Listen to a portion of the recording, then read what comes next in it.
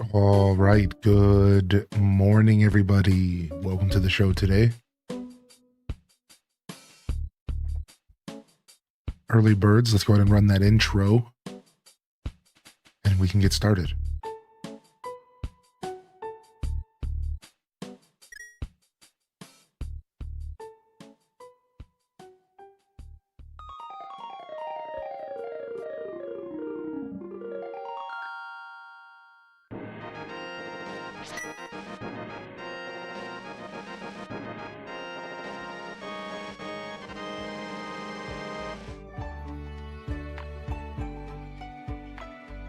All right. Okay. Good morning. Happy Sunday. Beer check.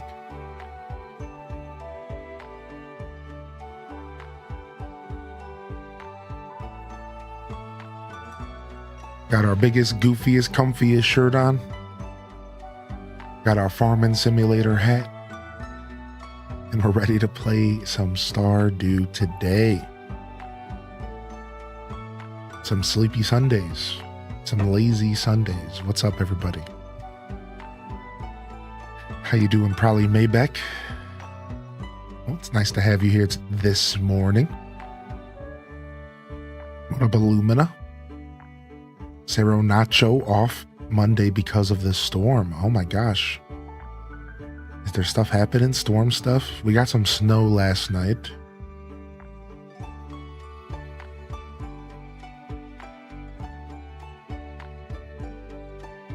Had some snow last night. Yums Baringa. The first period of the gold medal game? No. I always start a little late on Sunday. I'm just a little later than usual. That's all it is. I decided to start at like 8:30, but on purpose on the weekend. It gives me a chance to kind of break the week up a little bit, let me sleep in a little bit kind of vibes. Happy Sunday, fam. Love and miss y'all H Day Wiggle. I just don't advertise it because it's like, too much information kind of thing. Skatey Gaming with the 56. Some wiggles in the chat. Yo, thank you, dude. Wiggles in the chat. Skatey Gaming with the 56. First sub of the day. What up, dude? How you been, Skatey? How have you been? Thank you, WT, for the lurk. I see you peeking in. Jelly Gamer, thanks for lurking on YouTube. I appreciate you. Good morning, YouTube. Our humble YouTube community, we're growing. But you're welcome to choose whatever platform you want to watch our show on. That's the whole point.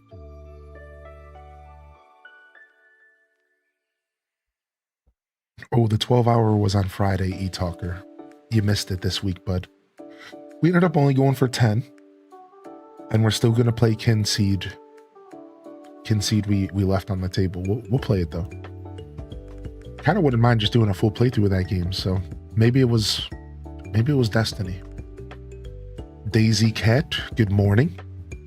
Cindy Alice, good morning. And Spunky Pumpkin. I see you daily check-ins. Clover, how was your birthday? Hope you had a lovely birthday, dude. I hope it was everything it should have been. And I hope you celebrated yourself in some way, shape, or form. Because that's what birthdays are about. What up, Nacho? Again, good morning, Nacho. Panka. UMT, I'm seeing the Stardew squad rolling in. Spankum Nasty squad rolling in this morning. I hope you all have been well.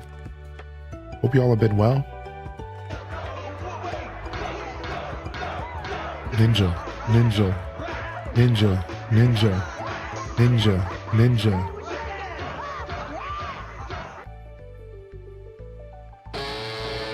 Tier 3 from Blood Raven.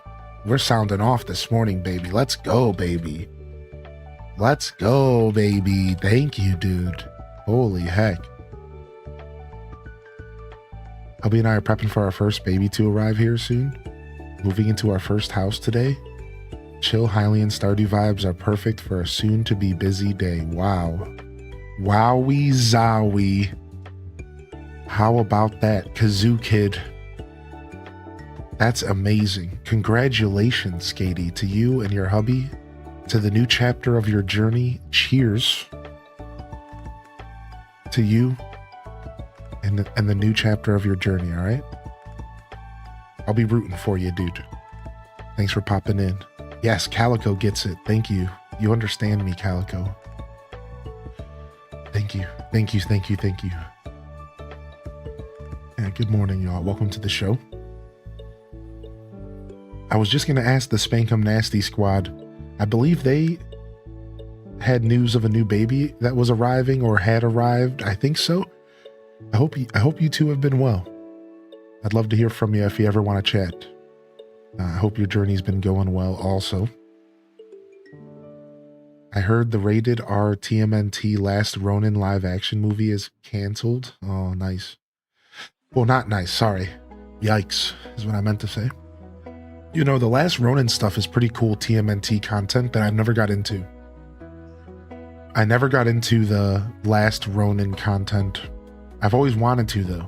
Like that gritty, serious TMNT stuff. That real just gutter stuff. Yeah, like there's like some TMNT, some Teenage Mutant Ninja Turtle comics out there that are like gory and just crazy detailed stuff. I've never got into that stuff. I've always wanted to, though. Good morning, Ryan Perpetrator.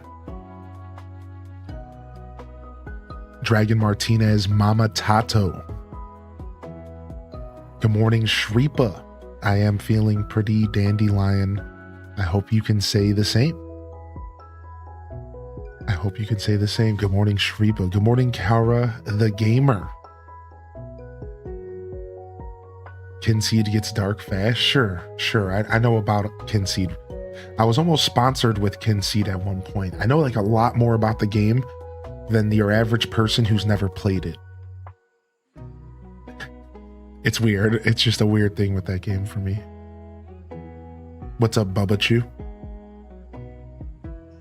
Hockey on one screen, Hylian on the other.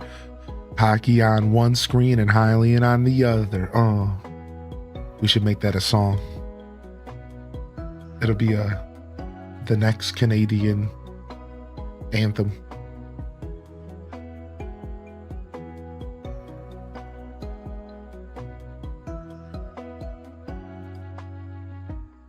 Track 18. I believe they are talking about Hockey Olympics. What's up, Altanor? I haven't been following that stuff, but that's what I think is being talked about. Yes. Bananakin with the 3 months, blessing us with the best GIF on Twitch. Me in my room with a lamp in the corner of the room behind me, playing video games, dancing in my chair. That's how this all started. The 3-month resub. Here, take a look at the top right of the screen. I'll replay it for you. That's how it all started.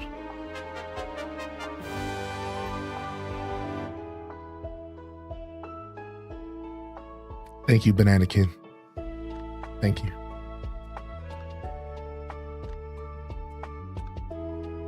That's how it all started. And the journey continues. Good morning, everyone. Welcome to the show. We're doing some Stardew Valley here. 1 second, let me get my mouse wrangled here. We're doing some Stardew Valley Expanded Edition. We're expanding.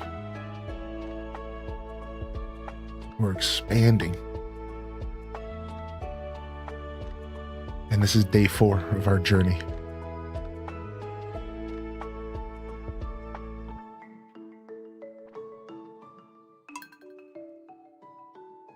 Let's go.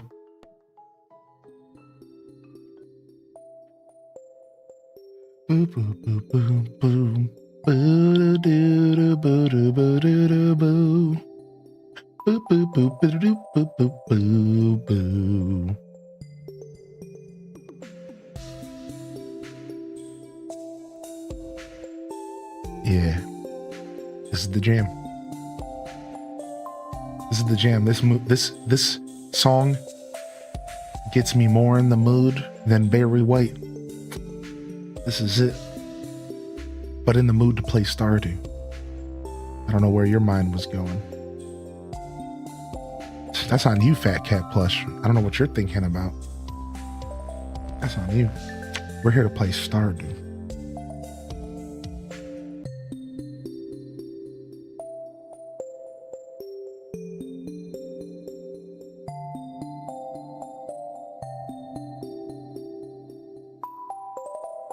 You're the one who said Barry White? What, Barry White can't be a Stardew Valley fan?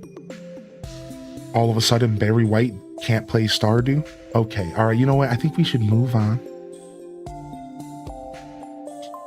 Let's agree to disagree.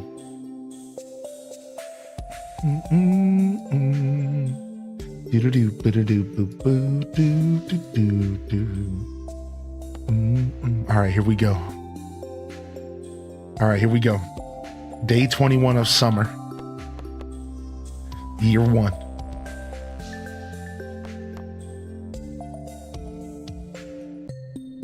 Let's lock in. Oh, nice, Neo. You're always hip to those first 4-figure drops. All right, let's lock in. On our last episode, we successfully, watered and harvested over 300 blueberries.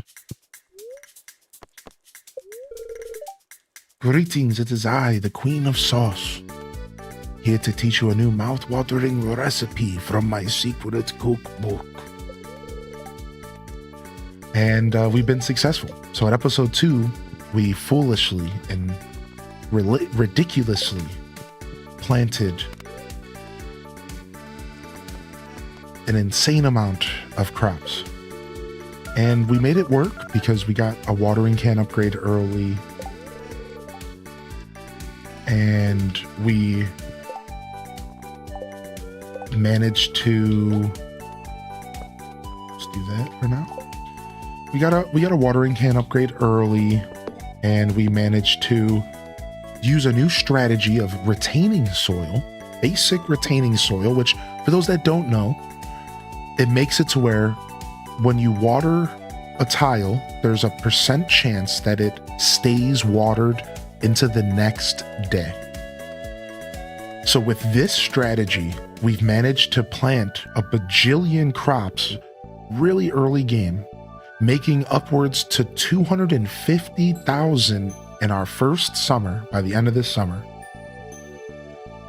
All because of the strategy of basic retaining soil and our copper watering can. And to be fair, we could have even got the iron watering can by this point. I don't think we would have had it by summer because we didn't have enough money or iron. I'm not sure. Maybe. But we could have totally had it by now. We just didn't think about it on a rainy day. So, point is things are working pretty well for us. And it's been a lot of fun. It's been a lot of fun. What's up, Super Saiyan Stan? Good morning. Welcome in, Nerdy Lady and Big Scat over on YouTube. Welcome to the show today. Good to see y'all here. And I hope y'all are feeling well. Caesar Salad. What's up, Twitch? Thomas. What's up, Dazabound? Welcome to the show as well. And good morning. All right, I don't think I missed too many of y'all. You could always repost, of course. All right, let's dive in. So we passed out and we lost $1,000 right in front of our house. All right, otherwise, this is an 100% playthrough.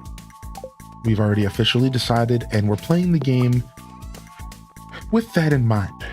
We really are. We are playing with that in mind. We are attempting to consider that throughout everything we do through the early game. Now, we're still playing pretty casually. I caught myself playing pretty casually yesterday. I was just missing, you know, all sorts of little beats, walking in the wrong direction, not taking full advantage of the time the way I would, you know, generally like to. But, you know, while streaming, it's kind of fun to just let myself zone out and hang out with all of you and not think too hard. So that's usually how I end up playing Stardew on stream anyways. But we will be still doing our best to consider the 100% the whole way through. And that involves making sure we're hitting birthdays. That involves making sure we're making as much money as possible because we're going Joja Mart. And that involves us taking, you know, kind of a longer scope, a full scope approach, making sure that those later years, when we're just grinding, aren't too miserable. So that's our goal, right? Because when I say miserable, I'm playing Stardew and I'm having fun. So that's like a harsh word, but really I'm just saying to limit the grind a little bit, because in 100%, that grind towards the end doesn't have to be as bad as it could be if you just pay attention a little bit as you play. You know, try to do things for future you. And it can be like pretty smooth actually. You just have to take an initiative. And for example, the big one for me is making sure that I'm building hearts early.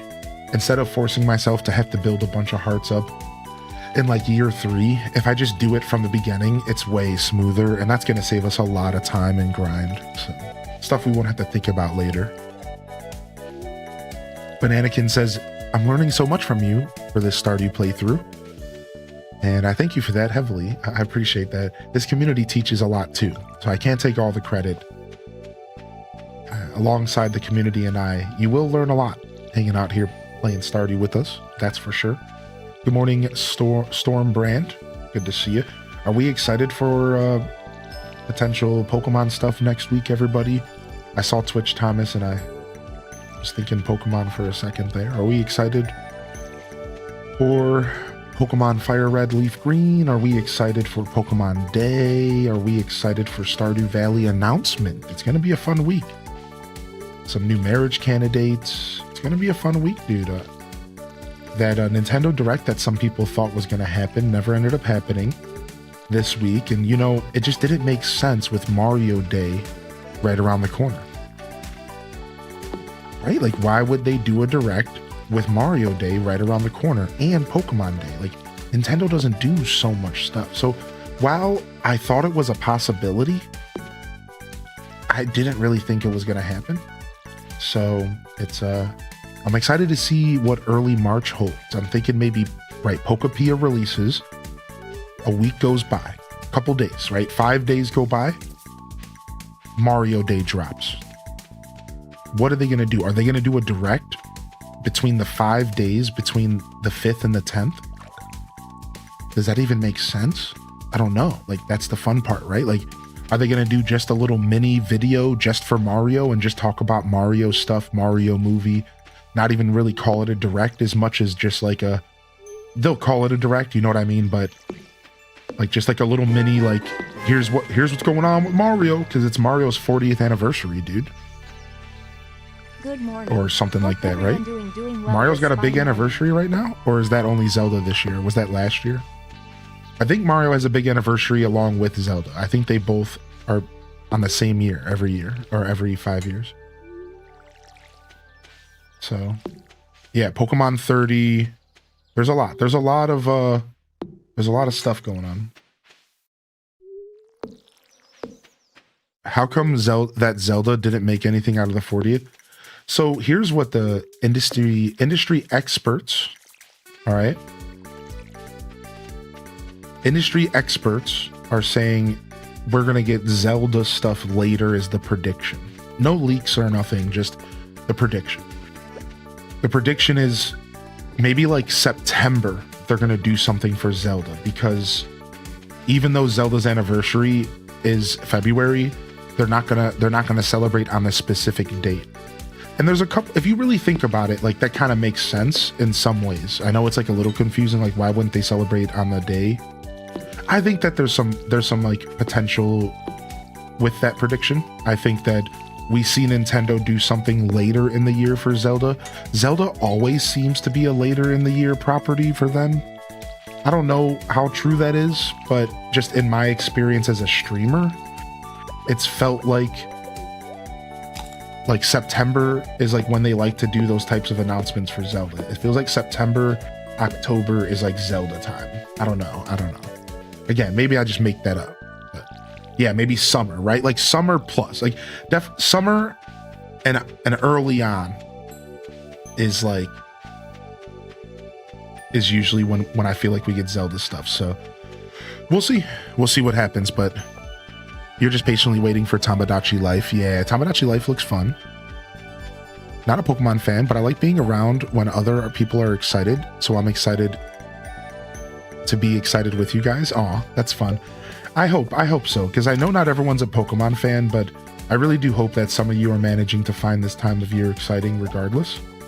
And, you know, trying to join in and celebrate this time with us, even if you're not a big fan. I think Pokopia is going to be fun, even for non-Pokemon fans, but that's going to be the test, right? For them. They're going to have to figure out how to make Pokopia appealing to non-Pokemon fans. Or they don't have to do that, actually, because Pokemon's so massive, it doesn't matter. So actually just ignore everything I just said, because actually it doesn't matter. There's enough Pokemon fans that they can just sell to Pokemon fans for the rest of time, and I'm sure they'll be just fine. It's a pretty big IP. Also, can we get some love in the chat for Runneth Up B and the 26-month resub? Thank you for your patience on that one. I was yapping. Runneth, thank you. It's good to see you, dude. I hope you've been well. Thanks, homie. Thanks, homie, for the love. Thanks for the support. And Bananakin, I'm not sure. There was like a bug. There was like a bug in... I would just do it in Twitch chat real quick. There is a bug in ACHD in the Discord I have yet to fix that has something to do with that. You could be mistyping. I'm not sure. But yeah, I would just try it here real quick. Just sell iron space nuggets. You got to type the word nugget with it, though. You know, space nugget. And if it doesn't work, you know, there was a bug. I got to do some maintenance. Yeah, there you go. Yeah, don't be shy to use the Twitch chat sometimes, you know, whatever. If we get Pokemon Coliseum or Gale of Darkness on Switch 2 GameCube subscription for Pokemon Day, I'm going to cry happiness. They got to give us one or the other, or both at this point. They've been making us wait so long, right? It doesn't make too much sense to make us wait a bunch longer. It really doesn't. I don't know. That's my take on it.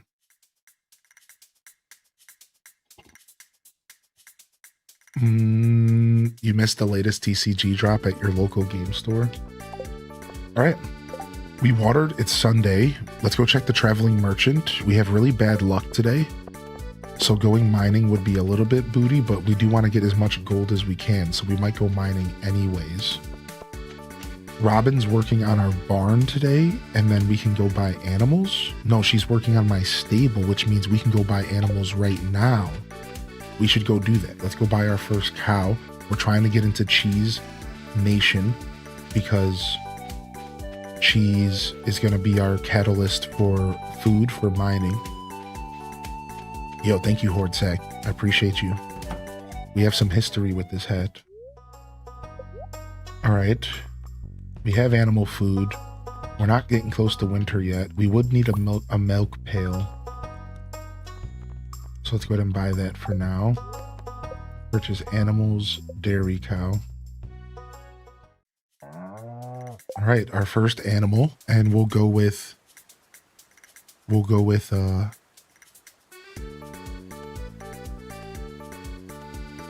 let's do cows from Nintendo. Famous cows from Nintendo. Let's do Tipper.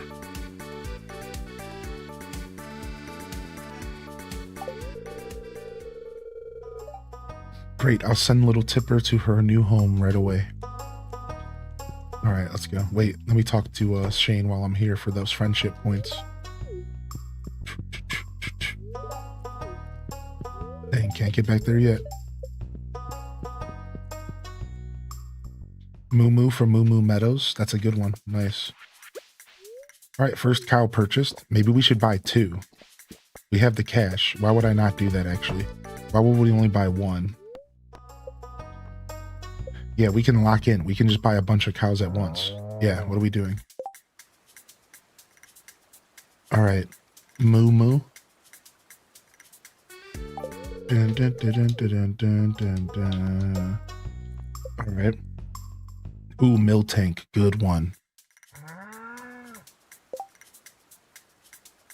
Whitney's mill tank. Oh, we can't fit it. Dang. Mill tank it is. Get rolled out, nerd.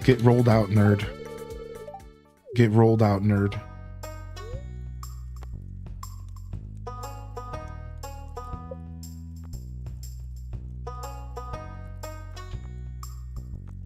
All right, let's do one more.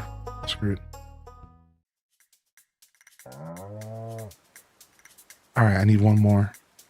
Could the Earthworm Gym Cow be considered one? Yeah, but I wanted Nintendo. Princess Peach gets banned. Stop, don't say that. Norma? Naomi? No, don't do Naomi. Okay, we can skip Naomi. I need one more cow from Nintendo chat. We did Tipper. Patty. Sick. Yeah, Miltank is a Pokemon. Miltank is a Pokemon. That's right. Alright, let's go Traveling Merchant. And then we could continue to get more hardwood every day. Don't we need hardwood for more stuff? What else do we need hardwood for? We need hardwood for big chests. What else do we need hardwood for? I'm gonna buy this honey. I might need it.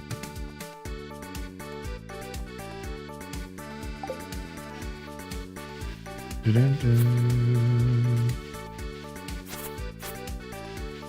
the boat, we need it for the boat as well. Ooh, Rafflesia. Sick. I wonder what that's for. I wonder if I should keep it or if it's just like a weed. What's it say? It's a forage. Sick. I wasn't expecting a Rafflesia.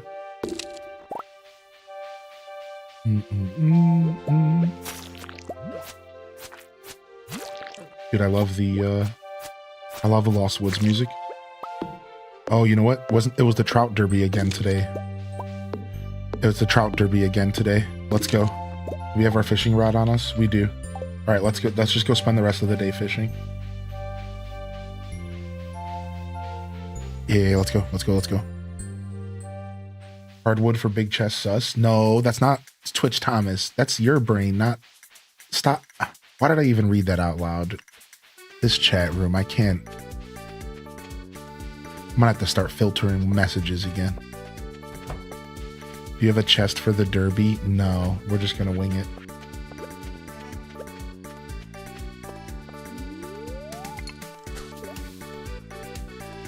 Do I need to invest in a second PC screen so I can play at the same time? You might need to. Or just invest in Stardew for the Switch and play handheld. This is modded, yeah. We're playing Stardew Valley Expanded. So we are playing a massive expansion mod. It's one of a few of these massive expansion mods that you can get for Stardew Valley. And this one is called Expanded. Yeah, you know, real unique name there. Real creative name. But a solid name because it does a service to describing what this is. It's just Stardew Valley, but expanded upon. It's same vanilla, wonderful Stardew, but just a lot more stuff, more characters, more story. So it still keeps that foundation solid and lets you still play the regular game, just with a twist. Yeah, it's fun. Maybe twist isn't the word, just with more. Couple twists here and there. All right.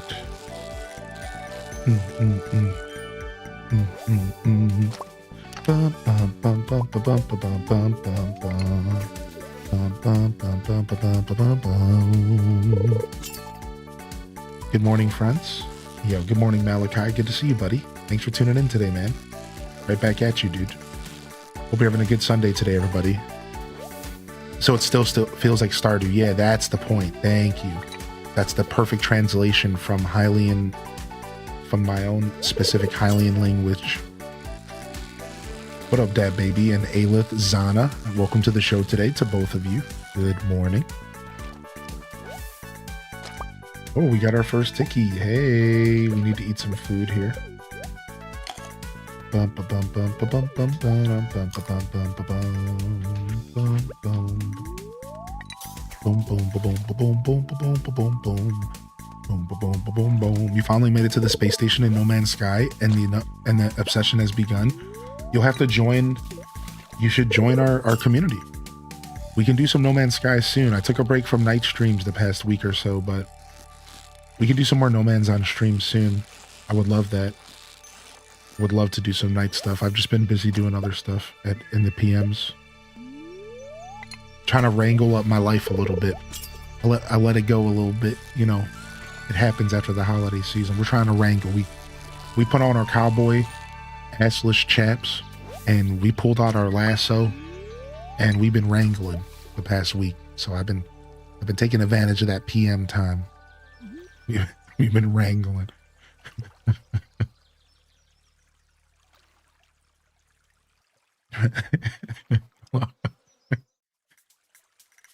What's up, Lex Exo Pro?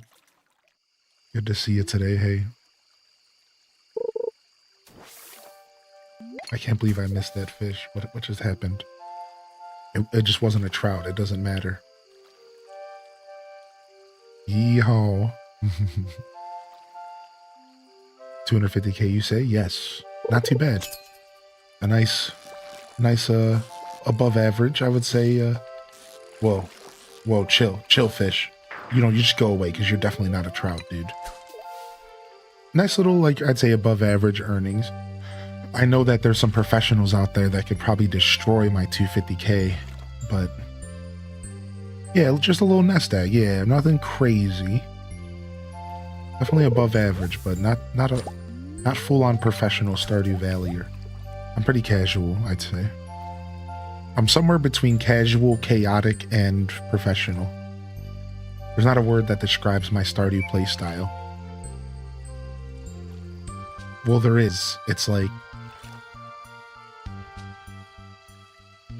Space Cadet. I'm always getting distracted while playing this game.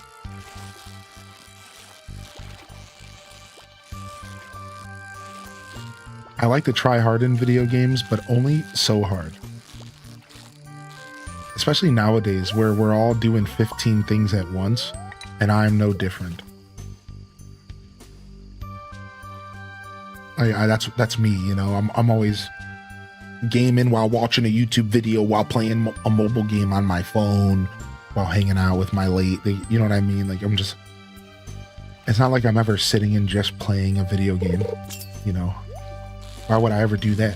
Why would I waste my human potential on just one activity at a time when I can do 4 half as good? Why would I do one thing really good when I could do 4 things not really good at all? Come on, dude, get it together. Why would I do anything else? Frick, now I'm fishing on the ground. Great. Yeah, you can place chest anywhere. Yeah, that's the strategy. So what you do is, like, you bring a chest with you when you do the fishing derby so that you never run out of inventory space and that you can take all the prizes home. The reason you want to bring a chest with you to the derby, to be clear, because I didn't read Aelith's message, it's for the prizes, everybody. Because at the end of the day, you're going to get a bunch of prizes, and if you don't have the inventory space to bring them all home, you have to make trade-offs and drop stuff. Right? So the prizes are the big thing. I'm pretty sure that we started bringing a chest here to make sure we could get everything on the way home. But you can also use this chest strategy in the mines. This is a big one. You bring a chest with you to the mines. That's a huge one. And now you don't have to worry. Every time you get a new elevator spot at the mines, you can just drop a chest. Bring a chest to the Skull Caverns, so you can start building a battle chest in front of the Skull Caverns with everything that you could ever need. Good food, resources, bombs, materials, whatever. And you can have your battle chest be right outside the Skull Cavern if you want. Another good one is Clint's, because when you're cracking open geodes, your inventory gets really full. So if you put a chest at Clint's, then you can always just drop stuff off and go back to cracking open geodes without having to carry everything home.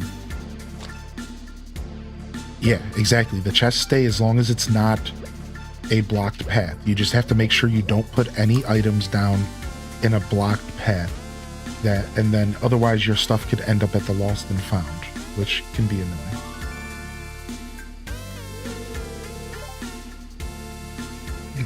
That Lost and Found, baby.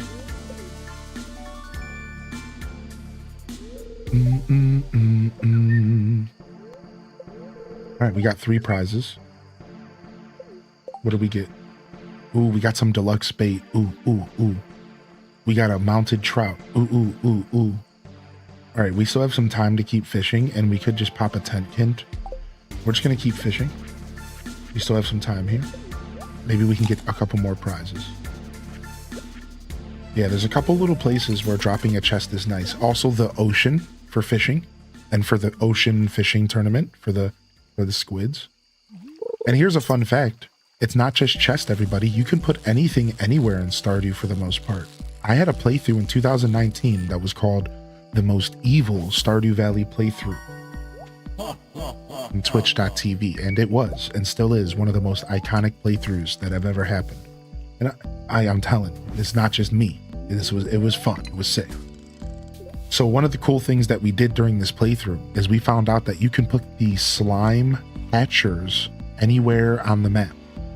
So in this playthrough, we were role-playing this evil character, and I'm not going to give you all the details right now because I don't feel like it, but just know that our character was kind of like Dennis the Menace. His name was Rob Boss the Villain, and he was always doing everything to be a supervillain, but he was really bad at it, kind of like Dr. Horrible status. Like he was just like a real bad supervillain. So I was attempting as a player, not my character, I was attempting as a player to try to be as evil as possible in a cute game like this. And you might ask yourself, okay, how do you be evil? Well, for starters, we gifted everyone trash. Then we got a mod that let us have lock picks, and we were lock picking doors so we could get in the houses. Since everyone hated us, we could lock pick their bedroom door and walk in their house anyways. Then we found out that you could put random stuff in the slingshot. So we started walking around town shooting rotten eggs at people, void eggs and eggplants. Imagine you're walking to the grocery store and somebody slaps you in the face with an eggplant from a slingshot. That was Rob Boss the Villain. That's the kind of nonsense Dennis the Menacery we would do to people. And it was hilarious. And we just walk around the game just being a jerkwad to everybody possible. And like we would always do the worst conversation prompts and hard events, and like we were just like a jerkwad. So over time, we started figuring out all these ways to become evil. And we even got some mods. And we were role-playing that we were turning everything into Joja Mart. We had mods that was like turned our barn into a Joja Mart barn, and like all this stuff, right? So again, I'm not trying to explain it all. So anyways, during this playthrough, we discovered that Rob Boss wanted to use slimes to take over the world. He saw value in slimes. So we started a slime hatchery, right? So we started a slime hatchery, and just like you do in the game, and we were raising slimes, but then we took it to the next level. We realized that you could put the slime egg hatching item anywhere in the game. So we started hatching slimes in our house. Oh, then we started hatching slimes in the city, and in the community center, and in town, and everywhere in the game, and in our farm, and in the mountains, and in the caves, and with the dwarf, and every single house in the city. And we started taking over everything with slimes. And I'm not kidding you all. there were so many slimes in the game that my game was lagging. And as I walked through the game, there was hundreds of slimes around me as I walked through the game. Everywhere. Town, city, country, farm, bridges, rivers, mountains, lost woods, slimes. It was this insane experiment that we started doing in the game. It's so hard to even express to you how insane this was. Nobody really, like, it's hard to express to you, like, just how absolutely insane this playthrough was and, like, what we accomplished with these slimes. Now, let me see if I can find this one clip that kind of shows off what was going on. All right, so here's one clip for you guys just to kind of get a mini taste. And this was after we culled the slimes. We culled them. Look. All right. Look when we walk out of the house. So at this point, we had already culled them because we had to, like, the game was lagging, so I had to start killing them. But, like, just look at the city. Just look. You see that? Like, this is just a little taste of, like, what was going on. And this was post-culling. Post-culling, all right? Let's see here. Curse, Maru, slime. When I wish I remembered the command. We used to have a clip of Maru in my house killing my slimes and cursing. What was the clip, dude? It was so funny. Maru literally cursed in game. She literally cursed in game, and she was destroying my slimes, and it showed you all the slimes in my house. I don't remember what the clip was. I can't find it. I think it was called something Maru, but I'm not finding it on Nightbot. Maru or... Dang, I wish I could find it for y'all because it's like a good example of, like... Yeah, it was this clip of Maru cursing. Like, she literally put, like, symbols up. Like, she was like, F you, and she was, like, mad at all these slimes in my house because we married Maru in the evil playthrough. It was so silly. Like, it was so ridiculous, dude. Holy heck. Anyways, so my point of all of that is, everybody, you can, in fact, put anything anywhere in this game to, like, some extent. You could bring a bait maker with you to the fishing tournament. You can bring... You can put a Joja Mart vending machine in Pierre's store, as long as it doesn't get in the way of anybody. Like, you can do some real weird stuff in this game for sure. You should see some people's decorations. Some people go really crazy with decorations, and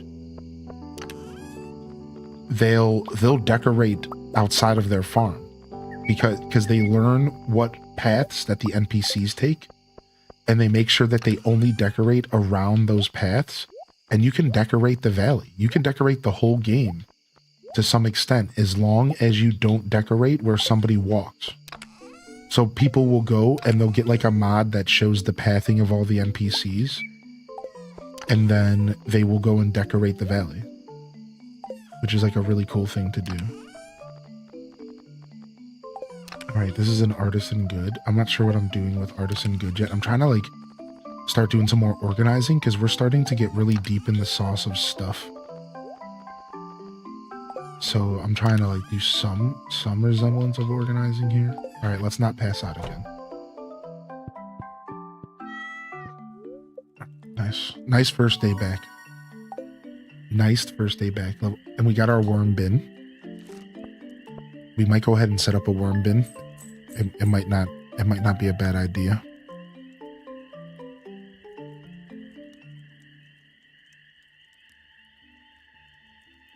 Organizing in Stardew is a challenge in itself. It kind of is, yeah. What's up, Euphoria? I hope you're doing well, buddy. Yeah, organizing in Stardew is kind of a part of the experience. That's why I think like I'm sure you all have heard me talk about that kind of stuff before. Like certain things in video games might seem annoying, but they're totally a part of the experience.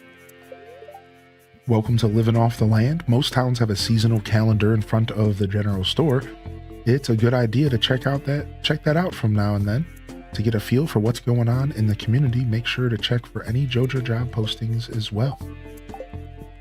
Right, we have some decent luck, so let's harvest, water, and go mining. And guess who just got their mother effing horse? Oh my gosh. All right, any famous Nintendo horses? I mean, we got to go with Epona, right? If we're doing a Nintendo farm. There's my butte. There's me butte. And you can have the hat on my head because you're a legend. Let's go.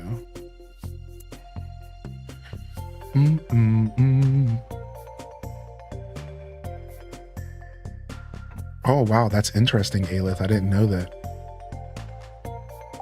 That's really cool, actually.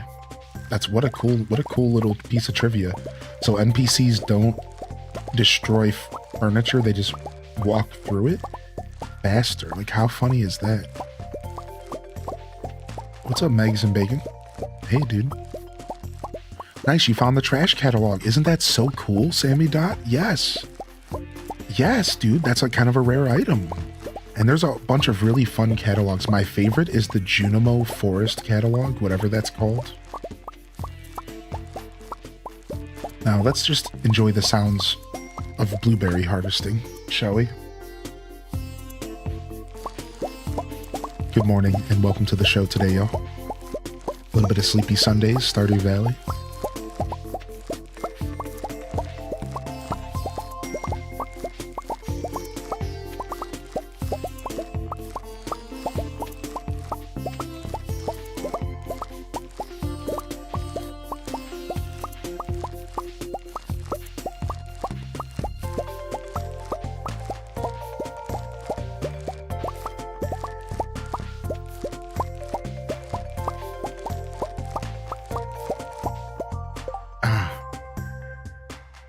Nice.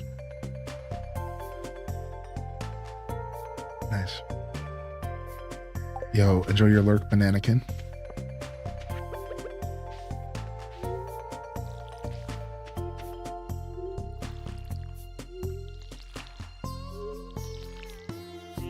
Sounds like money. All the monies, all the monies. Yeah, at one time in our Rob Boss the Villain playthrough, he decided to start growing coffee because he realized that coffee was the way to control the people of the valley. So he started a massive coffee farm with hundreds and hundreds of coffee beans because he figured if he controlled coffee, then he controlled the world. And, you know, he wasn't really too far off that, by the way. Yeah, keep him addicted, you know? He wasn't really... There's a reason why employees give you free coffee, you know? Employers. Yeah, I mean, that playthrough was insane. One day I'll get all the lore written down for those of you that actually care. I know it sounds silly to a lot of you, but it really was such an insanely fun playthrough. You know, I don't know if I'll ever be able to recapture the magic of Rob Boss the Villain again when it comes in Stardew specifically. I tried and I wasn't quite feeling it, so I stopped trying, and maybe one day I'm going to try again. I'll try to bring back Rob Boss and Stardew one day for all the new members of the community, and we'll do the journey again. But for now, Stardew's stuck in Rob Boss is stuck in the time-space continuum, and he's in other universes. He's busy in other universes doing other things. The last universe Rob Boss was in was Fallout 3. About a year and a half, 2 years ago. I think so. Right, I think so, yeah. I don't think we did Rob Boss in Oblivion. We might have. I don't think it was a Rob in Oblivion.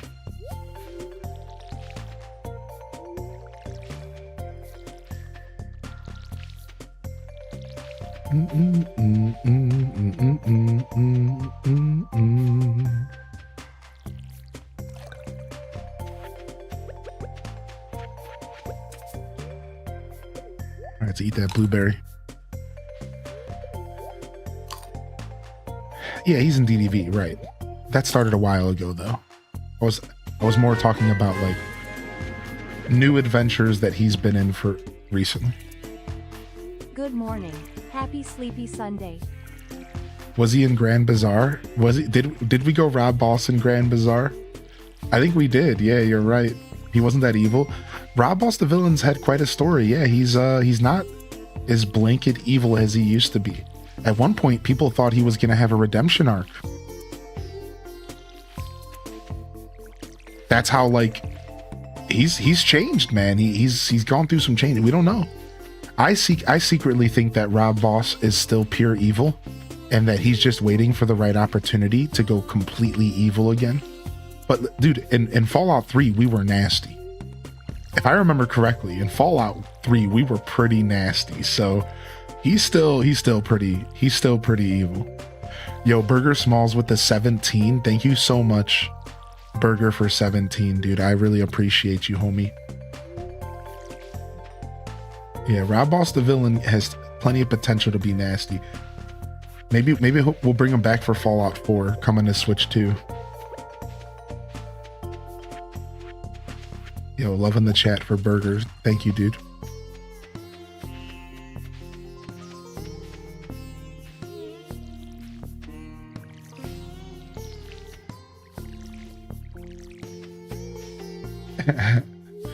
Dude, that's so funny.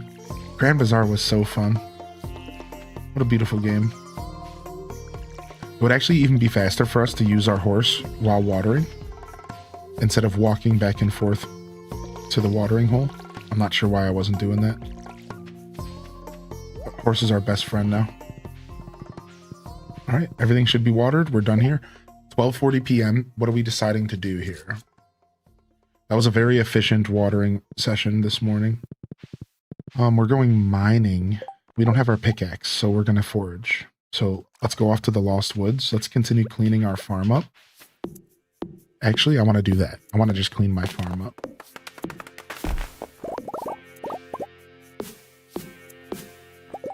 That's what I want to do. You're playing Grand Bazaar this morning? Nice. Victor's birthday's coming up, and we can give him a battery pack as a loved gift. We're going to do it. We're going to give him a battery pack. All right. Yeah, let's just spend the rest of the day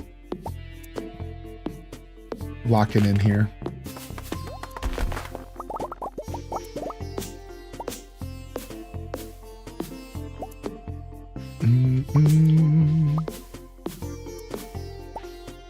Actually, I'm gonna go stop at Robin's, and we're gonna go get another upgrade. We already got our cows. We have to go take care of our cows. We now have cows to take care of.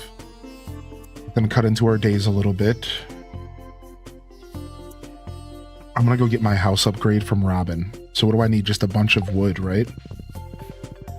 That's it for the first house upgrade, chat room? Just a bunch of wood? No stone? I think it's just a bunch of wood.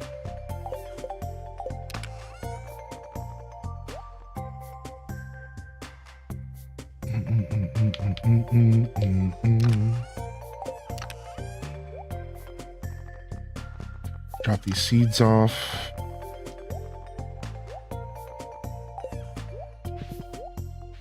Drop off this food real quick. I want to save a certain amount of blueberries for food. Sell the rest. All right. Oh, I forgot the wood. I almost left it. We'll do some organization when we get back as well. All right, let's cruise.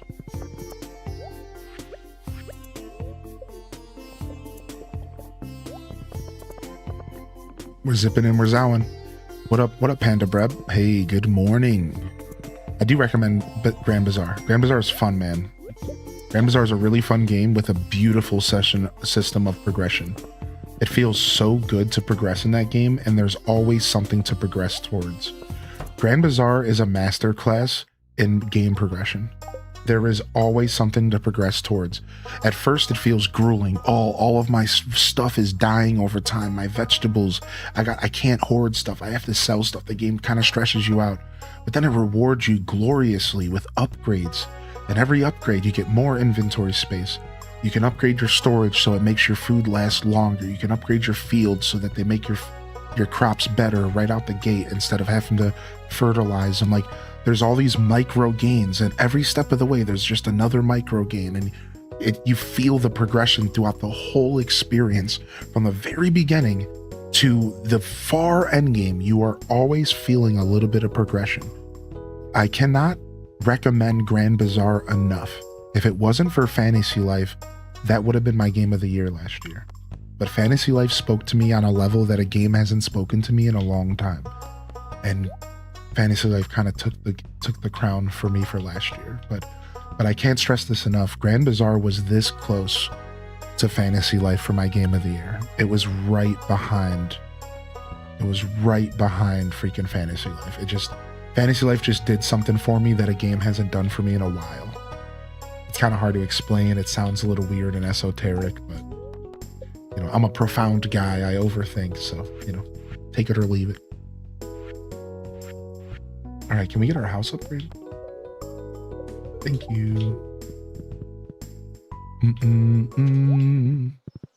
Go back to the farm and just work on our farm today. Yeah, Fantasy Life is just insane. I can't wait to play the 3DS one. I can't believe I have a whole another Fantasy Life game to enjoy. That exists, that's been around for a long time with DLC and everything. I wonder, can I still get the DLC though? I have to be able to somehow. Surely. Yeah, all my can we get an exclamation point YouTube in the chat? So all of my Grand Bazaar content's actually on YouTube. That one's actually made the cut. All my Grand Bazaar stuff is on YouTube. Like a bunch of it, dude. Like most of it. There's only like 2 or 3 episodes y'all are missing. And you'll get them. You'll get them eventually. So yeah, feel free to go take a gander at the game. We did a lot of teaching for that game as well. Yeah, we're talking about Story of Seasons Grand Bazaar, correct? How you doing today, Kiana? Welcome to the show. Welcome in, welcome in. Yeah, that's right. We're talking about Story of Seasons Grand Bazaar. It's so fun. I don't think the game's for everybody, though. So it's hard to recommend it, like, just right out. I just want to make that clear. If I don't know your gaming taste. But if you have farming sim experience, I think you'll like it. Or if you respect the fact that it's an older game. The one downfall for Grand Bazaar for your average gamer is that it's a remake of an older game. You have to respect this. You have to respect this. It's not just, you know, that's a very different experience. Like, that's something I think everyone here probably understands. Like, it's a remake of an older game, which that's not quite. Some people are going to struggle with games that are remakes of older games. That's like, I think that's a very common thing. So, dude, look we got our big chest. Oh my gosh, the big chests are so nice. All right, put those there. Oh, beautiful. Oh, beautiful. Nothing is better than a nice large chest. Oh my, look at that. Look at all that.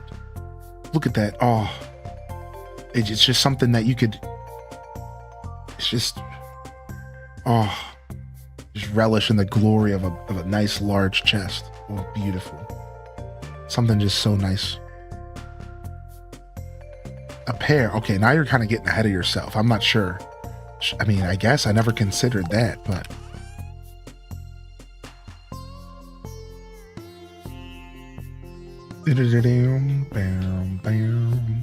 All right, we need to switch the crafting chest. We need to switch the crafting chest real quick. Because that's where I have the crafting table. So I'm just going to do this manually. Just going to get rid of everything in my inventory and just redo it. I didn't want to do a ton of this on stream, but it's better if we do it now. So that we can just be organized and be ready for the future.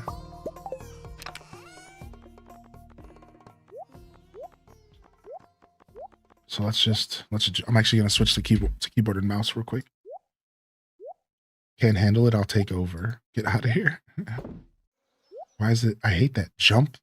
That's because of the controller? That's funny. Here, I'm gonna put the controller off.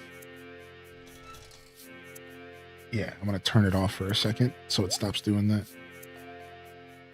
Stop. Gamepad disconnected. Okay, good. Yeah, there we go. Like that jump was annoying. Okay, we got it. Do do do do do do do do do do do do do do do do. Do do do do do. All right, let me get this stuff here, and that should be good. We need our coffee back.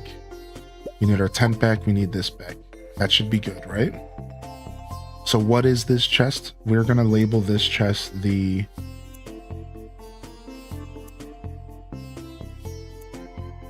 All right, I'm gonna separate all the seeds somewhere else. Seeds are going somewhere else.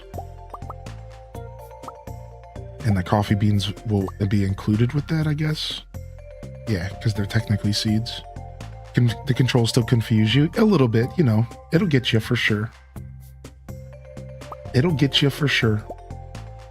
And there's a bit of a learning curve with Stardew Valley. Not everyone likes to admit it, but this game is a bit of a learning curve.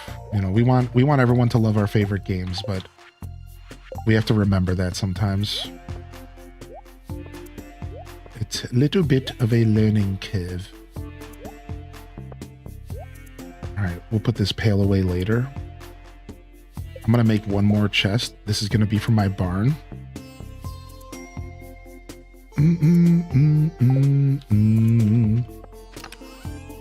All right, let's go ahead and redo this. I always like to make this, we'll make this chest black. And now we have a mod here. Take a look at this. Ooh, I want to play Rune Factory 4. I like that game. I still haven't yet to play it, but I would love to. So we have this mod that lets us label a chest something, and then when I press the add to existing stacks, or if I press the S key on my keyboard, it'll only stash the stuff that's labeled here. All right, so it's pretty neat. Now I'm going to take off the ores because we're putting those in our house. And we're going to go, and that's it. And then I can do monster loot as well. And then we have miscellaneous. So I can activate this and it'll take all the random junk out of my inventory. I don't want to do that though. I don't want to do miscellaneous here. If anything, I'll just find something specific in here maybe that I might want. Nope, so we're good. And then minerals. We'll activate minerals here as well. Except for quartz, because that's going in the house to make refined quartz. Well, I guess it doesn't matter. Hats, fruit. So you see this? This is nice. Has anybody here ever done a modded playthrough and had some quality of life like this? It's pretty nice. I've never done anything like this. I find this to be kind of, this is all new and like foreign to me. This is all very new and foreign to me here. Unfortunately, the mod hasn't been updated to add moss, which is a little bit sad. I suppose white algae and green algae could go in here as well. And seaweed. That actually kind of makes some sense. So we're going to go for that. All right. And then this chest, I'm going to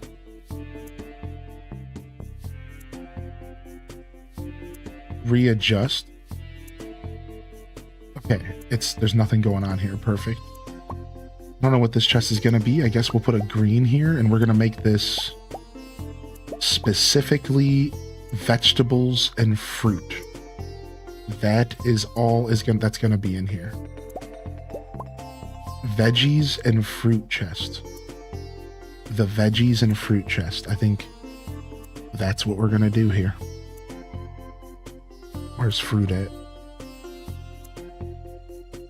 What the heck? Q fruit? What is that? I think I need that mod. Yeah, isn't this nice? What up, Casino Roy? And what up, Trips14? Good morning, everybody who's just rolling in here to lurk. To get your lurk on here this morning. All right. Boom. Now this chest is done. All right, so if I put fruit, see that goes in. Now nectarines are new, so those are going to have to manually move. All right, go back over here. Press S again. Boom. Everything enters that should. Go back over here, and now this will be a chest for foraging and flowers. Pretty easy stuff here. So flowers, foraging, except for sap. Because we'll put sap in the crafting chest. All right, boom, done. Let me go do that real quick. Boom. And then now on this side, we have fish. We don't want to put fish over here. I don't think that makes sense. But I guess we do want to have a big chest for fish. We're going to leave the fish stuff here for now. I guess we do want to have a pretty large chest for fish right now. All right. We'll go ahead and we'll throw the soil stuff in with the seeds. Get that all organized. So we need a chest for like artisan goods. So that'll be back here. And let's take this catch-all chest out of here. So artisan goods are going to go on their own. So let's do that. We'll do animal products and artisan goods in the same category. And this will eventually get a big chestified as well. All right, and then this one we can make a fish chest. So we'll make it blue. Bam, bam. And I guess I'll have it collect all the trash with the fish. So where's the fish at? Fishing tackle, fish, and then bait. Cool. And then this one back here for artisan, we'll do a white chest. And we already set this up. Yo, Devil's Eggs with the gifted to Taco Mock. Can we get some love in the chat? What the heck? Thank you, dude. Thank you very much. Do we have a chest for like artifacts? No, we don't. So we'll do that over here. We'll make this one purple. Thank you, dude. What would that be? What is that even under? Miscellaneous, I guess?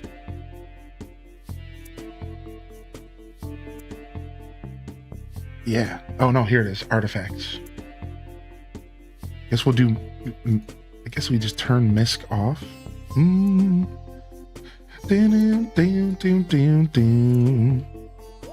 Alright, artifacts going in.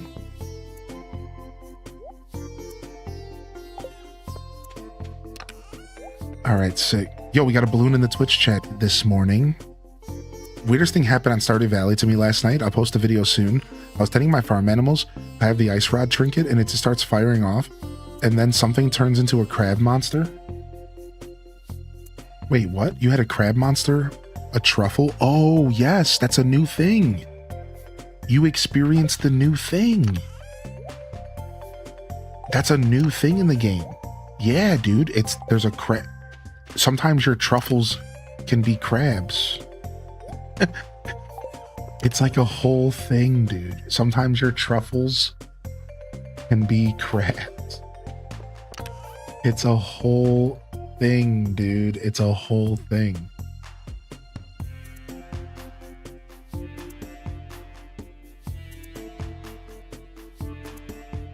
Okay, we want this stuff in the crafting chest. Actually. Yeah, we want like coral, rainbow shell. Maybe not rainbow shell, but definitely coral. I know we craft with coral. What else do we craft with here? Anything else? I don't think so. Yeah, that was I think that's a 1.6 thing. It was a sneaky little 1.6 update where randomly your truffles can be a crab like in the mines. It was a very deep cut little Easter egg, I'm pretty sure. I believe it was 1.6 if I had to remember. If I had to remember, I believe it was 1.6. We want all of our geodes in here as well.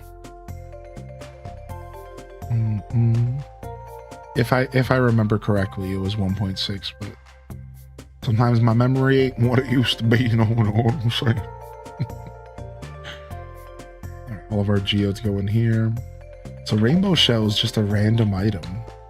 So I guess we should have just a misc chest. That's literally just everything in the game. Just our catch-all. Just miscellaneous and then just catch-all chest. Don't take my coffee and stuff though. That's annoying. Hold on. No. Don't take my random food and coffee. Like, that's obnoxious. Don't take my totems here out of my inventory.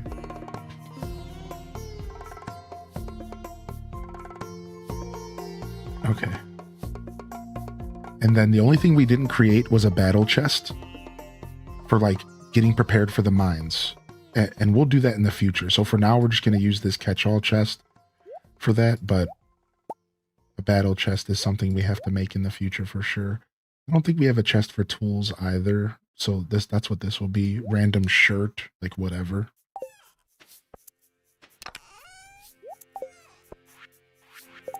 All right, cool.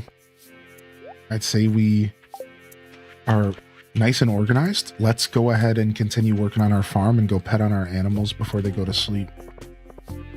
After the start of fall year 1 with 29 quality sprinklers, probably the best min-max decision I've made. Now half my day isn't spent watering 300 trillion crans. That's the play. Yes, that is what you want. Your first fall to have some quality sprinklers is the play. What's the one thing you recommend to someone who's new to Stardew? Essential tips. Yeah, just ignore the clock and remember that there's no ending to Stardew. There's nothing you can't do the next day in Stardew. That's the most essential tip I can give you. Just keep on keeping on. Don't get caught up in the stress of the clock. So AOT Gain says, I just want to say hi and that you reminded me why Stardew is my favorite little cozy game. It always gives me a little smile to boot up on my Switch Lite and visit the animals and tend my crops. Hey, AOT, dude, thanks for the kind words over there. Well, my Animal Crossing clock died. All sad. Oh, there it is. It's back. Yeah, dude, thank you, man. Thank you for popping in, and I'm glad I could remind you of a beautiful experience waiting for you. Flower Child and Mama Teller. What's up, Mama? What's up, Dragon Martinez?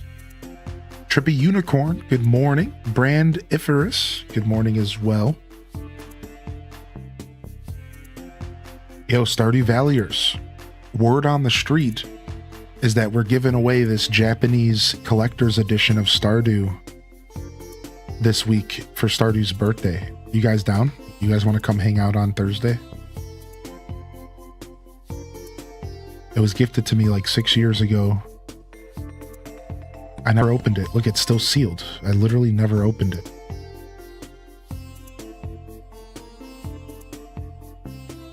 Word on the street is we're giving this away. I can even sign it for y'all if you want. Japanese collector's edition of Stardew physical. I actually have another one, which is why I'm giving this one away. I figure why not? I don't need two, but mine's not Japanese. Mine's from Fangamer. It's like an unofficial collector's edition from Fangamer. I think this is an official collector's edition. No, it says Imu Zio, so it's not. This is also a fan collector. This is also a fan collector's edition. The cool part is, though, is that Stardew Valley has language settings. Stardew Valley has language settings, everybody. So you can play this on your Switch and actually open it and actually use it.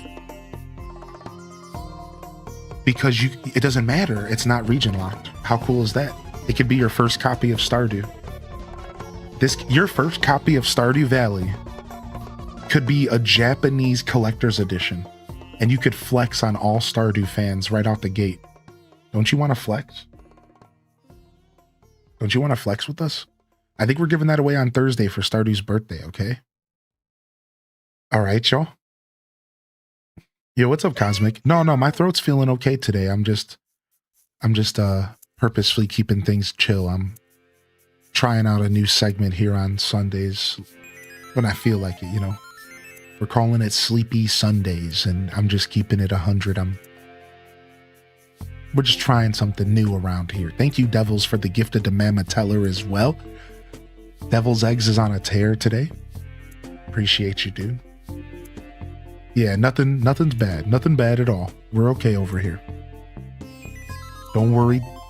Don't worry about me, chat room. You just worry about enjoying the show.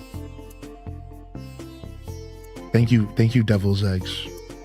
No, I could never be mad at somebody worrying about me. I'm just being silly. Thank you for caring. I'm a bit of a stubborn guy who never wants help. So, but I never want to come off unappreciative to. I never want to come off unappreciative to those that are just looking to make sure that I'm doing okay. Yeah, I can show you my mug. Give me just a sec. Yeah, give me just a moment. All right, we'll need to bring a chest over here. We'll need to bring a chest over there. But we got our first 4 cows, everybody. Look at that. We're mooing our way through here. We're in Moo Mooville.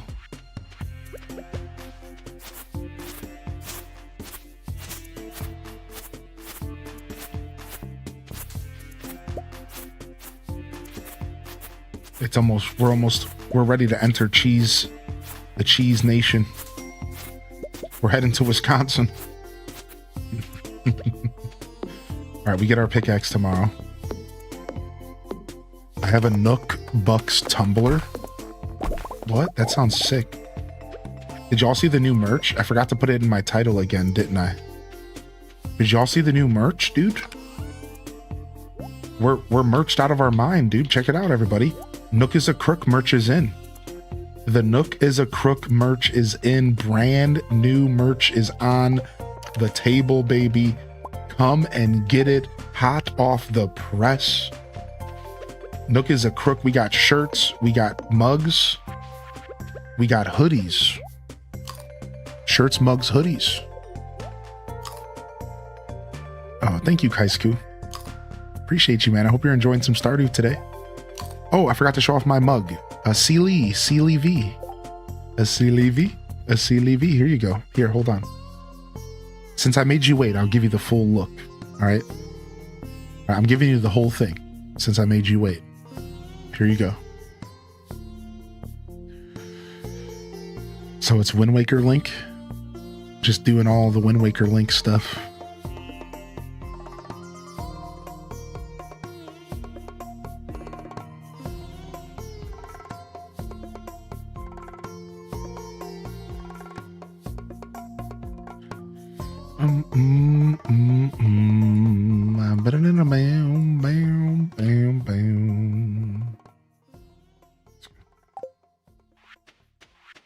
How you doing, Slip Slope? Is did I miss the grand opening of Wasteland 6? Is that what we're gonna call it? Did you just add the mod pack to a server and that's it? Just Wasteland 6, here we go. Oh, it's not public. You wanted me to just test with you. Oh. I might have some time today, but I know it's your week starts on Monday, so thanks for the invite, by the way. I had other stuff to do yesterday. I did appreciate that though. It was nice that you're thinking of me. I thought it might be private. I actually had that thought, so.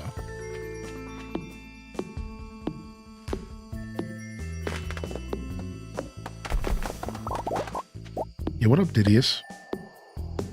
What up, Didius? How are you today, buddy? Good morning. And how are you today, Cosmic? You're over here thinking about me all kind, how are you today, Cosmic? Are you feeling all right?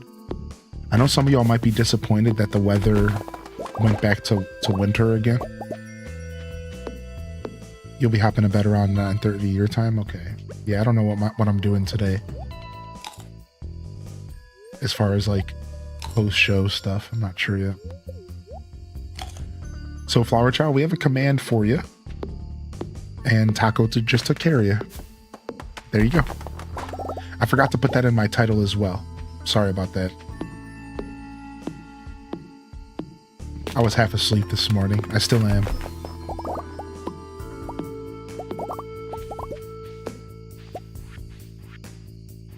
But we don't have our pickaxe. We can't get rid of these stupid rocks. Yikes. Ooh, we're starting to get broccoli seeds for fall. We're broccoliing. Why is Rock Lee the best character from Naruto? Don't even at me. Rock Lee is by far the best character and best character arc from Naruto, and you cannot tell me otherwise. There, I said it. Yo, what's up, Hoshi? You're not too bad, just woke up, so I'll find more as I get adjusted. Nice. You know, you inspired me to get back to meditating every day. I want you to know I really appreciate your energy, Cosmic, and I appreciate that inspiration in my life. I don't know if I said that to you, but it means a lot to me. Rock Lee and Mike Guy are seriously the best duo. Dude, Rock Lee is so amazing. His character arc inspired me more than most humans in my real life. Did you save up for enough sprinklers in fall? Yeah, we're going to be buying sprinklers from Sophie, and then we're going to be crafting some. So can I ask you all, does anybody know who's done expanded? Can I buy, am I limited at how many I buy a day from Sophie or no? Can I buy as many as I want from her in one sitting? Or am I limited to like 5 a day or something from her? If you don't know, that's okay. I'm trying to plan here. Bushy brows for the win. Yeah, Rock Lee, man. Good to see you, Quill. The MTG session was really fun. I feel the addiction beginning. Dude, join us. I'll have to do some Magic the Arena on stream for y'all sometime. I am limited. I think I remember that too. That's why I'm asking Aelith. Yeah. Pretty sure I have to start buying them right now. I think I'm limited to like 5 a day. So I need to start heading over there every day for the rest of the season. I seriously think I need to. Yeah. So we'll go find out tomorrow in game. It's fine.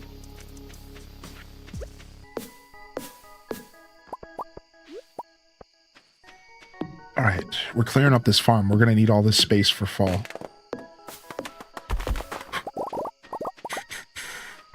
Somebody's getting a new mug. Hey, y'all are welcome to share pictures. I was thinking about making a merch channel in the Discord for us to share our merch purchases with each other. And then we could just like a dedicated little channel just for sharing the merch that you pick up from my show. I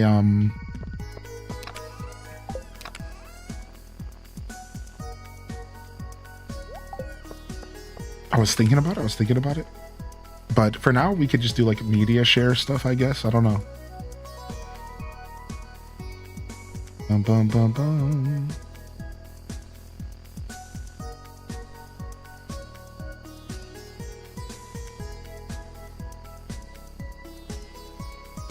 Julian. I get Julian all the time because of autocorrect. Yeah, we got new merch, everybody. Yeah, I'll make a merch channel. We could share our merch together. I'll put it under the community center. Yeah, Cosmic Prismo for sure, dude. Cheers for being able to share that. Thanks for sharing that with us.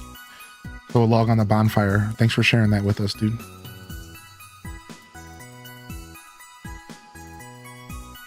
Yeah, we just got a new merch out and we're doing more stuff. We're going to do more stuff over time. Don't worry. That's just one new design that we came up with during the, Animal Crossing just had some hype stuff happen and we wanted to kind of join in on that Animal Crossing hype a bit. So that's just one of many designs. We could very well start cooking. And I know that the more we support the merch, the more stuff we can do with the merch. That's kind of how the merch team works with Tantrum.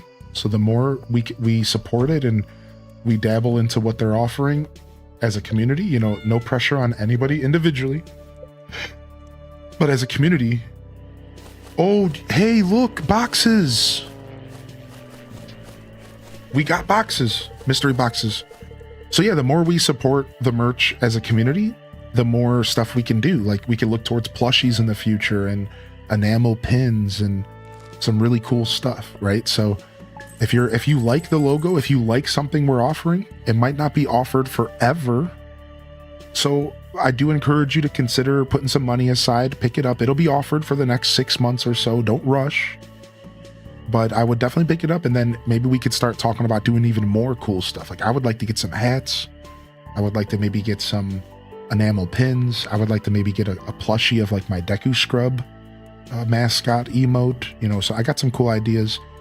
I know some people requested some like Hylian Descent labeled stuff. So I used to have a design I'd use for like Hylian Descent. Real simple, sleek. I could do that. We could offer that again as well. So... Yeah, the mystery boxes are nice. Yeah, I agree with you. I wonder if expanded changes them. Have you found a plushie maker? Yeah, I do have. A Tantrum does offer plushies. Yeah, Tantrum offers plushies. But it's something that, just like every other plushie maker, you have to like source it. It's like a crowdsourcing thing. It's like we all come together and we like crowdsource it. And then if enough people commit to it, then we can produce them and then we can sell them to the people who committed and then also to maybe some other people as well. That's kind of how that usually goes in this business. So, you know, plushies and stuff would be future talk, but just encountered my first Lily of the Valley in ACNH. Aw. Isn't it special when it happens and you don't realize you're a 5-star? I think that's real special. I think that's like my favorite thing in ACNH. Or just in Animal Crossing. Like one of my favorite things is when you don't even know you're a 5-star and then you get a Lily of the Valley. That's so cool. Aw, Zella Zephyra. That's okay. No worries. No worries at all. That stuff is something I don't think we plan on taking away anytime soon. So if your other kitchen utensils start to go in disrepair, maybe you'll have a reason to pick them up in the future. We have a cutting board, and we were talking about offering a pizza cutting board that would be circular. At some point, we were talking about that, but I don't know for sure if we're still doing that. I'll have to ask him. I don't know how many people would be interested in a circle cutting board, so it might not be worth it. You know, I think the cutting board we have is pretty nice. I love empanadas even when I'm sleepy on Sunday because they make me feel good. Doesn't matter if I'm awake or not. You could wake me up at 3 a.m. for some food, and I wouldn't be mad at all because I'd just be eating an empanada. So please don't be too shy. You can call me at 3 in the morning. As long as you have food. No food though, don't call me, alright? Don't do that. But if you have food, wake me up, baby. Wake me up.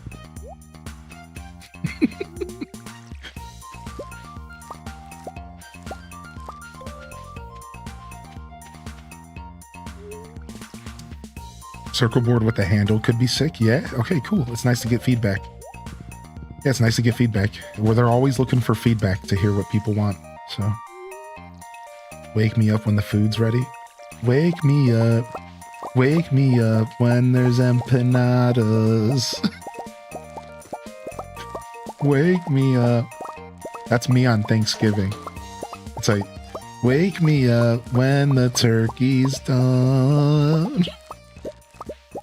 Wake me up when I can eat a piece of pie. That's me on Thanksgiving, dude. Yeah, there should be. Exclamation point merch should give you the clickable link there in the chat, Serena, and let me know if that's not working, okay? Just got killed by a baby slime. This game humbles me. Don't worry, I've been killed by a slime before, too. I know all about that humbling. I should have planted more coffee beans this summer. I didn't think about it. I really didn't think about planting more coffee beans at all. I dropped the ball there. It's too late to plant them now, but what we could do is we could make clay pots and we could plant them in our house. So we got to figure out how to get the clay pot recipe. It might be like Evelyn or something. And then, of course, our greenhouse. We got to go buy our Joja membership. I can't believe that's the thing that I forgot about this whole time. We've had all this money for about 10 days in game, and I've been talking about how I need to think of ways to spend it. And I forgot that I'm just going to be doing the Joja membership. Yeah, we're going to go buy everything right now. Let's go get our mine carts. Let's go get our greenhouse. Let's just go buy our greenhouse right out the gate. Because that'll be nice to get our ancient fruit going. Do we have seed makers yet? We do. We can make a seed maker and we could just start ancient fruit right now. All right, that's what we're doing. What's up, Emma P? Yo, welcome back for some Stardew Valley today, baby. No Joja. I'm sorry. We're going Joja this time. I'm sorry. Listen, Donnie, you got to listen, dude. You got to understand. Sometimes in life, you got to do the thing you don't want to do. And that's this time. I'm sorry, please. This is only my second time doing Joja. Please don't judge me. I swear I'm a good guy. I swear I'm a good guy. I swear I'm just... What's up, Bashan Paranormal? Your island's coming together nice. Dude, I hope you're enjoying your new Animal Crossing journey. We had Bashan over on YouTube start Animal Crossing for the first time this week. Could you all imagine? They're living right now. They are living. First timer. We got a first timer. Yeah, you could put hats on horses. That's right, Melting Neon. That's right, Melting Neon. Yo, did that merch link work for you, Serena? Is everything okay now? You have no humanity? I'm sorry. I'm not...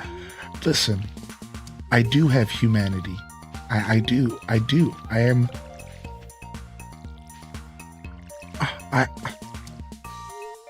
I'm not gonna be able to get out of this, am I?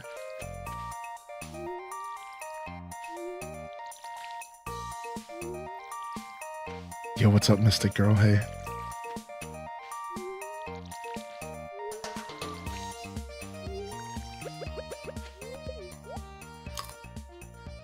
And your pets too. Yeah, your cats and dogs can have hats. Unfortunately, not little turtle boys, because turtles, they don't wear hats. That's just not a turtle thing. I'm sure Joja sells humanity for the low price of $4.99. Yeah, exactly, dude. See? They're doing good things.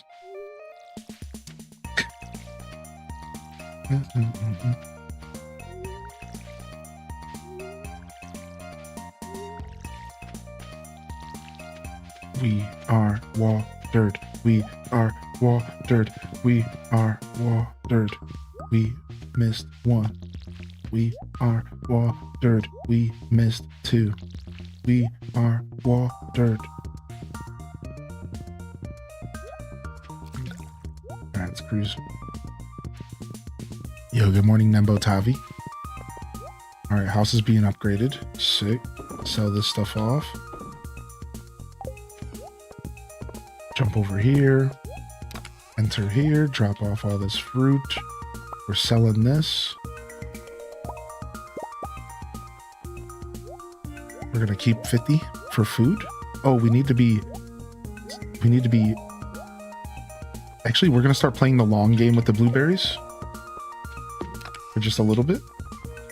The long game is actually just smoke them. Alright.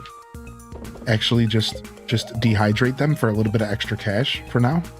We don't have a lot of dehydrators, so it's not like we're not going to be doing this for long. We'll probably sell them all before the end of the season, but let's just do that. All right, and then Victor. What were we going to gift Victor for his birthday? Hey, thanks for hitting that hearts, dude.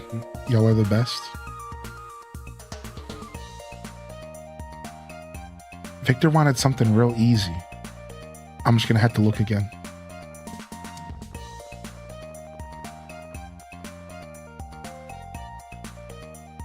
Battery pack. What's the lore behind the Pierre hate? So Pierre is disgusting. No, I'm just kidding. What's the lore behind the Pierre hate? All right, so the lore behind the Pierre hate is at one point in the game, Pierre gets a little bit scummy and he approaches you about like his prices or your prices. He tries to like sell you something in like a scummy way. I don't remember the exact details of this interaction. And that's where the Pierre hate really started with the community. It's actually in his character writing. So the way that the character's written is that as if he's a slimy individual who actually is like trying to do everything he can to get the most profits out of you as the player. And so he does this to himself. He does this himself. The way his character is wrote, there's an interaction you have in game where he like tries to like be weird and like cash grabby with you for no reason. And then the other reason is the way that he treats Abigail. Everyone hates Pierre because they love Abigail, and Abigail hates Pierre. So Pierre's an easy target to hate because of Abigail. We love Abigail because we hate Pierre. So those are the two reasons, right? It's because Pierre gives off an energy that he's better than other people, and Abigail hates him, so we hate him because we love Abigail. It's simple elementary, really.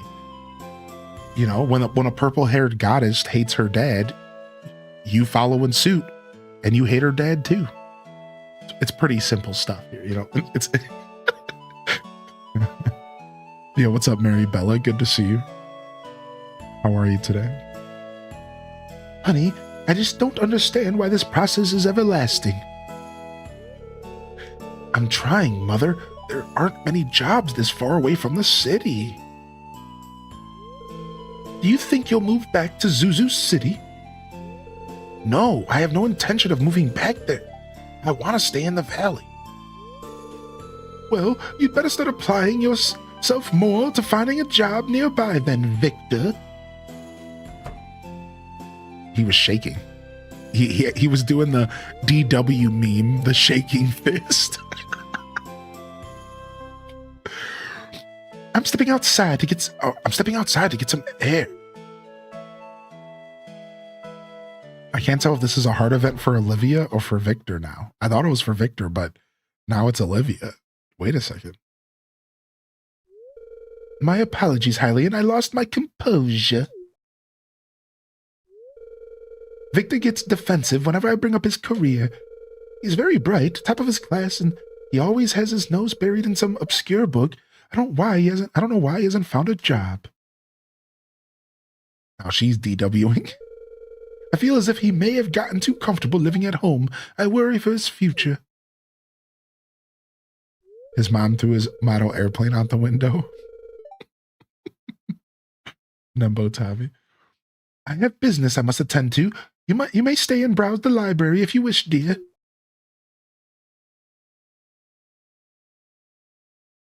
What if the wizard's actually Caroline's dad, Abigail's grandpa? Whoa.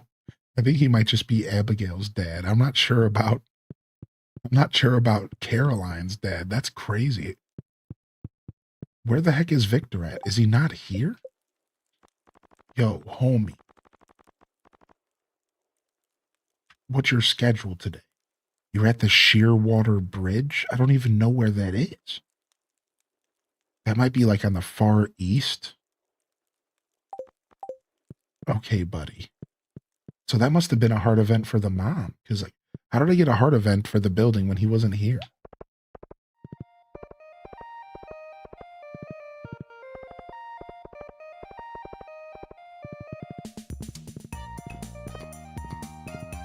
Yo, what up, Gus? My man. Now, keep going so I can dig in this garbage. Thank you. Oh, nice. We're parallel playing. Sick. Do we actually know how old the wizard is? True, we actually don't. Maybe the wizard is like hundreds of years old and we just don't know. Yo, Victor. Yo, happy birthday, dude. Nice. All right. Okay, you can just go straight from this path. I didn't know that. Okay. All right. We did Victor's birthday. What else were we going to do? We're going to Joja Mart to buy our membership. All right, let's go. Sorry, everybody, we're doing it. Pam called me Mr. Hylian. I'm glad to see you when you decide you want to become a member of Joja Mart. Shut up, dude. Just take my money, buddy.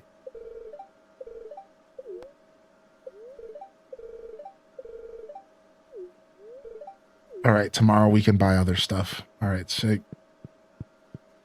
Oh, yeah, let's go to Sophie's and see if we can buy some sprinklers. Good call. Good shout out. Good shout out on that. Let's go. Let's go down to Sophie's. Wait, garbage can.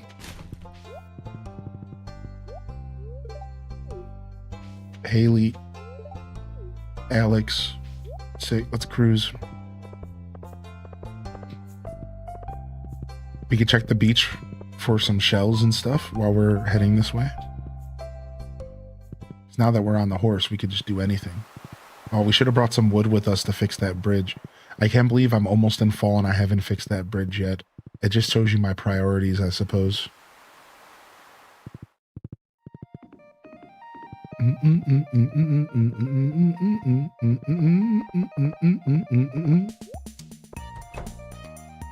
About to start Lego build and Stardew expanded.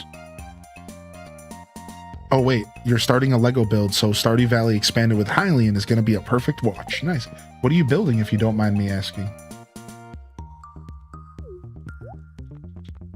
5. We're buying 5 right out the gate. Boom. All right, and so the quality sprinkler journey begins. All right, let's just spend the rest of the day cruising real quick. We'll head over to the woods and we'll grab a little bit of hardwood, and then we'll let's actually just head home and keep clearing our farm up. I feel like that we have so much farm to open up and explore. Our farm is massive that I actually just really want to prioritize this while we have time, because we might have a lot less time in summer depending on how we handle our animals and how we handle like everything we're trying to do here. So, and speaking of, I need to get this path cleared up here.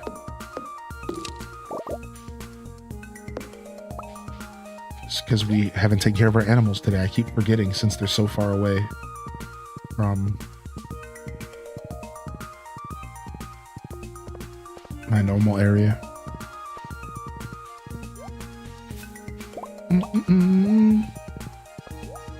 Did they not come outside? Oh, the babies don't come outside, I think.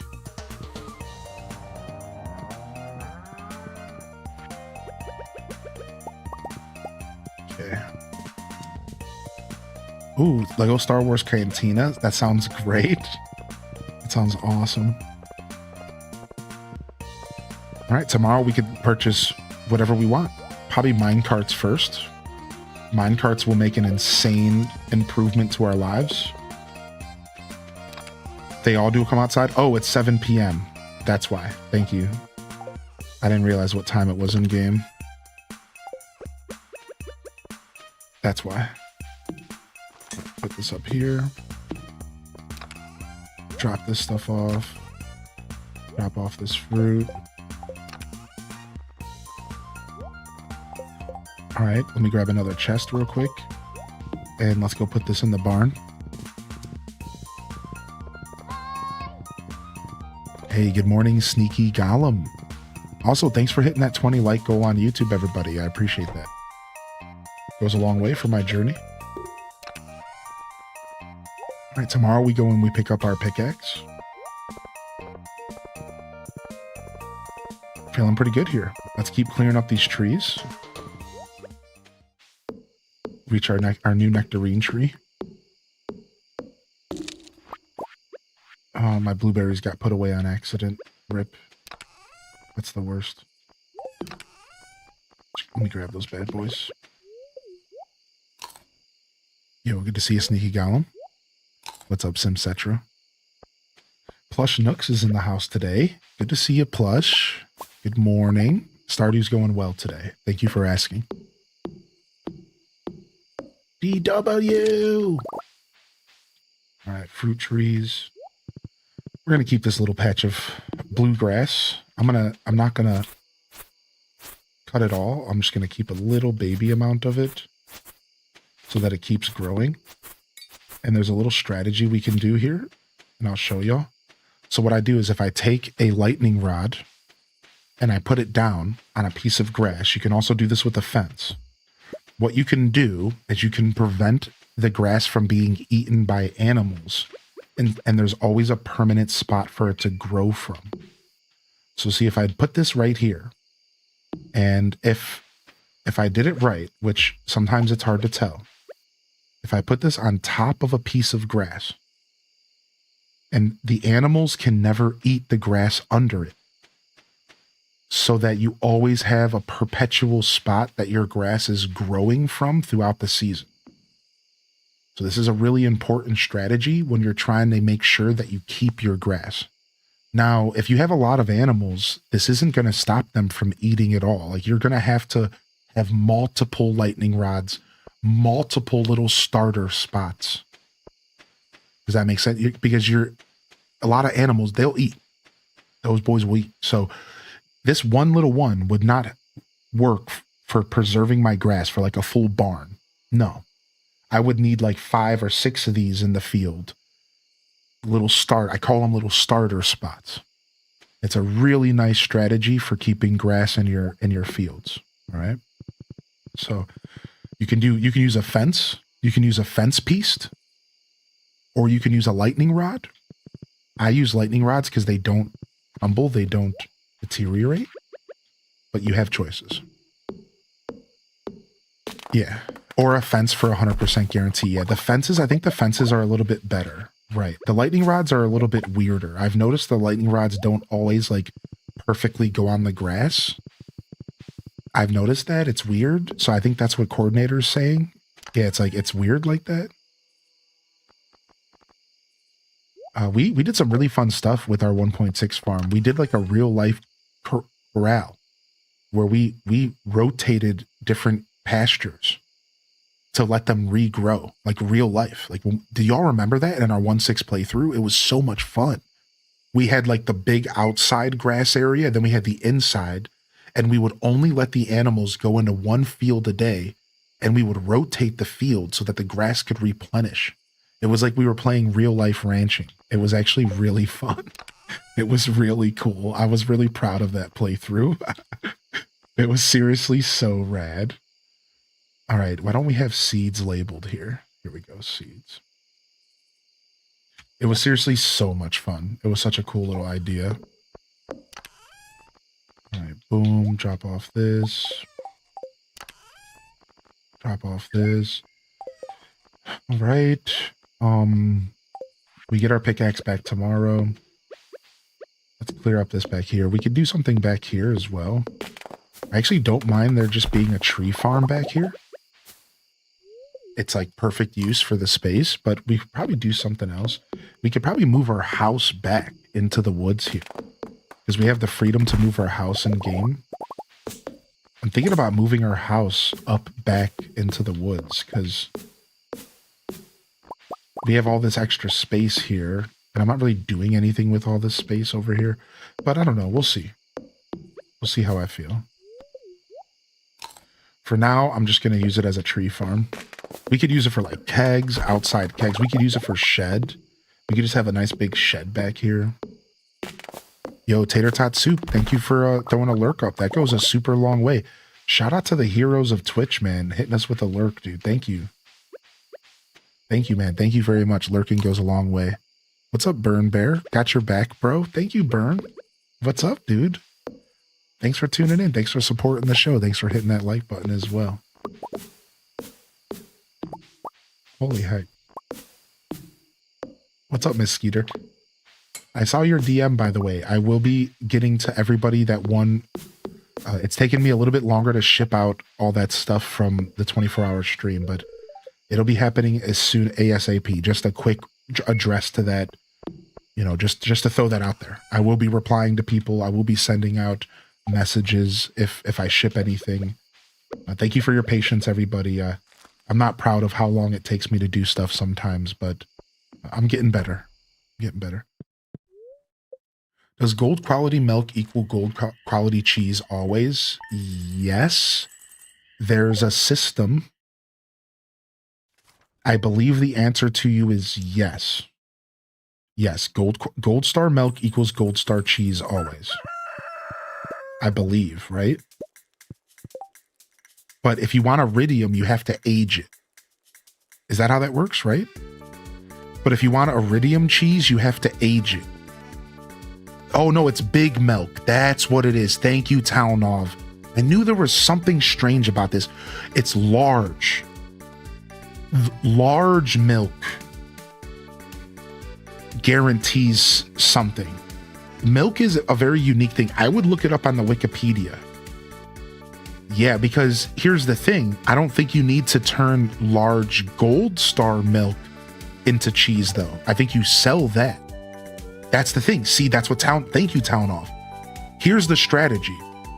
You only turn your regular large milk or silver star large milk into cheese because you can sell the gold star large milk raw because it's worth a little bit more than regular and it doesn't matter when you turn it into cheese.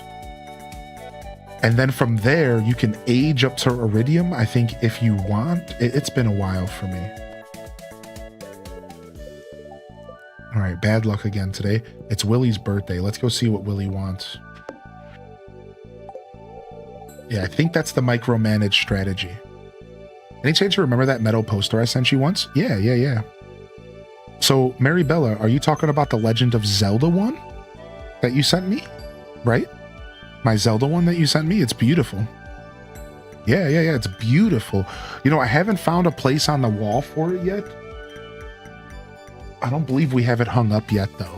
You know, it got like a teeny little dent in it, unfortunately, in the delivery. And I was working on like getting the dent out of it.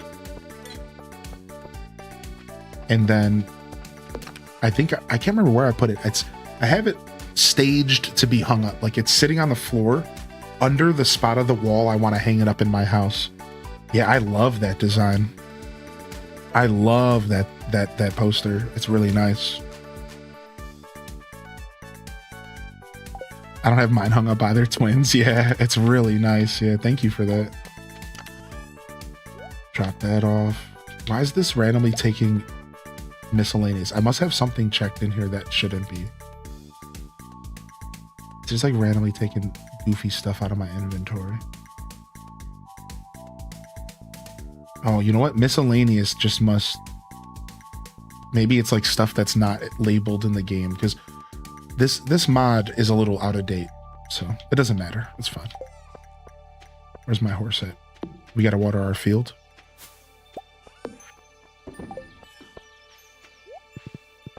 Took you 3 years to hang them. I bought shelves once. I have some shelves that are taking me a year to hang. You guys are making me feel very validated. Thank you. I thought it was just me. I'm always all up in my head about that kind of stuff, man. Willie. Diamond gold bar sturgeon. We have an extra sturgeon we can give him. All right, let's go visit Willie today. We have an extra sturgeon we can give the homie.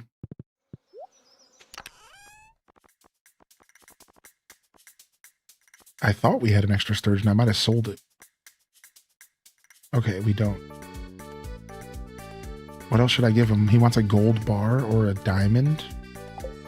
I guess I could afford to give him a diamond. I'm not giving him a gold bar. We need these right now.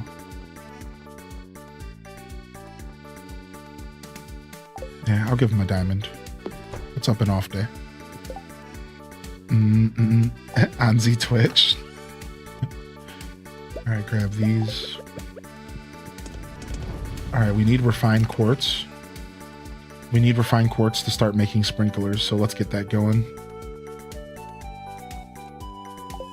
Really ain't cheap. Yeah, fresh playthrough. What's up, Jin? Welcome back, dude. Yeah, fresh playthrough, day 4, baby. We're locking in. Willie ain't cheap. Ain't that the truth? All right, let's get this field watered. I'm gonna take care of my animals first real quick so I don't forget.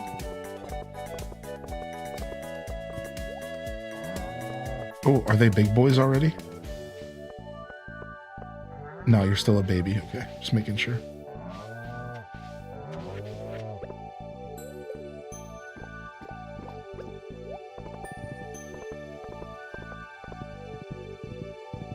Do do do do do do do do. All right. How you doing today? Welcome in here, Magic. Bum bum bum bum bum bum bum bum bum bum. Do do do do do do do do. Let's get this field watered. Let's get this field watered real quick.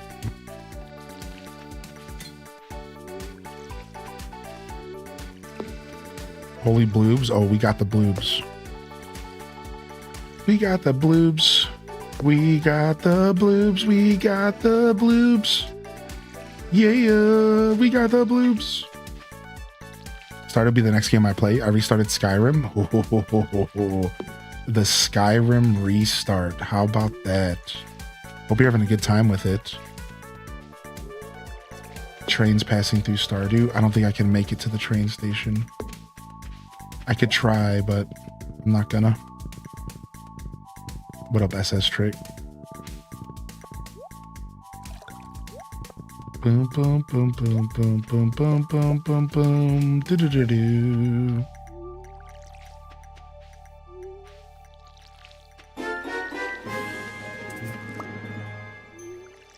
Yo, Elliot, hey. Hope Stardew is treating you well. It is. Been meaning to pick it back up. It is. It's been fun. I love this game.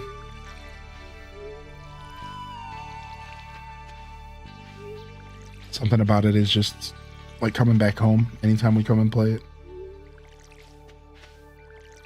Like coming back home, but nothing's been gentrified and it's actually not different. It's like coming back home, but better, because instead of finding out that the city you grew up in is mad gentrified and it's nothing like it was when you grew up, it's actually the same. And it never changes the way that we like it. Over 50k hours in it? Holy bananas, gorilla, buddy. That's a lot of hours, sneaky golem. Do you call it precious and rub it in the darkness? It sounds like you might be living up to your name.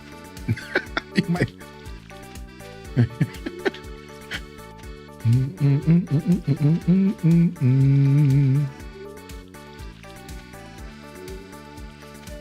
Yo, I see a Spartan in the chat. The legend. Dude, I love you, buddy. I do.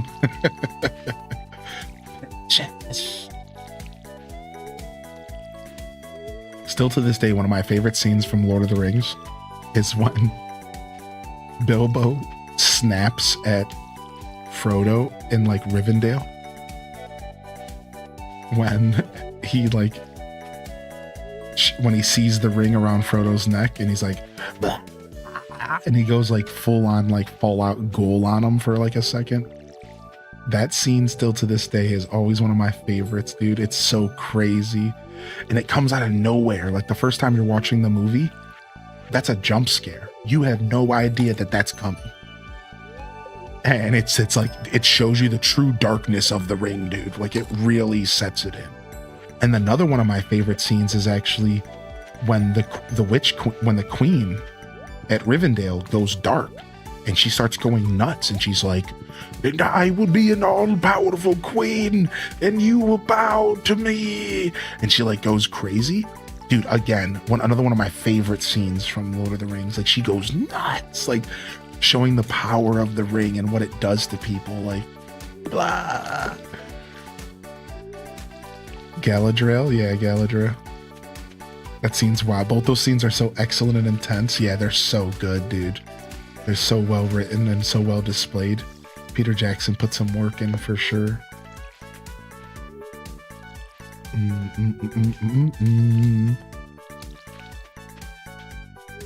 That scene is probably why I would choose to be an elf first in if I was in Lord of the Rings. because I would want to be ruled by Galadriel, Mama.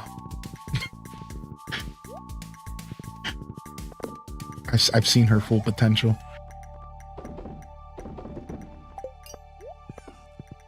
Valid, me too. Well, you said it first.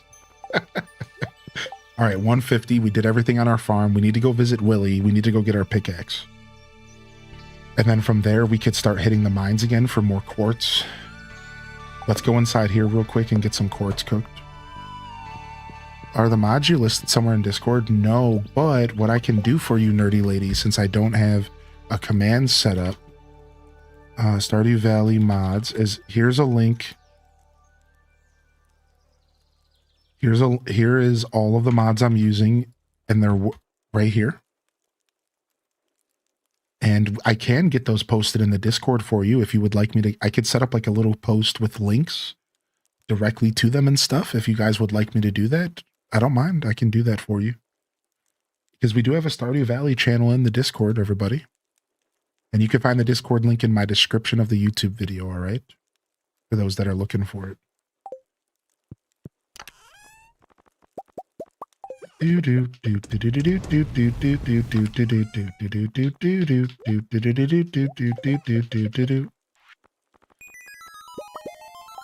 right, 3 more quality sprinklers. We're up to 8, 9. We're up to 9 now. I don't know how many we're going to need, but we're going to need a lot. So, all right, let's go.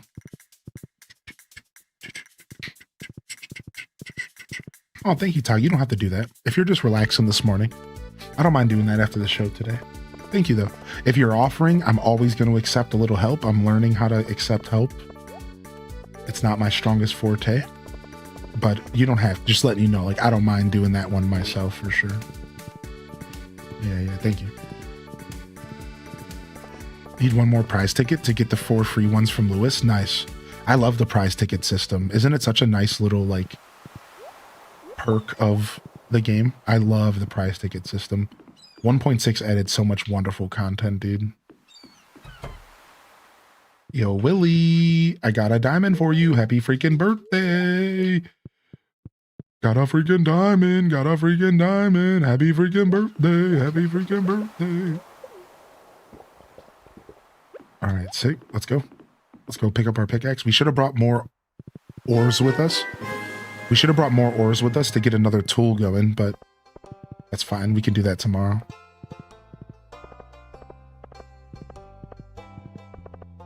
I love the tickets, yeah. Yo, we got a first-time primer in the chat from Scotty here. If we can get some love in the chat, some hearty welcomes. Welcome officially to the Deku Scrub Squad. We have been waiting. We have been waiting. You sold me on Stardew. I'm really enjoying you play it. I'm going to get it for myself. Stardew is such a beautiful game, Seeds.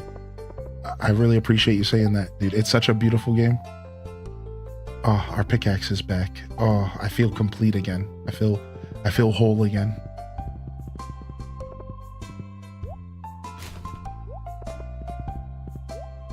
All right, we didn't check what's selling at the Star Drop Saloon, so let's go do that really quick.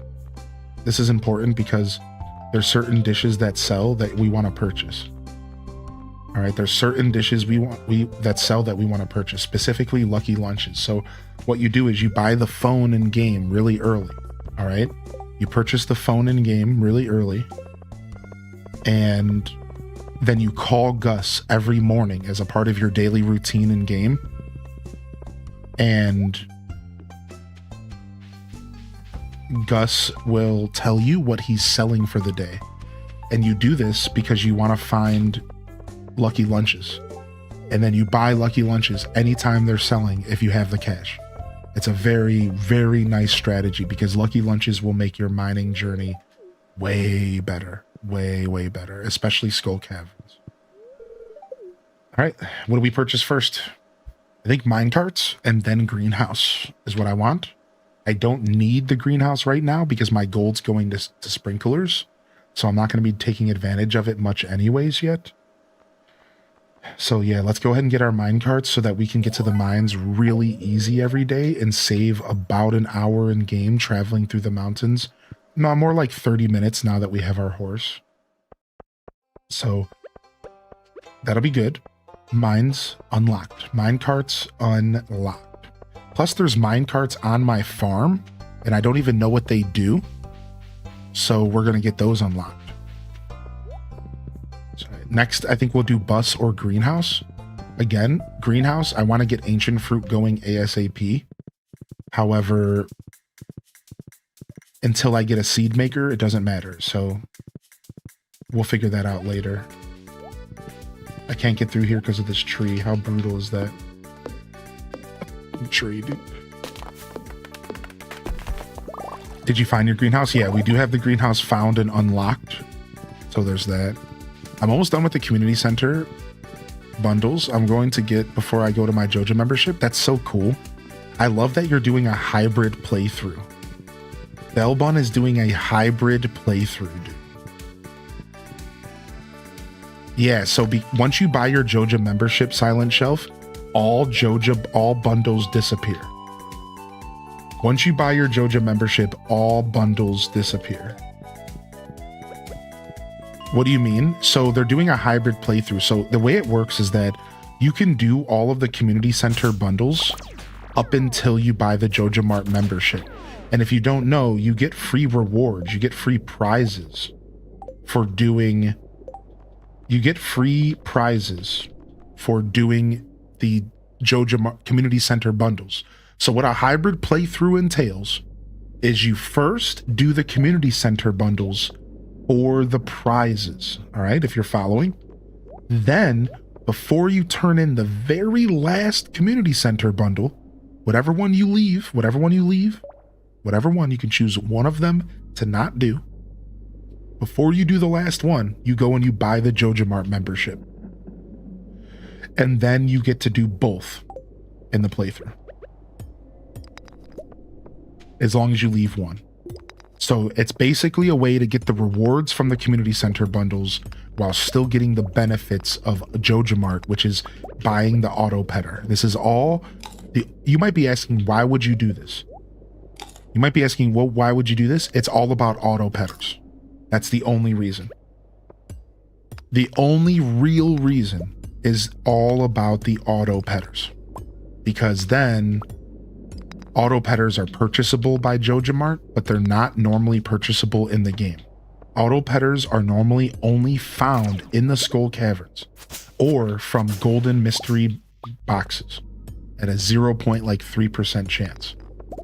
Sorry, 0.03% chance. So really this whole conversation is about one thing: auto petters. If auto petters don't really matter to you, or if you just have insane luck getting them from the Skull Caverns, then really there's not tons of benefits of JoJo Mart outside of that. So like, that's what I think this is really about. Like at the end of the day, the biggest benefit from JoJo Mart post-game is that there is a couple other benefits I'm sure somebody might be able to mention, but the biggest benefit is going to be those gosh darn auto petters.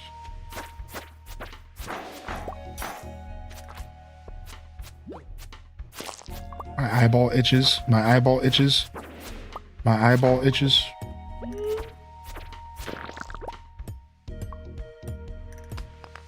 Ah. And you don't have to give Pierre a dime. Exactly. And you don't have to give Pierre a dime. Yeah, I have a quest for killing slimes. It's on the last day though, unfortunately, I think.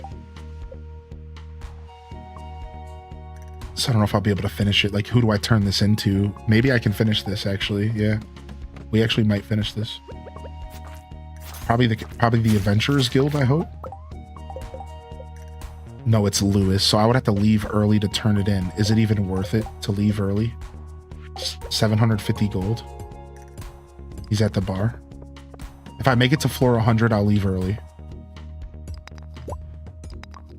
If I make it to floor 100, I'll leave early. That's what we're trying to do here, because then we have a breather. It looks like the game hates me though. Ooh! All of a sudden, I'm being overcome by something. What is this feeling? I found a star drop. It's strange. But the taste of it reminds you of chat. Wait. Wait, what? Wait.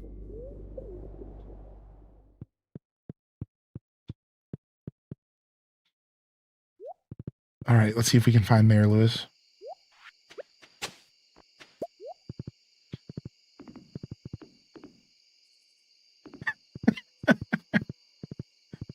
Nice. I think you get another barn coop upgrade in Stardew Valley Expanded. Oh, sick. Nice. Super Joja Cola, +2 speed, +2 luck, and it just cost a Joja CD. Wait, what? What? Stardew Valley Expanded adds a Super Joja Cola that's +2 luck on top of the speed. That is actually kind of nice. Are you still here, Mayor? No, Mayor went home. Wow, he left Marnie at the bar and he went home to bed. What a loser. Wow. Cool guy, dude. Yeah, cool guy. Won't put a ring on it. Won't even close the bar with her. Won't even close the bar with her. Wow. Didn't even walk her home. Yeah, lame. Actual lame. Actual lame-o. Talk about a lame-o. We're always talking so much smack in this game. It's so funny to me. Talk about a fucking lame-o. Talk about blue skidoo. A lame-o can too.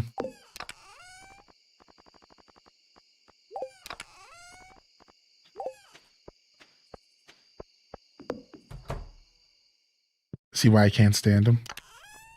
All right. Grab this.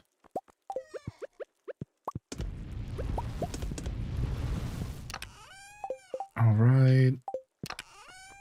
Grab this, this, and this. We're just going to do some late night organizing real quick in game.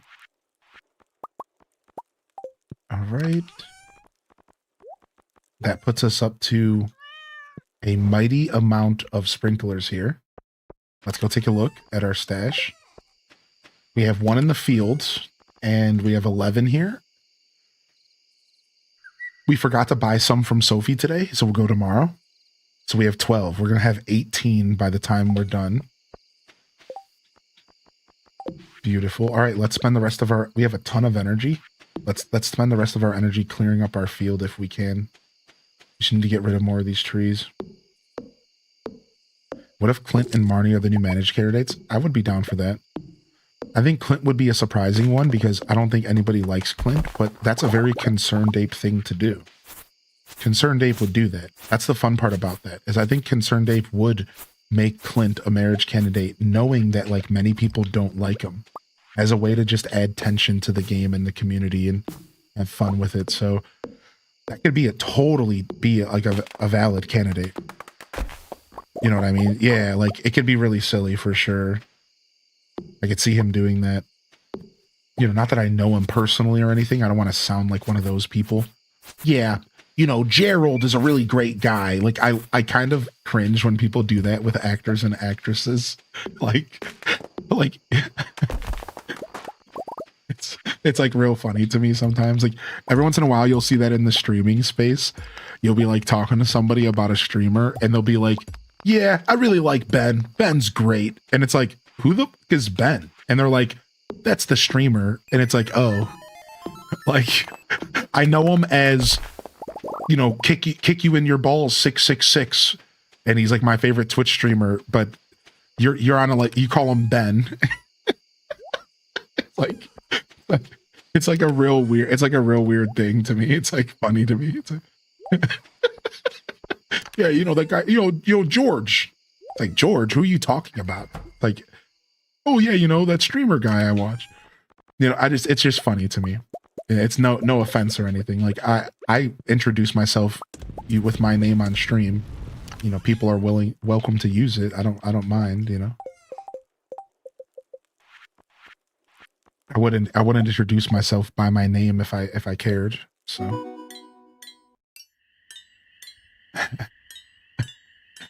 Yo, thanks for the follows and thanks again for the first time Prime, dude.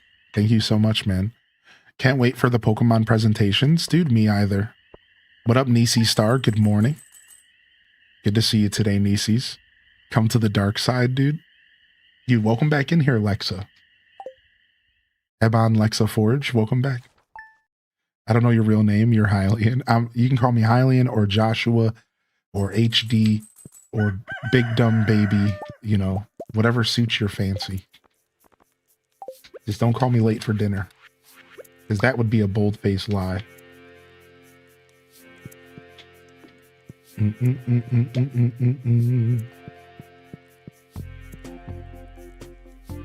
right, we're putting our bed right next to the door for those really bad late nights that we don't make it home in time and we need to go to sleep right away.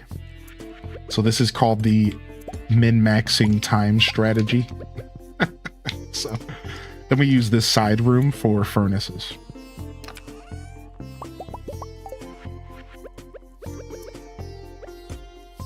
And we have a thunderstorm tomorrow, so we can go get our watering can upgraded.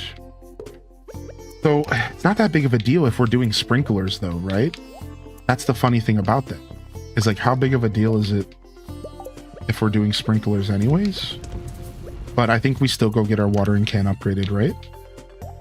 That still seems like the more like mature thing to do. The responsible is the word I was looking for. All right, let's see what Gus is selling. Ooh, nice, devils. We like a little tea. All right, homie's selling hash browns.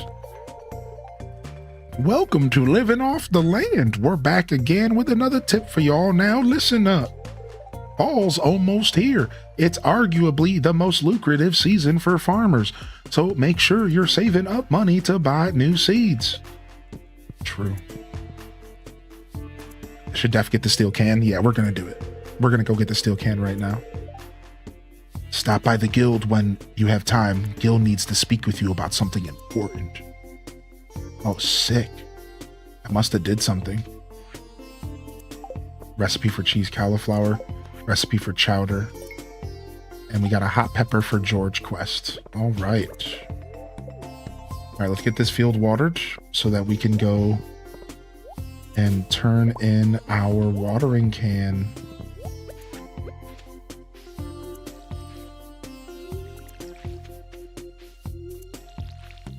Marlon as a marriage candidate? Yeah, he is.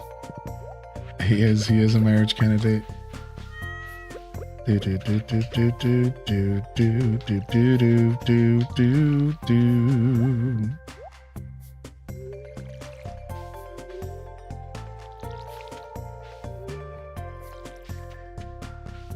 Wish you'd upgrade your current sprinklers. That would be nice. Now there is like a recycler in the game, and you could technically like recycle stuff, right? Isn't that something they added? So in theory, you could like recycle your old sprinklers to get like some of the loot back, like the gold bars. So there's like kind of something like what you're mentioning, kinda. What's up, Renegade?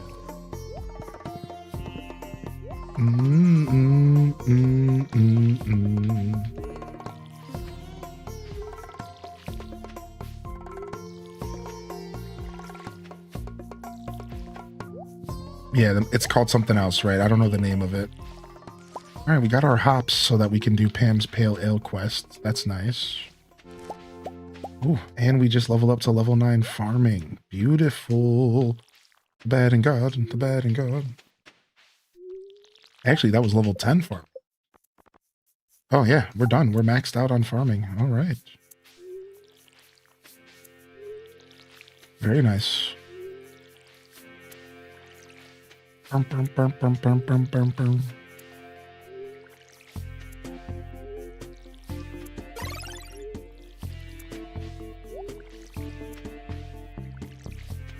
Definitely should have planted more coffee beans.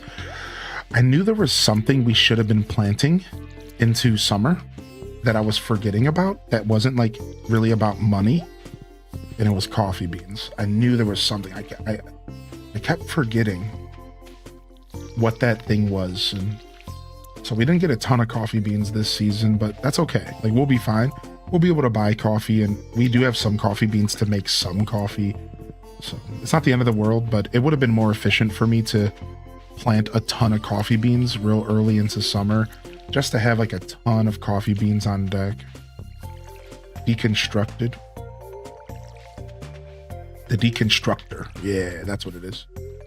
How could you forget about the coffee? I know. What a boob thing. I know. Call me a boob like Megan from Drake and Josh. Because that's what I am. That's what my sister used to call me growing up. And she would call me a nematode. I loved it so much. She'd be like, leave me alone, you nematode. I'd be like, oh, like messing with her. Like, you're such a nematode. She was such a legend. We raised her right though, because like my sister was into Animal Crossing. She was like, she'd be down to watch Dragon Ball Z. Like she was pretty cool. And then she grew up and I don't know what happened. Then society, and then she turned into a kind of a B word. I'm not gonna lie. My sister went from being like one of my best friends, and she was a lot younger than me though, to like weirdly not, we don't like each other at all. She like got mad because she thought that I was like she thought that I was like the favorite child, which I might be. To be fair, I might have been the favorite child, so like she might not be wrong about that. But like she like started feeling that, like as she got to like 17, 18 years old, she started feeling like I was the favorite child, and she would express it all the time. She'd be like, you just get everything you want. And like she like, even though the funny thing is that she was the one living at home with mom, she was the one who didn't have to pay rent. But for some reason she was projecting on me. And she was like, you're the favorite child, you get everything you want, because like my mom gave me our first car and stuff.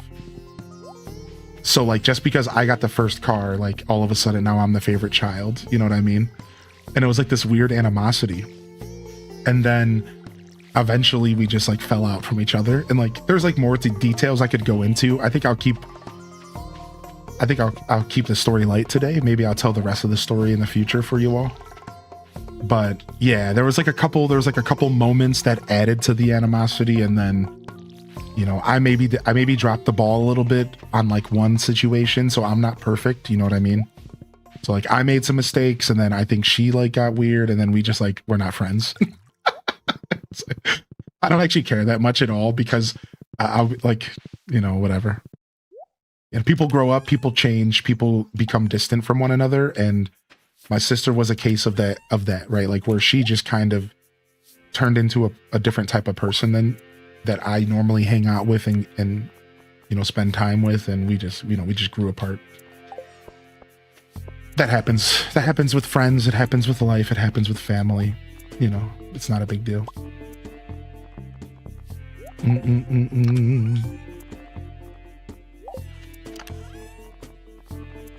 It's the parents who play favorites. I like how the crops move out of the way when you move through them. I know, isn't that cool? Isn't that nice? If my brother wasn't my brother, we wouldn't be friends. Yeah, you know what I mean? Yeah. Just because people are family doesn't mean you have to have a relationship with them, right? It's not like I would like, if my sister ever called me and said I needed something, I would help her instantly. You know what I mean? Like, of course. Like, exactly. You know, it's like, whatever. Like if I got a phone call from my sister, like right now, and she was like, I need you to do this for me, I'd be like, all right, fine. So it's nothing like that, but like, we're definitely not like friends, you know, for sure. Like we're definitely not friends. Like we're not hanging out.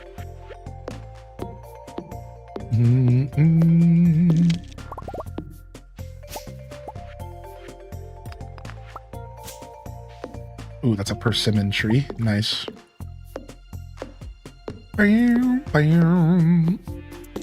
Yeah, exactly, Minty. Doesn't matter where you're getting your family, your community from.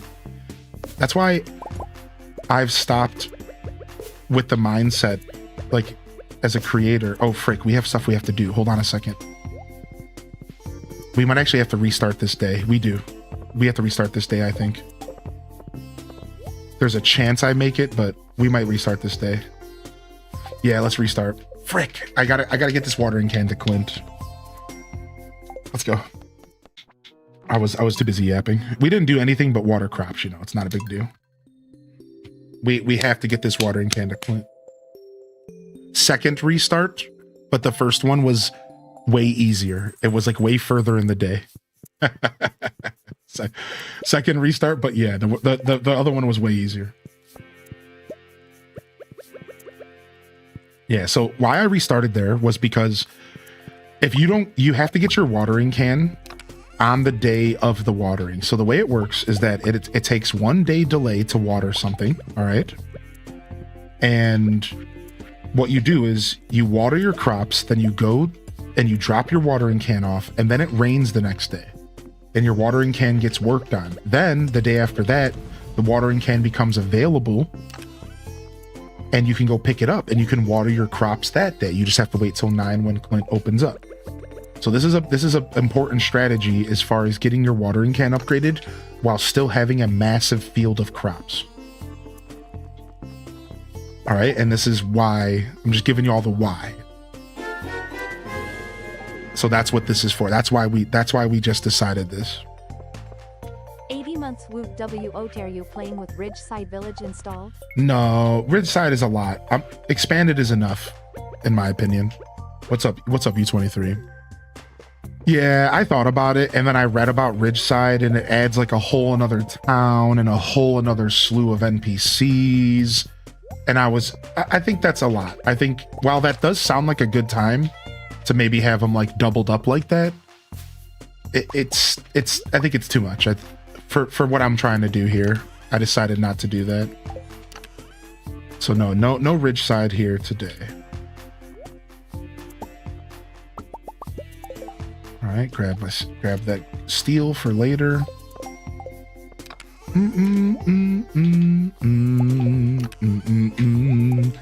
I would like to maybe do a like super mega mod pack one day, but that wasn't in my cards for this journey right here. I can barely manage vanilla. Yeah, it's a lot for sure. See, Concerned Ape approved the expanded stuff as canon. No. He didn't approve of anything as canon. Concerned Ape just supports the modding community.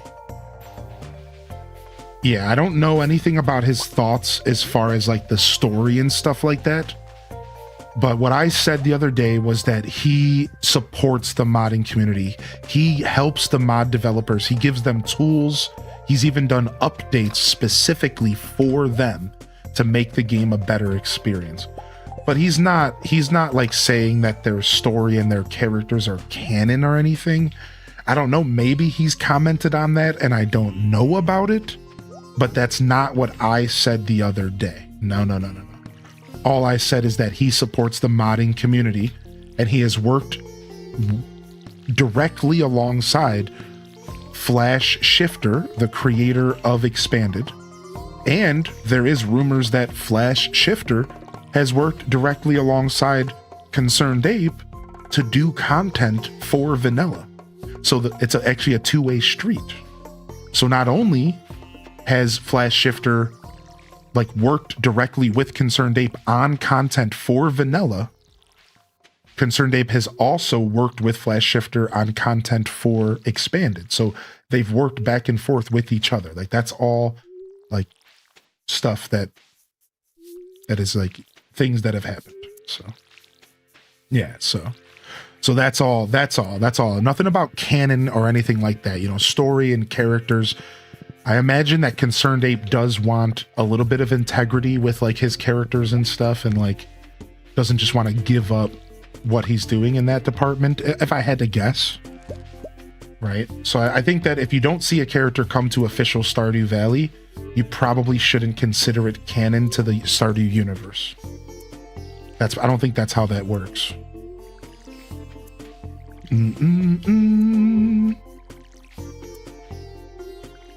So like, even though Expanded kind of expands on Zuzu City and stuff, that's all stuff I think that's still Concerned Ape's like brainchild. Like, yeah, none of that stuff is official. Now, if you didn't know, Haunted Chocolatier is set in Stardew Valley's universe. So Haunted Chocolatier will be the first game outside of Stardew Valley that will continue the story and the lineage of this world. That's why a lot of us are so excited about Haunted Chocolatier. Now, Concerned Ape has made it clear that they're going to be very different video games. They're not going to be the same games at all. So some of you might not, maybe vibe with it. Maybe it's not going to be a cozy farming sim. Maybe it'll be something different. We don't really know for sure. It could be like a shop sim. We're not sure. But what we are sure of is that it's set in the same universe as Stardew Valley.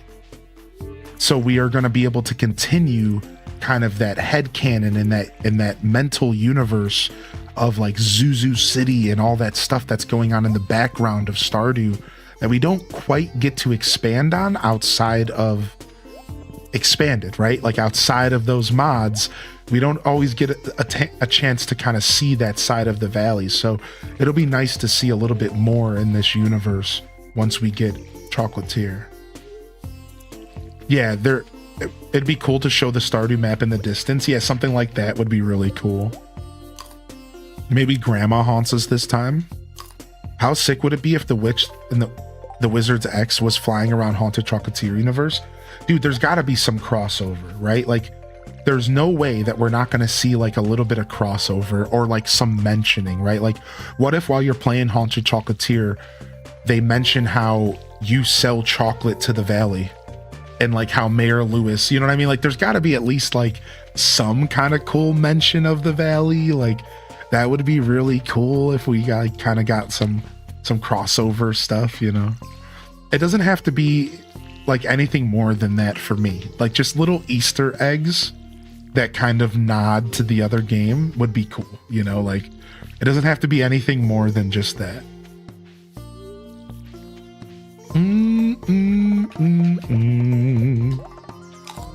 Yo, what's up, Disney? Hey.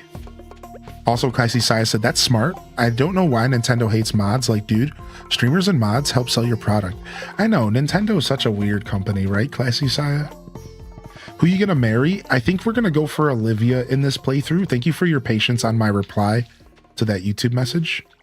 I'm still learning how to manage YouTube. We're getting there. So yeah, what's up, Lao boys? I think I'm gonna marry Olivia. I think we're going for Olivia in this playthrough. I haven't fully decided yet, but I believe Olivia is who we are gonna attempt to marry. So there's also the candidate of Susan or Sophia. If there's one thing I want to do is I think I want to marry a character that's exclusive to Expanded. That's if there's one thing I want to do. That's just like, we did the wizard last time and that was fun. I think if there's one thing I want to do, is a character from the strictly in this mod, just to kind of make sure we're really showcasing all the beauty of Expanded, right? I think that feels like the right thing to do.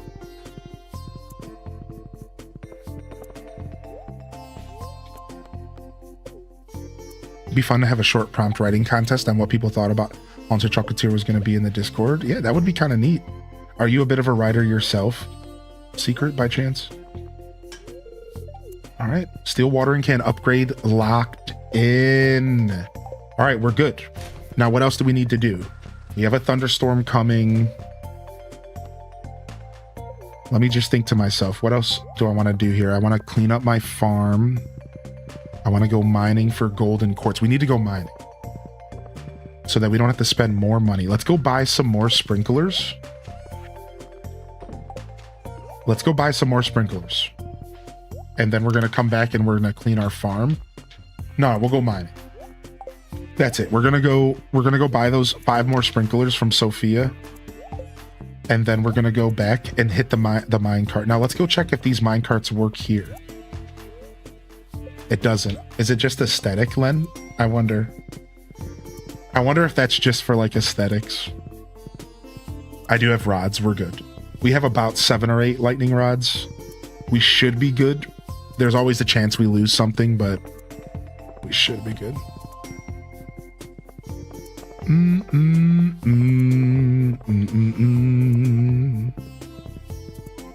You write for fun? Nice, that's cool. I didn't know that about you. I'm a little bit of a writer myself. I've only ever done like hip hop and poetry. stuff that was meant to be rapped or like rhymed, you know, whatever, or stuff that was meant to be like spoken word.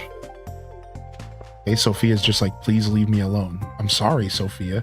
She's a very moody character, but I like that. It's very relatable. I accidentally bought a regular sprinkler. I'm throwing in the garbage can. I hate regular sprinklers so much. I literally threw it in the garbage can. That's how much I hate them. Yeah, I love that she's relatable. She's like a regular person. It's cool. I wrote a book that got published when I was in elementary school. Does that count? Yeah, why not? What's up, Wobble Rocket? I only craft one for the achievement. Yeah, I don't think I've even done that. That's so funny. We're gonna have to do that eventually. All right, we're broke for now, but we have more money coming, so that's okay. We have one more massive blueberry harvest, and that's what we're gonna spend to buy our cranberries. So we have one more blueberry harvest. That's gonna be what we use to buy our cranberries, and we're good. That's gonna be our cash. We should have one more solid blue harvest, I believe. Maybe two. There actually might be two harvests left. There's one. Yeah, there's two, but it's half and half. Yeah, because there's one on the 27th and one on the 28th. Okay. All right, sick. We'll spend the rest of the day in the mines. Even just for a little bit, because again, we just need quartz and gold right now. Oops, I went to the wrong one. We're broke for now, but we have money coming, so that's okay. Me every day paying bills before payday. It was so hard to pick my very first partner in Stardew. Who'd you pick, Mary Bella? Ooh, floor 100. Wait. Can't we bring the freaking doll here and get our Meow Mare? I believe so. That's also where we get cave jelly, yeah? That's also where we could farm cave jelly up. You gotta get back into Stardew Valley. When's the last time you played, Wobble? Oh, nice. Give me that quartz. Nice. I need all the void essence I can get, so this is all good for me. Sophia? Oh, cute. Yeah, she is really cute. Good choice, actually.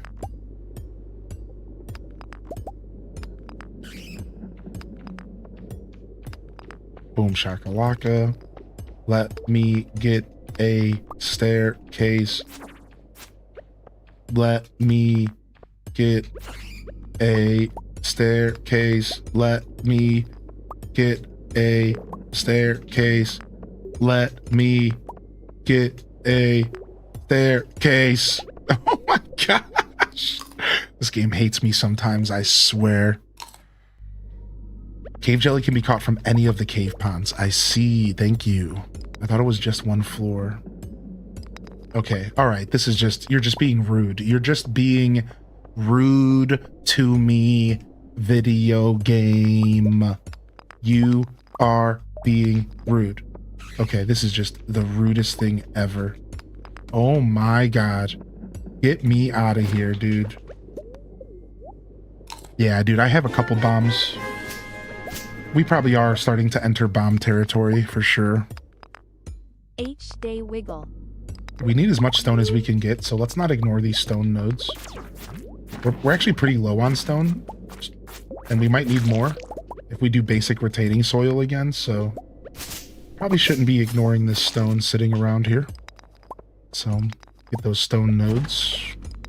H-Day Wiggle, incredible with the 23, and U23 came in with the 80 months, dude. Yeah, U23, have you played with Ridgeside and Expanded all at one time? Can we get some love in the chat for the support coming in? I'd appreciate that. And holy heck, we had a subscription on YouTube as well. Thank you for that. I try to keep those anonymous since those are, you know, basically just following, and people like to follow anonymously. But thank you. Thank you for that. You know who you are. No ladders for you. No ladders for me, apparently. No ladders for me. No mine music for me either. Which is fine. I'm not too stressed. Oh, I'm out of here. All right, we might be able to make it to 105. Oh, there's the mine music. Speak. Speak and you shall receive, I suppose. Boom, boom, boom. Boom, boom, boom. Why are you using basic retaining fert if you're watering every day anyways? Because it's making it to where I don't have to water everything. Yeah, we planted over 300 crops, almost 350 crops. Basic retaining soil was helping it so that I didn't have to water everything. And it was saving me time. That's why. It was nice.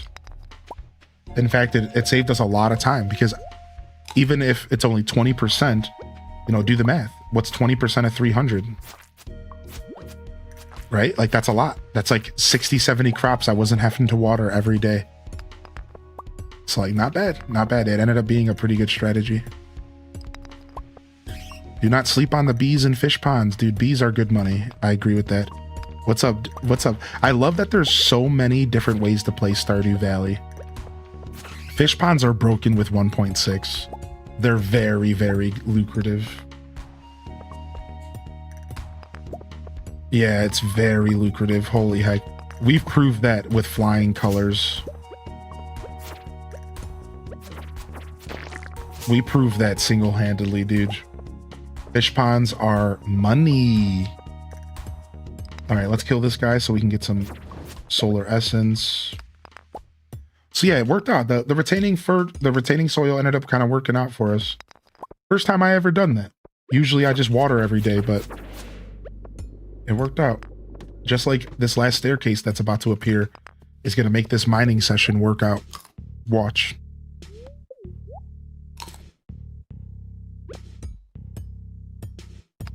Let's go. Yeah. Looking for a staircase here in the mines. Losing my mind. Fighting shadow beasts. They smell like yeast. It's gross. All I'm trying to do is grow some crops in Stardew Valley, but I need to get through these caves. But they ain't giving me a staircase, a ladder. So I'm gonna shatter every rock that I come across so I can make it to the next floor like a boss, flying around in my X-Wing on Hoth, cause I'm Han Solo Dolo. This ain't no multiplayer flow though. We're just playing single player Stardew Valley. Our character looks like Link with a douche ponytail. Frick. There was a free staircase the whole time. All right, well, we're gonna make it home now because we got the mine carts. So like now it's just easy street. Now we can make it home every night. We could have stayed for another 10 minutes. I stream pretty much 5 or 6 days a week at 8 a.m. Eastern Standard Time. You can catch me on YouTube and Twitch 5 or 6 days a week, Eastern Standard Time, 8 a.m. That's 2 p.m. for the Central European audience, if you're over there on Central, 1 p.m. for the UK audience. And yeah, I have a lot of fun. I have a lot of fun. We jam out here as often as we can on the channel. And I'm mostly known for Animal Crossing and Stardew Valley are my main games here on the channel. And then otherwise, you'll also catch me here jamming out on Zelda and Kirby and Pokemon, you know, all the Nintendo variety, right? That's the big stuff too. Nice. We brought home a ton of quartz. Oh, beautiful. Beautiful amounts of quartz here. We need that juicy stuff. All right, let's get to bed. All right, level 10 farming. Do we go artisan or agriculturalist? So we're going to go artisan because we're going to be doing wine in this playthrough. Pretty straightforward stuff. Pretty easy stuff. Don't have to think too hard. Getting your yearly Zelda itch. Which one do you think you'll play this time? Any ideas? Have you played Dinkum? I have, yeah. Wobble. If you go to my playlist section here on YouTube, you'll find a full Dinkum playthrough. it's a pretty hardy playthrough. A couple episodes still need to be plugged in there, but yeah, I encourage you to check it out. And to answer your question, or well, rather not your question, but to comment on your comment, I loved it. And it is kind of like Animal Crossing. The way I described Dinkum, funny enough, was it's if Stardew Valley, hold on, it was if Stardew Valley and Minecraft had a baby and you dressed the baby in a Tom Nook onesie. That's Dinkum, everybody. If Stardew Valley, no, it was like if My Time at Portia and Minecraft had a baby and you dressed the baby in a Tom Nook Animal Crossing onesie. And that is Dinkum in a nutshell.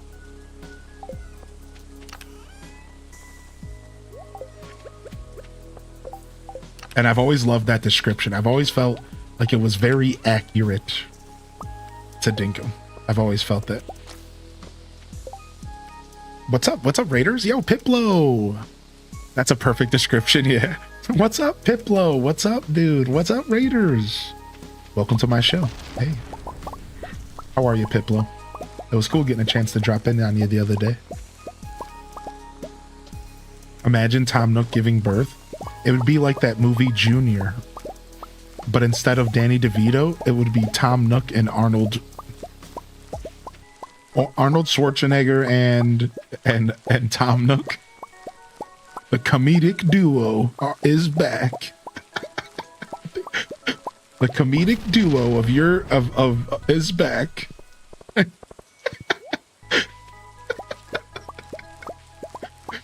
Junior. Nice. The sounds of bloobs.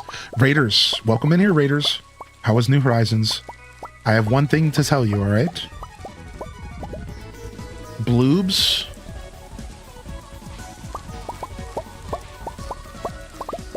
and rain. Welcome to our Sleepy Sunday stream.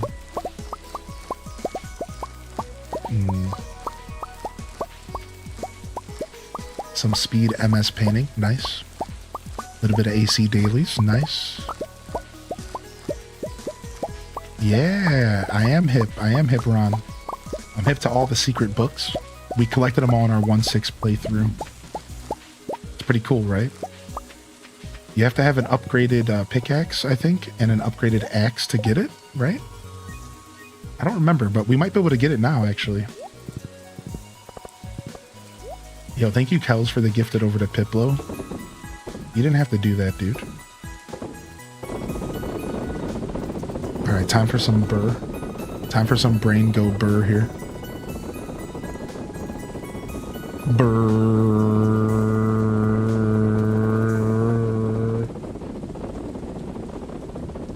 Alright, I'll mute that. That's a little obnoxious.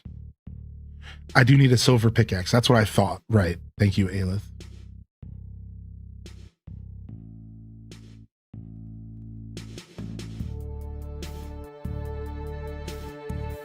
Alright, we're selling most of these blueberries.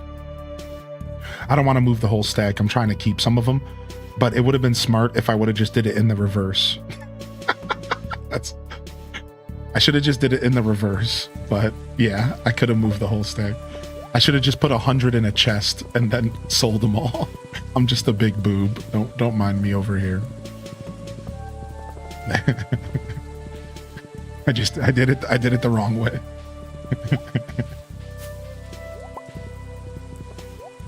All right, so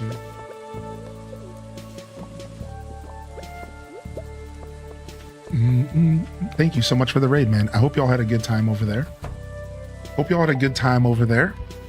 Hanging out. I'm gonna go ahead and get you a shout out here. And if y'all haven't checked out Piplo, they're awesome, dude. They've been here before. They've came and shared their community with us before. Came to chat with us before. And we just went and visited them the other day. So if you didn't meet them during the raid, you have a chance now. Check them out. And if you're joining the raid here, I'd love to hear your favorite part of Piplo's show today. If you want to come and chat with me, you're welcome to. Come and tell me about the favorite part of the show today. Ooh, Marnie, what's up? Now that you have farm animals, I thought I'd let you on a little secret. Okay? They won't wander off the fenced areas on your farm, so you're free to let them open. Ah, so expanded, like, make sure that you know little tips about the game that are really important. That's so funny, right? Because, like, a lot of people don't know that, right? A lot of people think you have to have your animals fenced off. So let's talk about that for a second. What did Marnie just tell us? Marnie just told us that if you didn't know, you don't actually have to have your animals fenced off at all. Wait, what are you saying, Hylian? I can just let my animals roam? Yeah, because they're guaranteed to go back home every night at like 5 or 6 p.m. No matter where they are on the farm, they will show back up at the barn, no matter what. It doesn't matter. You don't need fences unless you just want to keep things organized. That's on you, but that's not on the game. So the game will just do whatever. And it's pretty cool. It's a pretty cool little feature there. I guess we don't have a chest for animal products yet. So why don't we put those with the fruits and vegetables for now? And I just realized we don't have a cheese maker, so we might have to do something about that. I need a bunch more copper. I am like super out of copper. All right, let's go visit the traveling merchant, and then we're gonna go mining, I believe. Oh, and I need to do some harvesting apparently.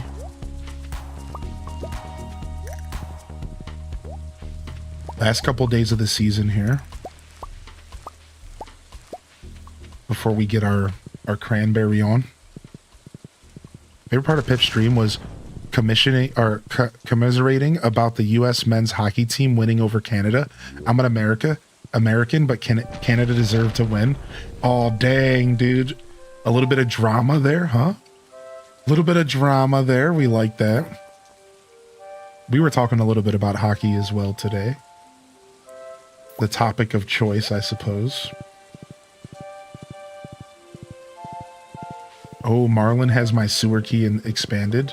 I didn't realize that. How many cranberries? The 1K challenge? I don't know. We're just going to buy as many as we can. I don't know. Usually 500 is pretty good for fall, but we could go higher. We'll do some math here shortly and see what we're going to do.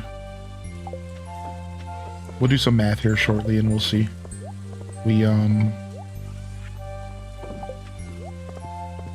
It's going to be, I'm going to base a good amount of my decision making off of, I'm going to decide a good amount of my decision making off of the amount of sprinklers I can make in the next 2 days. That's going to be a big part of our decision making. Every sprinkler is 8 spots of crops. So you just have to times the amount of sprinklers you have by 8. And then that's how many crops you know you'll be able to grow without having to manually water. But we're not afraid to do some manual watering, right? So that's not the whole story, but that's going to be a big part of how many crops we decide to do, right? So, for example, right now we have 20, so you would just do 20 times 8, which would be 160 crops right there. So right now we only have 160 crops covered. And I lost my horse. Frick, I hate when I lose my horse. Up there it is. He was blending in with the crops. All right, let's just go. Let's go to the mines. Oh, you know what? We got to check our mushroom hut as well.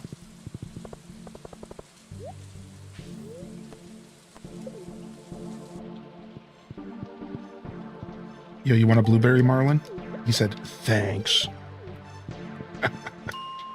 Take a blueberry, Marlin, and you'll take a blueberry and you'll like it. All right, I'm going to use the restroom real quick, and I'm going to get some more coffee. Is that okay, everybody? I usually like to do my breaks in between days, but I can't wait because I really have to tinkle. Welcome in here, love from Charlie. And welcome in here, everyone.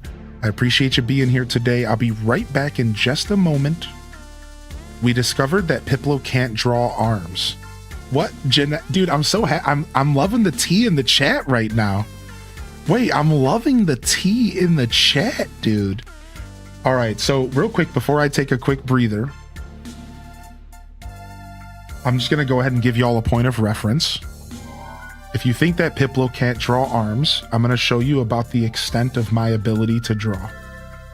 So here's my character, and then here is my arms. All right, and then here's my hand and some thumbs.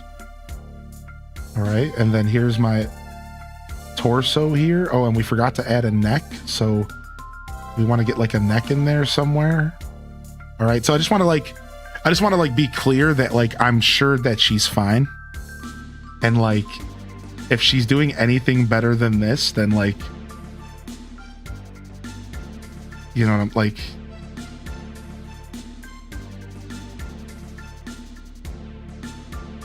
you know.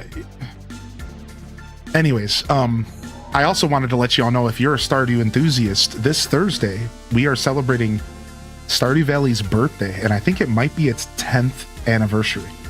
And we're giving away a physical unopened collector's edition of Japanese Stardew Valley. That's a Japanese collector's edition, physical copy, unopened, and you're invited to join us. It's going to be pretty cool. And you can even play it on your Switch because it has, Stardew Valley has language settings. So you can even play it on your English Switch. So if you want a chance to win this and you're joining today, you know, make sure you hit that follow button. If you're on YouTube, subscribe as well. We're going to give this away to celebrate Stardew this next week, since Stardew's birthday is on Thursday. All right, I'll be right back though. Let me go get some coffee, let me tinkle, and I'll see y'all in just a moment. All right, so I'm going to leave y'all with a little checkpoint music. So let's choose a checkpoint song real quick. Let's choose Autumn Breeze from A Wonderful Life. But let's do the one from the remaster.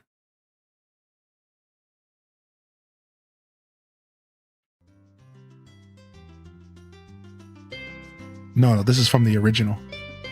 All right, I'll be right back.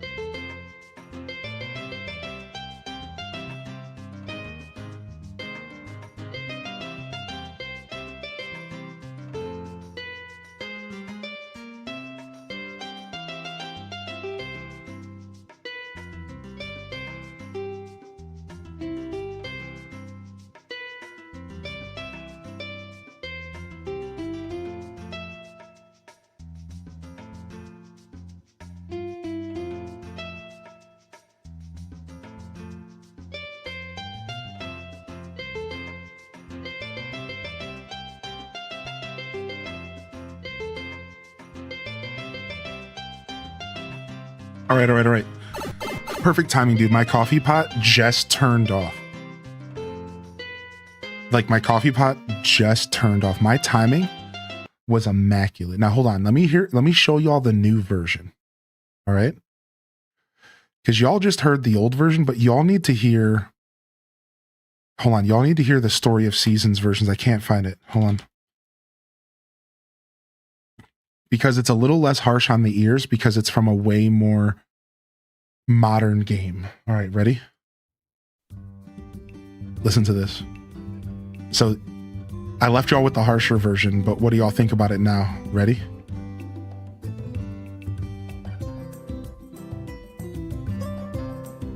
Yeah, we're talking about GameCube to Switch. Do do do do do do boom boom do do do do. This is Story of Seasons: A Wonderful Life. Do do do do do do. Do do do do do do do do do do do. Do do do do boom boom boom boom do do boom boom boom boom boom boom boom boom boom boom boom boom ba-da-da-doom ba-da-da-doom doom doom doom doom. Yeah, it's way easier to listen to, right? All right, so take a look at this, everybody. This is why I'm giving away, because I have a collector's edition of Stardew. Look. This is why I'm giving away the other one. While the other one is sealed and like fancy, I have this sick fan gamer one, and it comes with this little chest that opens up. Look at this. And then look at the game. And it has a custom case and everything. Unopened. I've never opened the game because I own digital on. Oh no, I have opened it. We opened it on stream. And it comes with like a little book, and it comes with a copy of the game. It's all custom art. And then the cool part, look at this. It's not done yet. If you open this up, I'm actually going to go ahead and put this on my shelf, by the way, everybody. We're actually about to put this on our shelf. Like, I'm going to set this up for the first time ever and put it on my shelf behind me. It comes with a comic book about Stardew Valley and Junimos. Look. It comes with a freaking comic book.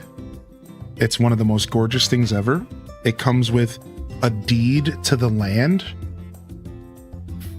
And I haven't signed it yet, but this is a deed to my farm. And I could frame that.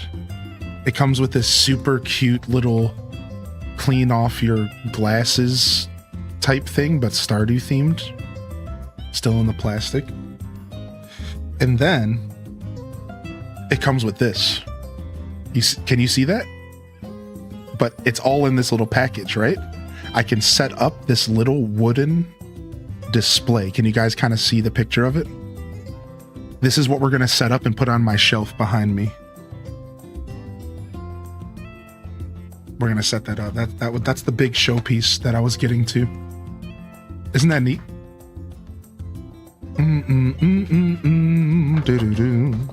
But I'm gonna set it up. I finally opened this up, and we're gonna set it up on our shelf for the stream, for to further celebrate Stardew's birthday. It's gonna be sick. All right, let's get back to games. What's up, Chevy Vichy plays? Chevy, I know how to say that. I know how to say it. Anyways, hello. Hello. What's up, Chernobyl Gandalf? All right, let's go. Again, I usually don't do those breaks in the middle of days because I like to keep my days pretty consistent in game, but you know, a little bit of a exception to our little rule is nice every once in a while. All right, let's go. We're here to make some progress. Take names. We're here to make some progress in the mines, find some quartz, and chew bubblegum. And I'm all out of bubblegum. Let's go. Saviche. Yeah, Zelda 40th this year as well. Yeah, Zelda 40th this year as well. Big year. Big year for gaming, dude. Big year. Hard CH.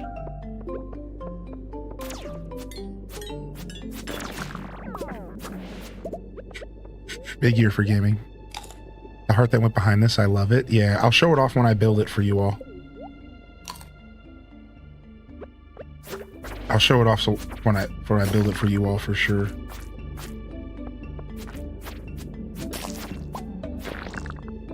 Boom boom boom. Boom boom boom do do do do do do do do. Well, I'm about to die. Gotta be careful. We're eating food that doesn't heal us for much. So we have to be extra careful here. Whoa.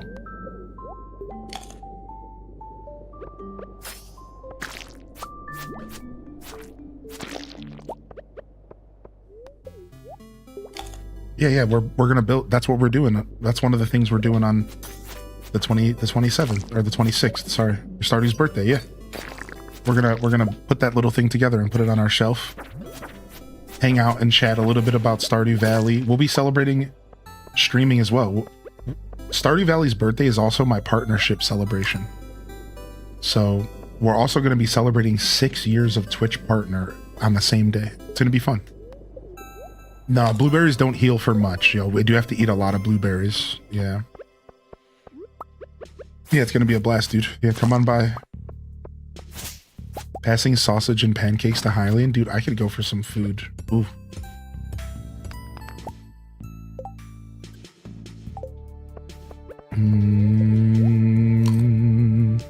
Dude, I want to play Room Factory 4, dude.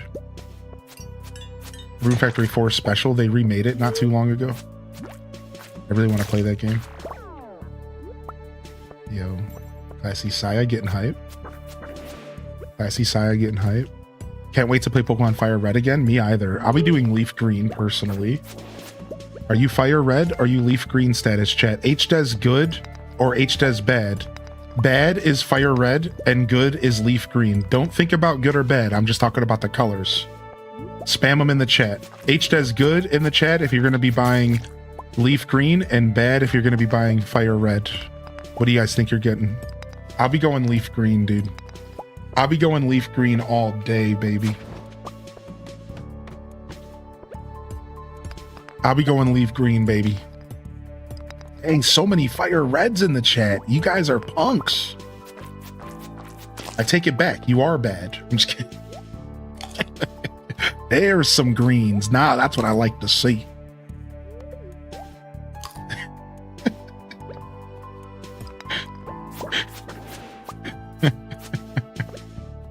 I don't know the difference. There's not a big difference. There's a couple exclusive Pokemon. It's the same game. There's no difference. There's really no difference at all. So, because there's no online play, it doesn't matter. Unless you have someone in your personal life that can trade with you or something. There's no difference. It's literally like a couple Pokemon. Like one of them has some Pokemon that the other one doesn't have, and vice versa. Right? So with no online, it's like, it doesn't really matter. It just comes down to like, is there an exclusive Pokemon that you like more, that you want? Right? And for some of you, there probably is, right? You know, if it's like a difference between like Arcanine or like Nidoran or something, there's like an obvious choice. Right? No offense to Nidoran, but all right, we got our space boots. That's pretty nice. Did we get some more quartz? We did get a little bit of gold. We actually need to farm some copper, so I'm gonna actually do that. I'm gonna go ahead and I'm gonna do a teeny bit of copper farming while we are here.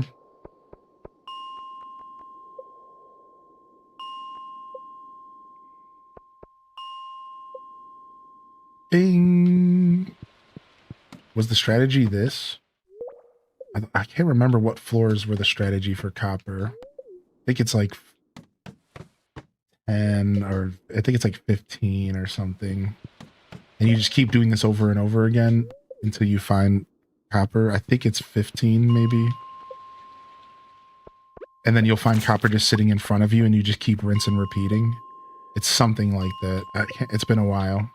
It might be 11 actually. Yeah, here we go. And here's the thing. Every time you go back to the main room, it resets. That's the thing people don't know. So you go back to the mines here. Now that floor just reset. So now I can do this again, and it's going to be different. Different layout, different stuff, different everything, right? So this is like a way you could farm iron, and this is like a way you can farm... This is a way you can farm copper. You just got to find the right floors.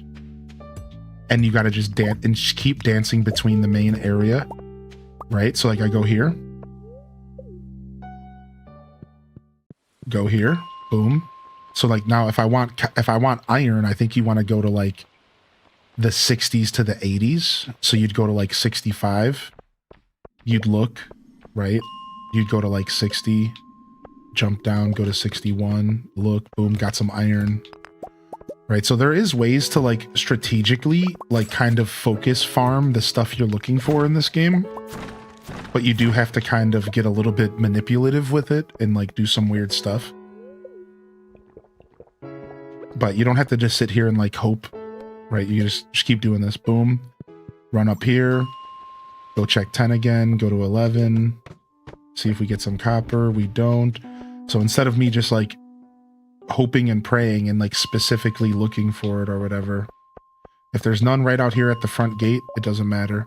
And again, I think there is some better ways to go about this. I think there's some specific floors that are like best for this, but I don't remember them, so whatever.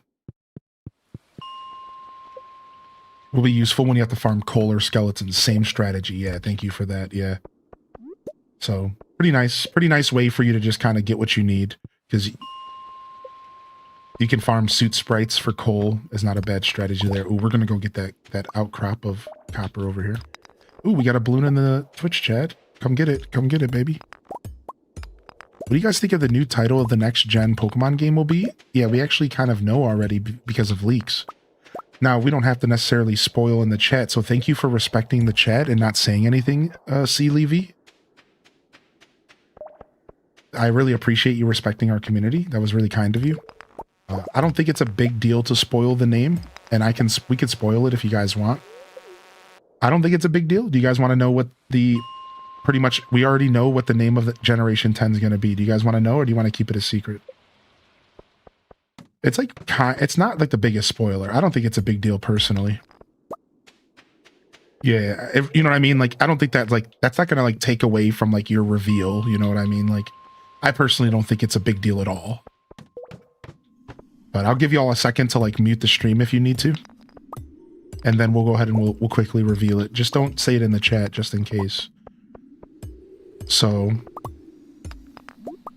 it's, I believe it's called Wind, and it's like Wind and Frick. Hold on, let me Google it real quick.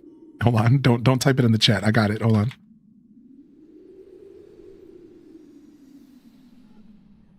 It's Wind and Waves. There it is. Yeah, Wind and Waves. There it is. There it is.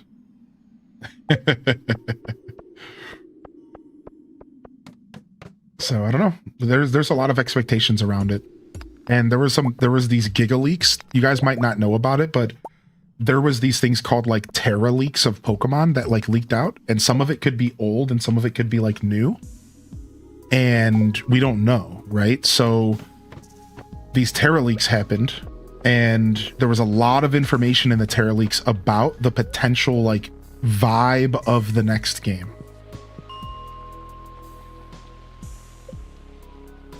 Right? So like, we're not sure. Like, there's a lot of information. Like, I'll tell you the one leak that's worth like mentioning because it's probably not true and it's funny to think about. You guys ready?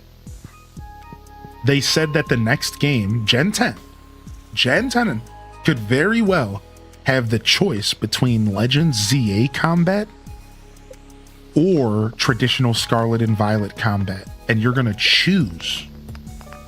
You're going to choose if you want to play the game active battle or not. You're going to choose. You're going to flip a switch in settings and you're going to choose.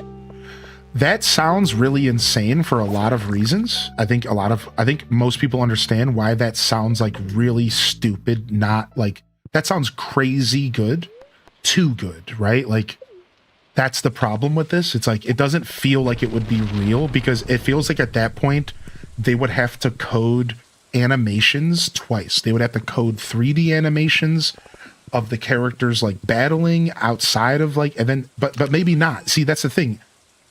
This every time I bring this up, this is the kind of stuff that people mention. Oh, but that means they would have to double code and oh, but yada yada. But see, none of that's true. We don't know. If you don't actually develop video games, I don't think you know. Right? I don't think you actually know. We don't know. In theory, they could just have one set of animations for the battles and for not. Like, we don't know.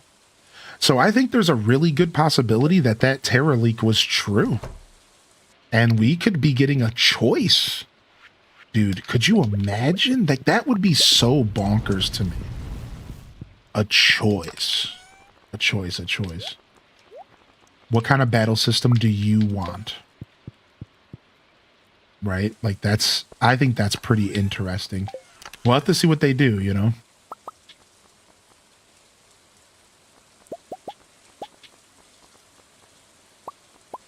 All right, we're running out of iron. Good thing we farmed up a little iron as well. Because we were actually running out of iron. I didn't realize it was like that. All right. Yeah, you know what I mean, Jin? Like, I think that people are overthinking it, how much work it would take to do one or the other. I really think people are just overthinking that, and I think it's very possible. I don't know what I want these days. You know, most gamers don't, but most gamers don't want to admit that. Most gamers have no idea what they want, and instead of understanding that, developers just go asking gamers what they want, and then they wonder why most games in early access fail. Because while I think it's healthy to poll your community and ask them what they want, I think it's silly to think that gamers know exactly what they want. Your developers are giving way too much power to their gamers. Developers are sitting around taking advice from people who have no clue what they want. And they could change their mind literally overnight. And it's like, you know, like a good example of this is how gamers will want fast traveling in a game, but then fast traveling will make it to where they don't want to play the game because they get bored fast. And you have to make those decisions as a developer. You have to say to yourself, like, are you going to ruin your own game by adding too much quality of life? Like, that's a question that should be sincerely considered. Stuff like that. Like, gamers are always going to tell you to your face that they want the most quality of life experience, but then turn around and say your game sucks because it's too easy. And turn around and say your game's boring because they didn't spend time playing the game because they just fast traveled past everything. So it's like you have to make decisions on your own if you're developing a game. You cannot constantly ask your community what to do. I do think it's important to take feedback when feedback should be taken. I think it's healthy. I mean, and look at Baldur's Gate 3. Baldur's Gate's a good example of where taking feedback was good. So it works. There are plenty of early access games that do it well. But Baldur's Gate also didn't do everything that the community wanted. They did some of the stuff people wanted. They didn't do it all. They didn't just pander to everybody. That's like a thing. You have to like draw a line and you have to like make decisions yourself. To me, the quality of line is like bulk buying and being able to organize chests, time wasters. Right, I agree with that. That's where we want quality of life, is what you're saying, and you're right on the money. You're right on the money, right? Like, where quality of life should be invested is true time sinks, an unnecessary tedium. So let me give you two examples. So, in theory, a lot of people would love if your character was as fast as possible in Stardew. And so they mod it into the game. But if you take away the early game's slow travel, then you lose some of the early game energy. So I think some games and some things should be a case-by-case scenario. Let me give you an example. For some games, crafting by chest is so important. In a modern era, stop making me craft with the stuff in my inventory. we're all over it, and it's the biggest time waster. If all the materials are in my chest and I go to the crafting table, let me fucking craft the item. And 99% of the time, this should be the case for every video game. But there is 1% of a situation where maybe not. And that 1% would be games that there is value in the slow pace. So I'm sure we could think of a scenario of a video game where crafting with the stuff in your inventory would like matter. Maybe some kind of super gritty survival game. A game where you're crafting like while you're under duress and like it's a part of the experience. You know what I mean? Like, sure. Like, my point is that it's case by case. There are scenarios where inventory management is healthy for the game. But then there's also games where inventory management is stupid and a waste of our time. So you should make it easy for us. And that's my philosophy on game development, right? There's certain things that are just across the board should most likely be the same in most games. Stop wasting our time. But, you know, some games do thrive through some tedium. It's a part of the experience, you know? It's like the old, and this is the last thing I'll say and then I'll move on. It's like the old tale of World of Warcraft. Here you have World of Warcraft Classic, where it takes a bajillion years to level, but leveling teaches you how to play the game, and leveling is a part of the experience.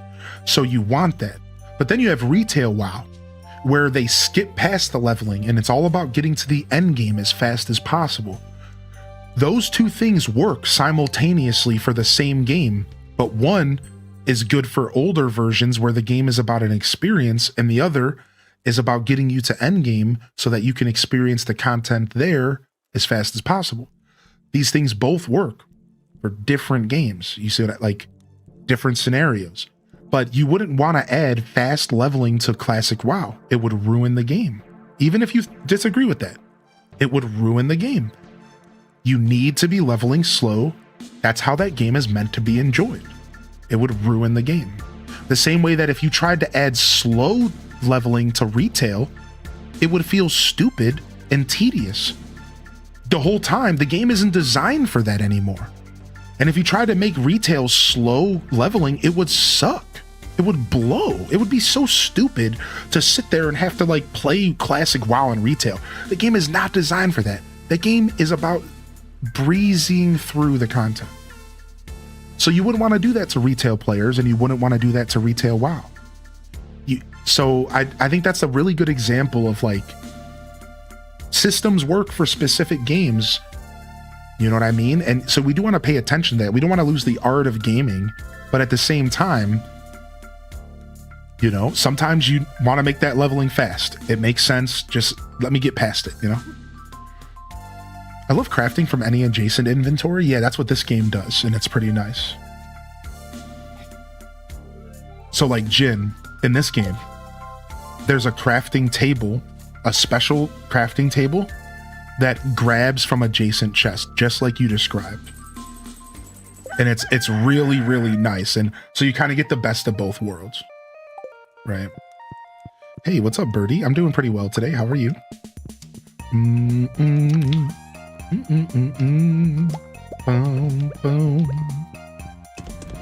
Ooh, Bethesda and Fallout inventory specifically is trash. You guys don't like it? You see, I think Fallout's an example where inventory management is a part of the experience. Now, but the UI, I understand the UI comment. But I do think that Fallout games do thrive from the survival experience of inventory management. But like, I think we are talking about two slightly different things, like UI and quality of life versus requiring a player to scavenge the waste and be picky about what they bring home. You know what I mean? Like, I think where Fallout thrives is they make the scavenging experience really good. Would you agree with that, Spartan?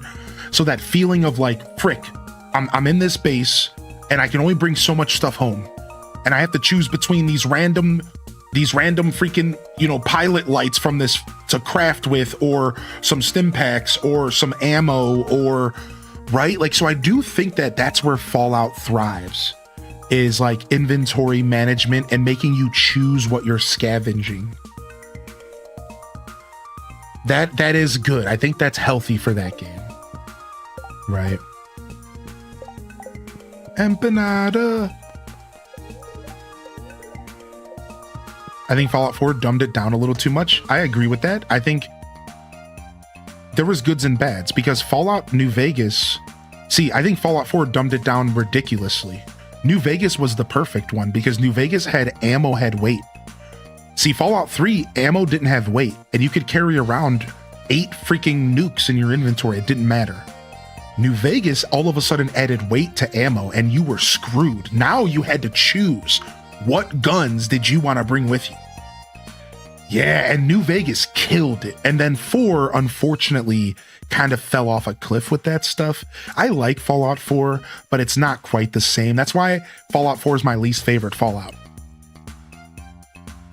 That's why. Because, like, 3 is my favorite. New Vegas is the best. 4 is the weakest, I believe, of the 3. That's, like, my take on it. 3 is my favorite. New Vegas is the best. 4 is the weakest, but it's still fun.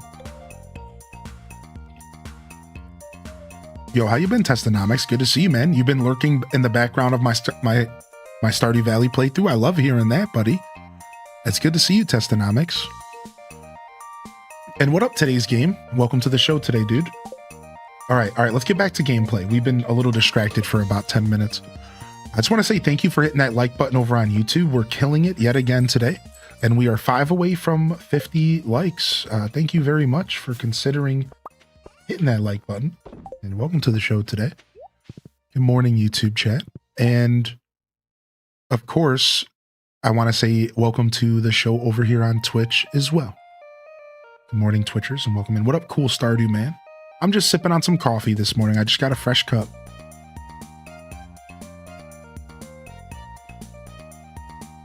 Yeah, Starfield struggled a bit. I loved Starfield, but it had its struggles for sure.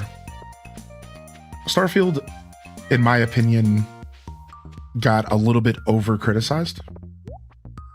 While a lot of the criticisms were totally valid, I do think it was an example of a little bit of an overcritical gaming space, which is just the way that what we live in now. We just live in a very overcritical, overcorrecting gaming space. That's just kind of the life that we live here now. I think Starfield was good though. It wasn't bad. It wasn't good either. I think it was unfortunately mid. And that's not unfortunate, but you want to know what's unfortunate about being mid is that in 2026, mid is bad. So you only have either great, grand, wonderful, top of your class, or you have completely waste of your time. That's it. That's how you grade games nowadays. That's it. The game is either a complete waste of your time, or it's the best thing you've ever played. There is no middle ground anymore. So Starfield, a mid-game, maybe even a slightly close to above average, maybe, for some people, for me, just terrorized, right? Just destroyed. Shambles. All right, I don't think we need to water our blueberries, right? 3 days? Yeah, we don't need to water anymore. We're done. We're free for the next 2 days. We're free for the next 2 days in game of watering. I'd be less critical if I played the game. Oh, that's a whole nother conversation, dude. Yeah, future-proofing games and making games unplayable. Not the play, dude. Not the play. Unfortunate side of gaming nowadays. It's like the pass-fail structures based on getting a B+ or better. Yeah, exactly. Classy Saya, it's pretty... Yeah, Top Cat, that was a big part of it. Yeah, you're right. You're 100% right. They dropped the ball on marketing, and they dropped the ball on some of the gameplay elements. It definitely was a game that could have used more work. It definitely wasn't a 10 out of 10 game. It wasn't an 8 out of 10 game. It was probably a 6 or a 7. Arguably, even a 5. Yeah, they dropped the ball on a couple elements, but they did manage to create a Bethesda game, and if you're a Bethesda fan, you probably could enjoy it, you know, and like that's like kind of the whole. Oh, my watering can is not here, and I have to go pick it up. And that's kind of like the whole conversation, right? The whole conversation is like, you know, while it wasn't the worst game ever, they definitely dropped the ball and people just weren't about it. People don't want to play mid games anymore. All right, did I leave my horse up top? I think I did. Yo, I hope you feel better soon, Elliot. Sorry to hear you're having a little bit of an off Sunday. How you doing, Top Cat? It's good to see you, bud. I hope that you've been well.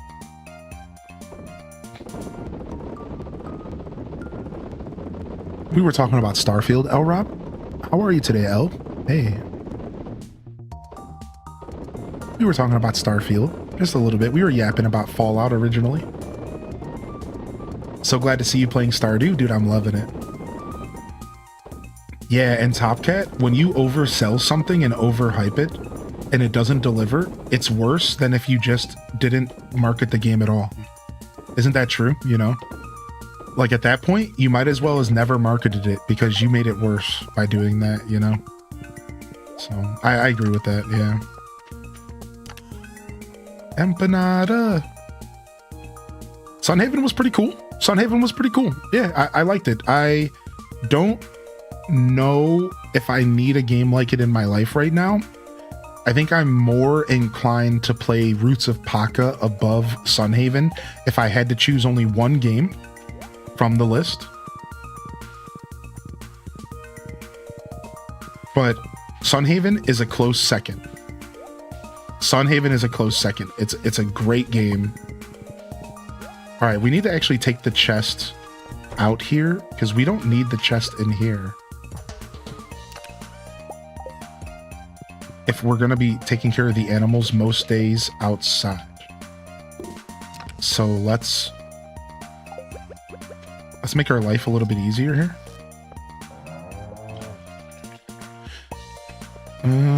This is not the Meadowlands, but Frontier Farms starts with some bluegrass. How about that? Yeah, I know. The community, I kind of debated y'all a little bit. I thought I was going to take a day off too. I actually thought that for a second there. And then I woke up and realized that it was just a little too last minute, that I just want to be more professional with you all. That's all. You know, I try to be somewhat of a professional with my show, and I try to give you all a proper heads up and schedule. And the truth is that, you know, I don't want this to be too of a downer talk here, but that's just the reason why I do this for a living, is because I'm not really good at any of that stuff, and I struggled in regular jobs. And I'm just bad at a lot of that stuff. And like I could be so much better at it. And that's what I'm working on. Like, you know, this year I'm working on being more professional and following through for myself a little bit more often. And I guess the point that I'm trying to say here is I woke up this morning and I was like, yeah, I'm going to go ahead and take that day off. And, you know, I got a little nudge and a reminder that like all of you matter and like my professionalism matters, and showing up that when I say I'll be here matters. It really does. And like the least I could do is show up when I say I'll be here, even just for a couple hours. The least I can do, like the least, I'm talking the bottom of the barrel that I could do, is just show up when I say I'll be here, even if it's just for a couple hours. And then I could just do better about actually scheduling time off and not being such a chode about it. That's really where I struggle, is like if I would just be more realistic with my schedule, then I wouldn't have those scenarios where I wake up and I don't want to do anything. I mean, those scenarios are always going to happen. That's the luxury of working for yourself. But we could minimize those interactions if I were to just do a little bit better about scheduling 2 days off a week and just showing up on one of those days if I feel like it. Like, you get what I'm saying? Like, it's much better if I have a scheduled day off and I show up as a surprise than if I have a scheduled day that I don't show up, right? That's like the thing I'm trying to correct in my journey with all of you. That's it. I realize, like, you know, I should just be scheduling 2 days off a week and just showing up one of the days as a surprise. Because, like, who cares? At that point, it's like, hey, Harley's here. It's great. It's a great feeling. Instead of going like, okay, I'll be here for 6 days. And then I'm like, oh, tired halfway through the week and I need an extra day off. Like, why? Why would I even do that?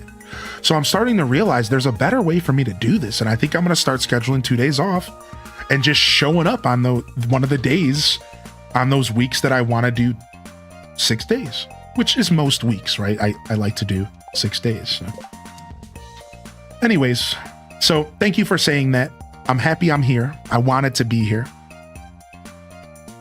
Birdie said, I came here from your other stream. I wanted to subscribe and get you that 50th like. Thank you. Thank you, Sarah Birdie. Dude, you guys are so kind. What the frick, man? Thank you for taking the jump over to YouTube. You're not expected to do that stuff, but it's appreciated. It goes a long way. You're hella professional as far as I'm concerned. Oh, thank you, chat. I just really care about all of you and what I do here. I'm blessed. I'm blessed to do this every day, so that's all. All right. So we have 2 days of freedom. We have to go pick up our watering can. So let's go do that. And while we're out there, do we want to upgrade something else? We should upgrade our pickaxe. Actually, do we want to save our money for cranberries? Let's quickly find out how much a cranberry is going to cost. Yo, thank you, Charlie. Cranberries.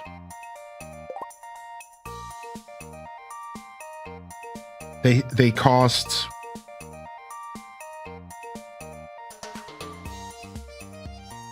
It doesn't say what they cost, unfortunately. So I'm going to quickly send that here. Stardew, cranberry. No, quality of fish does not matter in the fish pond. Good question, actually. All right, so the cranberry seeds cost me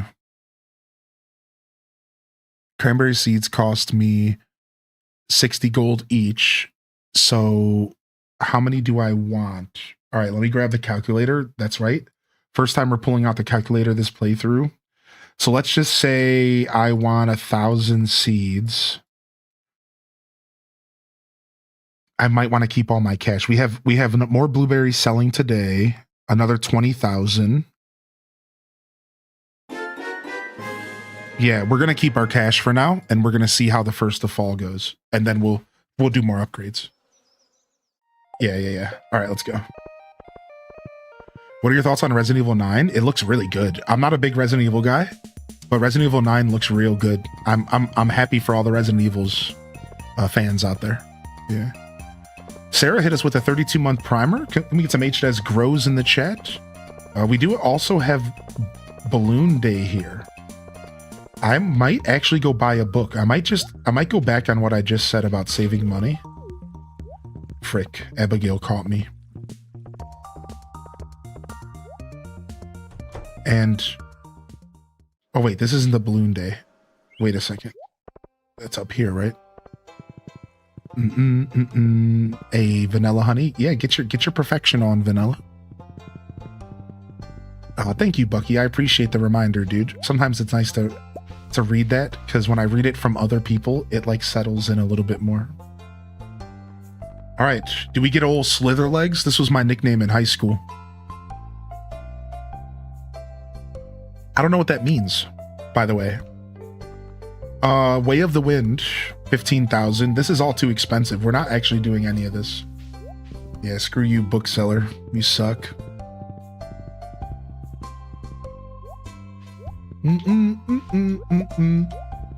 Yeah, they called me Old Slitherlegs because I was the best person at doing the worm. Y'all remember when everyone was doing the worm because of the wrestler named Scotty Too Hottie? What a douche. What a douchey wrestler. I'm so glad he didn't last long. Scotty Too Hottie. What an idiot. Talk about an omega douche. Scotty Too Hottie. Oh my lord. and he would do the worm in the middle of the ring before he attacked you. His special attack was like getting you weak and then doing the worm before he like landed on you or something. Like it was like the stupidest special attack. He'd like do the worm in the ring before he attacked you. Like what an idiot. It was so dumb, dude. He would just like do the worm in the middle of the ring. Like what are you doing, dude?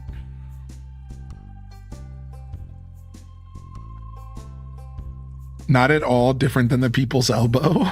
He had way too big of a head. Also, I saw your comment about Metroid Prime 4, and I agree. They dropped the ball with Metroid Prime 4. It shouldn't have been called Metroid Prime 4. It should have been called Metroid Desert Extravaganza or something. Like they built up expectations for that game in the worst way possible. They seriously did. They built up expectations in the worst way possible. Stardew, STTTTAAAAARRRR, do Stardew, woohoo. Oh. Okay. All right. Nice. Yo, everybody. I think we're playing some Stardew, and Mr. Dougie might be pretty happy about that. Thank you for 30 months in the chat. Sarah, thank you again for the Prime. Appreciate you. Mr. Dougie might be happy about that. Thank you, man. If you're secretly Scotty Too Hottie, we still love you, man. You can be honest with us here. This is a safe space. Shut up. With the Kappa. Not the Kappa following that wholesome comment, actually.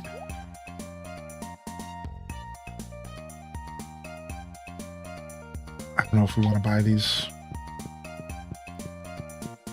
Yeah, we're just going to wait. We're done. We're done buying sprinklers. We're going to just go with whatever we got. All right, we gotta start doing the field. So does anybody know, do I still have to do the trick where I put a pathing under the sprinkler to make sure I don't destroy it when I'm hoeing, or is that something they fixed in 1.6? I remember, I think they fixed that, right? I think that you don't, no longer does the hoe affect the sprinklers. I feel like they fixed that in 1.6. If you hoe, it does not hit up the sprinkler. Right, that's what I thought. I'm pretty sure they fixed that. It used to be that you would have to put a pathing under it or something, but I'm fairly certain they fixed that. Love for... No. I left my whole life behind. Don't worry, chat. I left my whole life behind. I'm good. We ain't hoeing no mowing. You know, if the whole life meant eating ho-hos regularly, is that what we're talking about? Because I did a lot of hoeing. I love those. I love those cakes. Boy, did I love those cakes.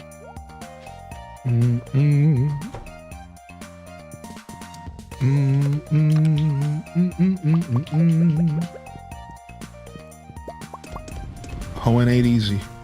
Yeah, it ain't easy on the waistline. Little Debbie Swiss rolls over ho-ohs. I'll give you that. I'll give you that victory there. You can have that one. But pecan rolls over everything. Pecan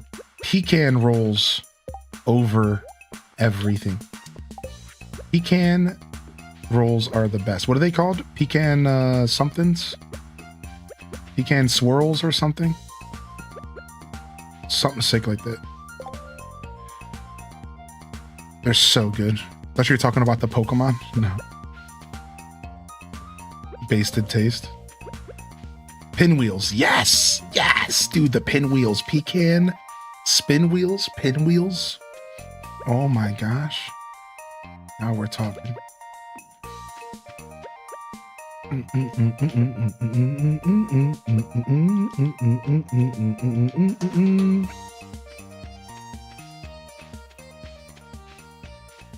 You're gonna make some bacon? All right, good luck. I don't know why I wished you good luck. I'm sure it'll go just fine.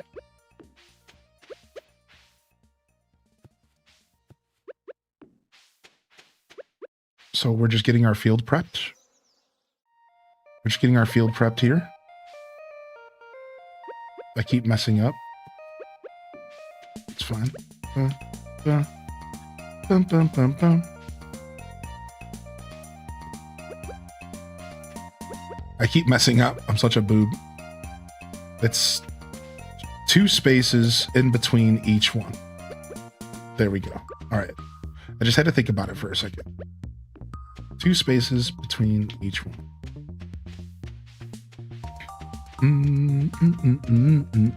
Ooh, cosmic brownies are pretty fire. Cosmic brownies are pretty fire for sure.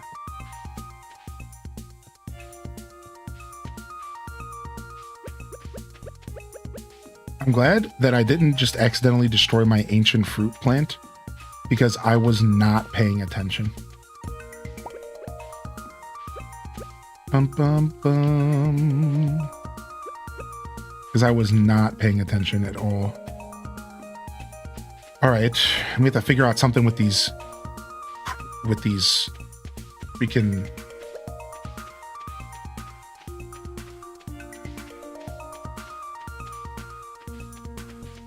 scarecrows. Can we make a mega scarecrow yet? I think we can, right? No, that's like a thing you have to purchase or something. It's like a 1.6 recipe. All right, we're gonna have to put these in the fields. These are gonna have to just be in the fields.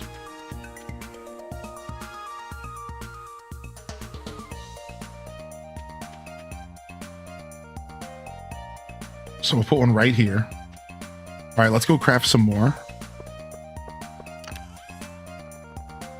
Get our coal out of here, get our fiber, get our wood. I think we might need 4 more. Do.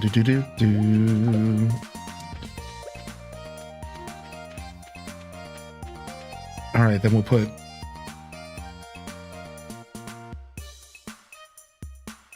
one here. Let me grab this boil.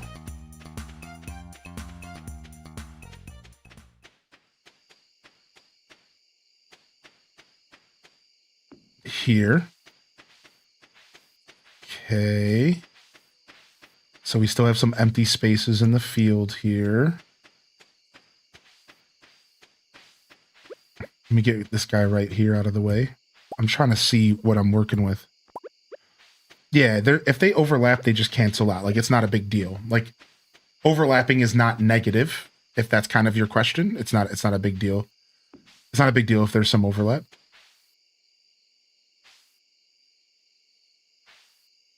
Dang it, it can't be perfectly even.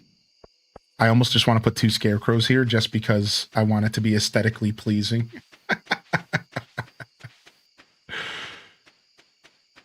All right. Unfortunately, we might not be able to reach the middle of our field. We're about to find out.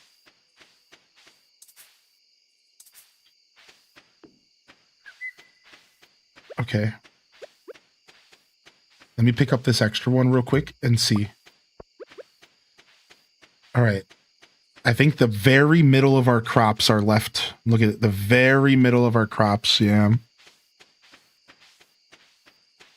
So we could put one back over here. Like we were planning on it. Boom. All right. I need to craft one more.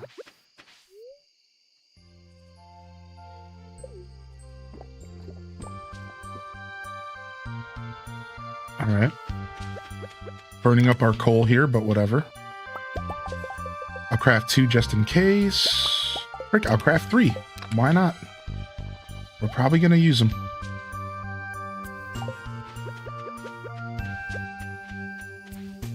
It's hard to see a little bit more at nighttime. Okay, then we just need one on this side. Okay, so we're going to grab you. And we'll put one right here. Okay. There's just 4 spaces in the middle of my field that don't have coverage. These 4 spaces right here. How annoying is that? All right, so we're going to put them right here. Boom. All right, done. Done for now. Done for now. Done for now. Actually, let's make sure that everything over here is okay. What about the bottom down here? Okay, everything's good down here. Found a way to get Nintendo games for cheap yet? No. What do you mean? Yo, good morning, Mocha. Do you mean like physical, like real life games? You talking about? You got some kind of strategy? You got some kind of deep cut knowledge for me, dude? You got something to tell me, man? Right. Watching you on both YouTube and Twitch so you get the views. Oh, thank you, chat. You're the best, y'all. You got me hooked on Sunhaven. I'm obsessed with it. I might like it more than Stardew. Wait, really? Caitlin Hill. I know I get Steam codes cheap on certain sites. Oh, sure. There's some of that stuff out there. You know, a good way to do that is maybe even look at some foreign resale shops, because you can get some like games cheap that are Japanese that will play on the Switch because they have language options. And you might find yourself like something like you're talking about there, maybe. Like look at a website called Play Asia, for example. I use Play Asia as a website that I use for a little bit of that kind of stuff. And that might be worth looking into for you.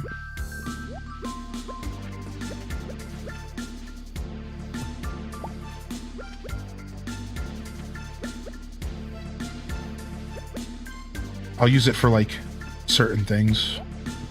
All right, let's make some torches and put some torches in our fields. Do we have any that are sitting around? Let's check. Play me? Wait, is that your name, Saya? I love that name. I knew an Asia growing up. All right, see, I don't have to take this stuff out because of the crafting table. I can just go to the crafting table here. All right, and then because of the new update, you can put torches on top of sprinklers. Take a look. So now your field can stay perpetually lit without you having to worry about it.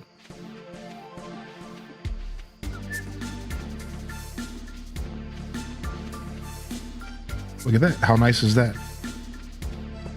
How nice is that? It's just like a nice little touch to kind of make your field feel just a little bit more put together.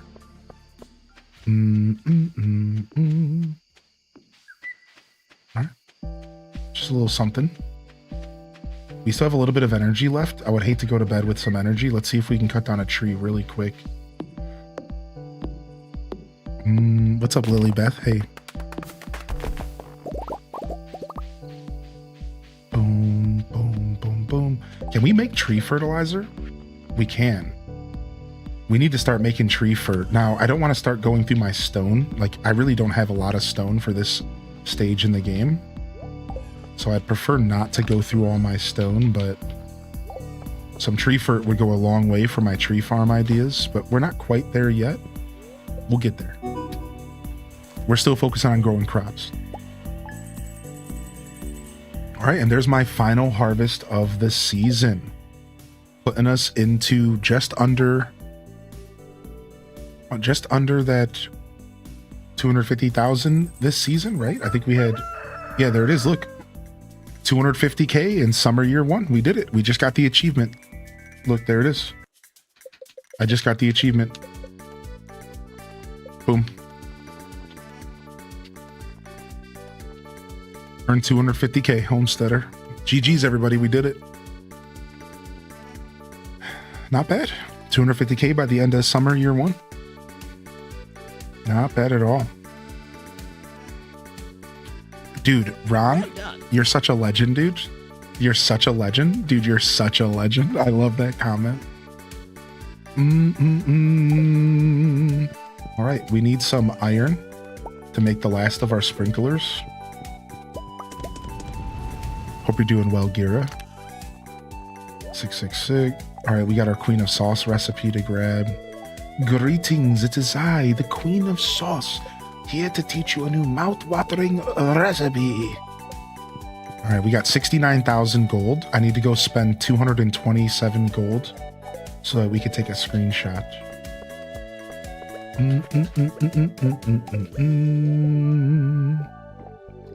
Yeah, that watering paid off, that's for sure.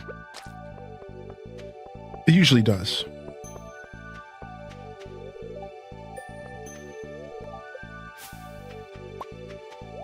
It definitely usually does.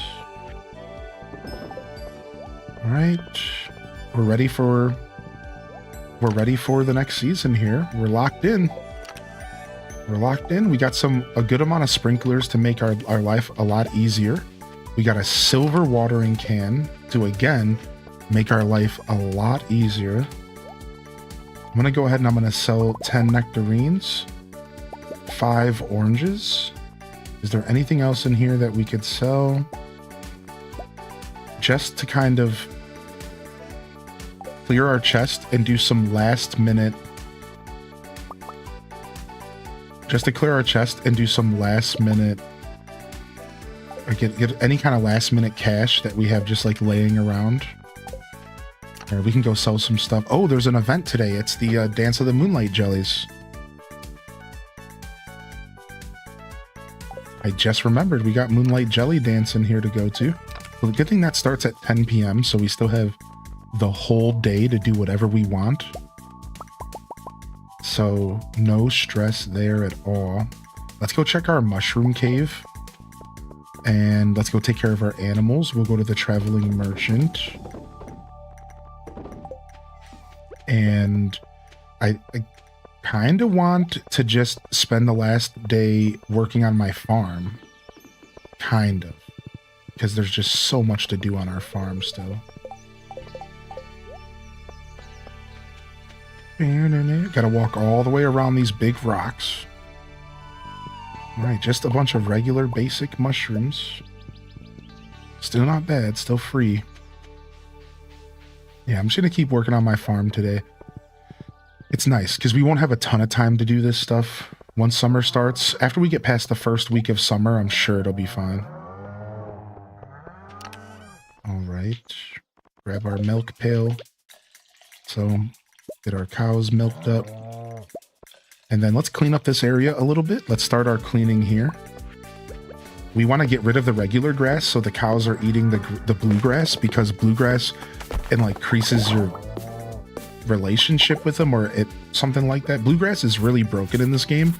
So one of the features of bluegrass that some of you might not know about is it makes it to where your cow isn't a baby as long, or your animal in general.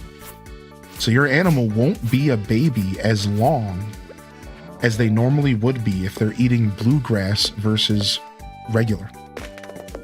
This is one of the many perks of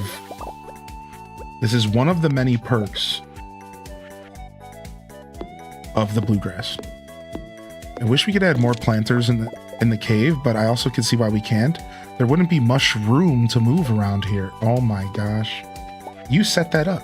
You didn't even care about the cave. You just wanted to make that joke. I'm calling you out. You don't even care about the mushroom cave. You were just making that joke. You don't even care. That was all fabricated so you could make the sickest joke ever. See?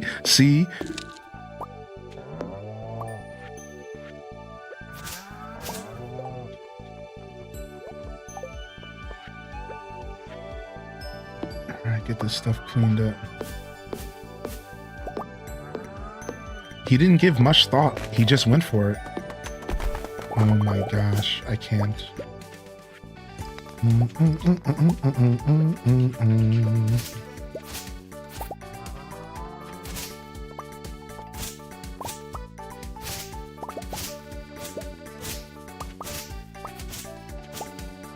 We got so much farm to clear up. It's insane. Like, we got plenty of stone right here.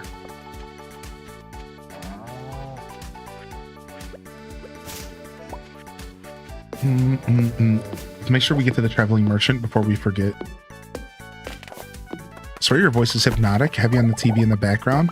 Noise while I read. Thank you for unknowingly being a part of my piece today. Aw. Gav Catch. Thank you, dude. I'm honored to be a part of that today. That's an honor. Thank you. I'm proud to be here.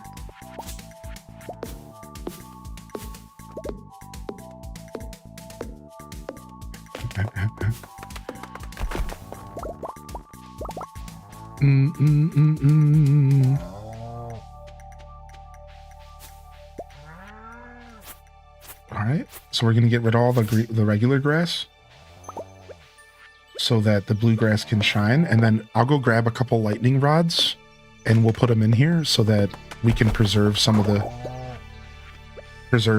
pieces of bluegrass like we just talked about.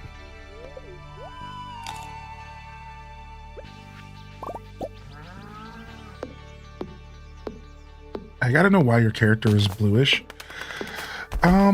I just like to make my character weird colors. I will be real. It's just something I do in this game. Sometimes I'm green. I've been purple once. Yeah, I just like to be weird. You know? It's fun. It's more fun being weird than the alternative, which is, I guess, being boring. I guess that's what the alternative is.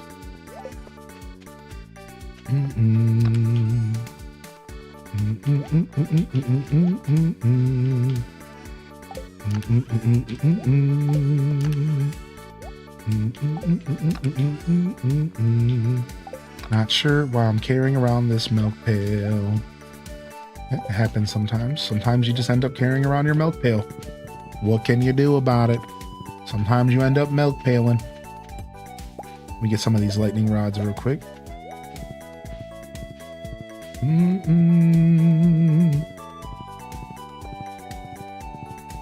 Yeah, I don't know why I made my character gray. He's like a weird gray blue. I don't actually know why. All right, lightning rods placed. Farm's feeling real good. Let's keep cleaning the farm up though. Let's keep cleaning up.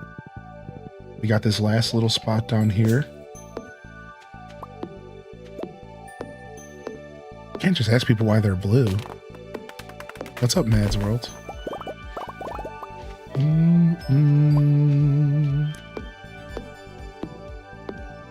Almost out of energy. Oh, must destroy stump.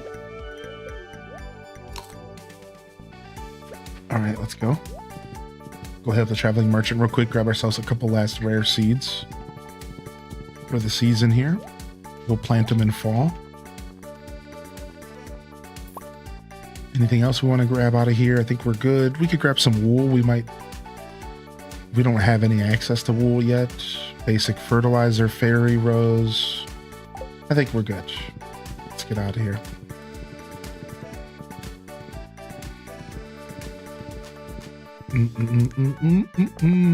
Also, we were talking about putting chests and stuff and all that outside of the normal area, right? Outside of our farm. But did you know that you could put tappers on trees outside of your farm? That's a big... You can tap the whole forest up. You can tap the train station if you want. You can put tappers on trees at the train station if you would like. You're not stuck to only tapping trees on your farm. So that's something we didn't mention when we were talking about putting, decorating the valley and putting chests and items down around the valley this morning. But what are some strategies for the first month in Stardew? So first month, so it depends, right? So I'm going to go ahead and answer this question, assuming that you are an experienced player. So it's not your first playthrough. So first month of Stardew, these are some of the big strategies that I tell players when they ask this question. So the first one is you want to get a silo early on so that you could cut the grass and that your grass is turning into free animal food so that you're not wasting just free food. So a good first step is getting your silo pretty early would help a lot. I'm not sure why that alert's not popping yet, but can we get some love in the chat for the 17-month resub here? Thank you so much, Farrell's 17, baby. Not sure why that alert died, but it'd be like that sometimes. So that's one piece of advice right out the gate. All right. So get your silo early. My next piece of advice for the first month of Stardew, so we're talking spring, is spring onions. Spring onions are a massive source of free food to get you through the early game struggle. And to piggyback that, digging through the trash around town is a massive leg up in the food game for the early game struggle. So trash can digging as well as spring onions are two of what I believe to be pretty essential early game food sources to help you get through your gameplay, to help you get through your early game. All right. I also, here's a tip. This is less of a tip and more knowledge for you. If you don't know, forageables reset every Sunday. Wait. What are you talking about, Hylian? Forageables around the valley reset Sunday in game. Meaning, every Sunday, everything that you foraged around the valley replenishes. Take this knowledge and go forward, young Skywalker. This should allow you to manage your foraging. You only want to really forage 1 or 2 days a week, and you want to balance it around the fact that it resets on Sunday. So you can take advantage of that and that knowledge and schedule your foraging around Sunday. I recommend you forage directly on Sundays and get it over with right away, or do it on like Saturday or Monday so that you can just ignore it the rest of the week. So that's a big part of that first month. Knowing that helps a lot. Otherwise, early game Stardew Valley and the first month, there isn't like a ton you can really do. It's about you establishing as much money as possible so that you can have a good summer. And the best way to do that is either fishing or farming. So you either put every dollar you earn back into your field. Every dollar you earn in the first month goes right back into your field, goes right back into more potato seeds over and over again.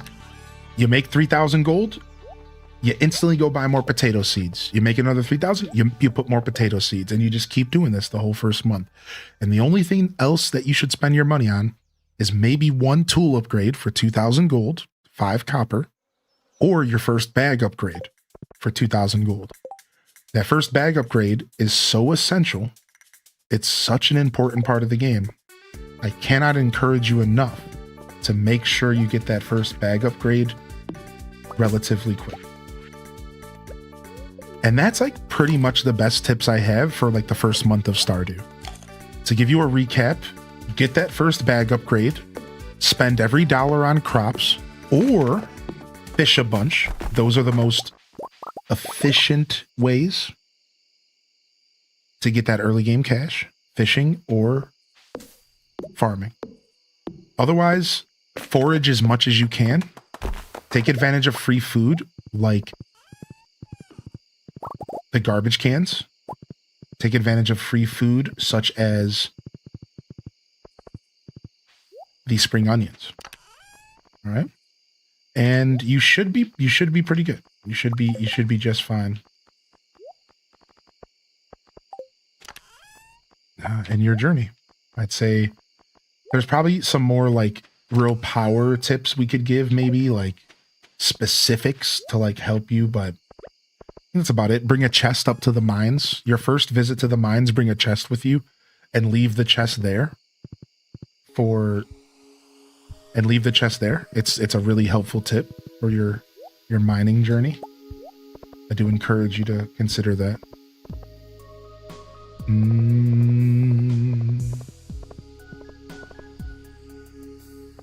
You don't even like going mining until you get that upgraded backpack. I'll do a little mining before I get it, but I respect that sentiment. I really do. Welcome back in here, Wika.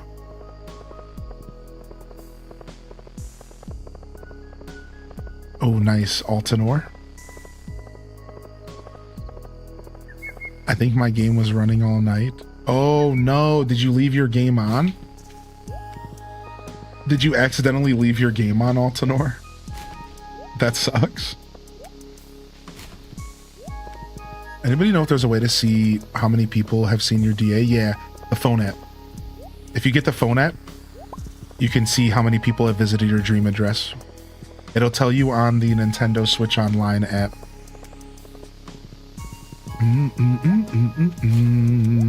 Nice little detail that they added to that app. All right, time for the dance of the moonlight jellies. Let's moonlight jelly dance.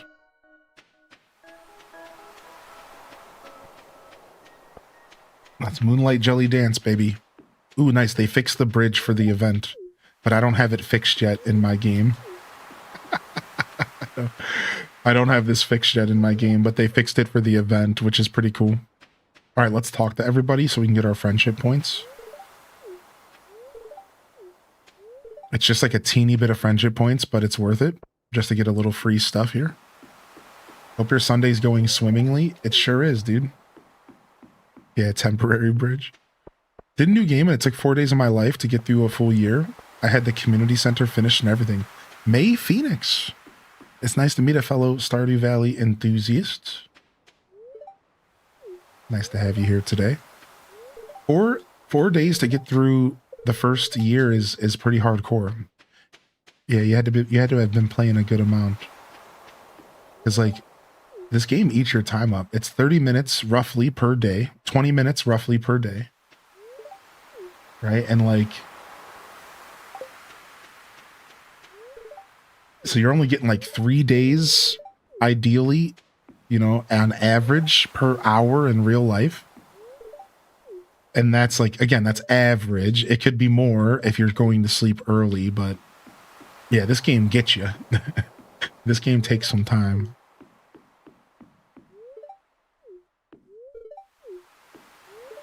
Yeah, it's playing on Android, and it's been waking up randomly. That's so funny. Yeah, I have the Android version. I have the iOS version of this game. I bought it during the Stardew Valley concert and started playing during the Story of Seasons, the Symphony of Seasons concert. I was sitting there and I could barely download anything because the internet was so bad. And I was like, you know what? This is the only version of Stardew I haven't purchased yet. And I was like, I'm going to do this. And I bought it and I sat there and downloaded it and I played it for like a second while we were in the intermission. It was sick. It was super sick. All right, let's go. Cutscene time. Typical gamer. All right, cutscene time. Time for some moonlight jellies. A beautiful cutscene, to say the least. You know, thanks for hanging out with us, YouTube, and thanks for hitting that like button. We're up to 60 likes today, and of course, Twitch, good morning. Hope everyone's feeling good over there. Oh, I cut into the cutscene on accident. All right, here comes the music. How are the controls on iOS? You know, they're serviceable.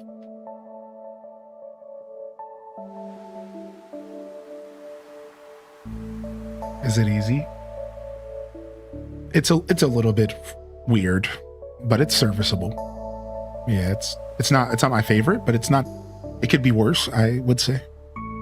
Somewhere in between good and bad. My go-to spouse is always Leia, but I have dated Emily before. She's awesome. She gave me a super cool outfit. Welcome to our Sleepy Sunday stream, everybody. Good to see you. Happy Stardew Sunday. Do do do do do do do do do. You're an Emily man? Emily's awesome, yeah. Do do do do. Oh, nice, Altanor. That's sick. The glow of summer has faded, and the moonlight jellies carry on toward the great unknown. Dude, that song brought me to tears during this concert for sure. What a beautiful journey, man. Story of Seasons, Symphony of Seasons was so beautiful. Brought me to grown man tears. I was grown man. Who's calling me, dude? What? Oh my God, Stacy, did you hear what Brad did? It's unforgivable. He's totally on my do not talk to list now. Wait, Hylian, is that you? Oh no, wrong number. Forget you heard anything, click. Why are you gossiping at midnight? Go to bed, you hussy. Go to bed, you hussy, dude. What are you doing?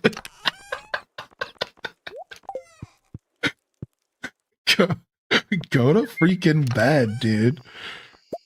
I can't believe her, man. I can't.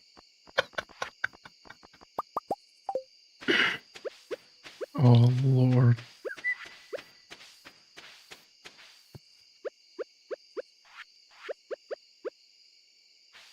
I messed up again. I'm such a boob. We're gonna have to do a little bit of tilling tomorrow because I keep making mistakes.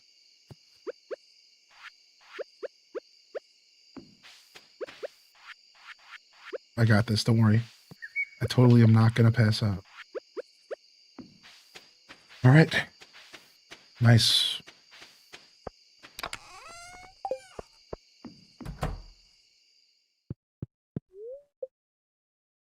Haley the Hater.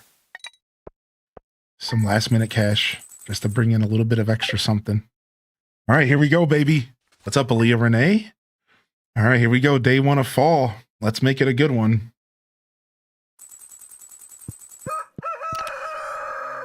All right, gonna grab this.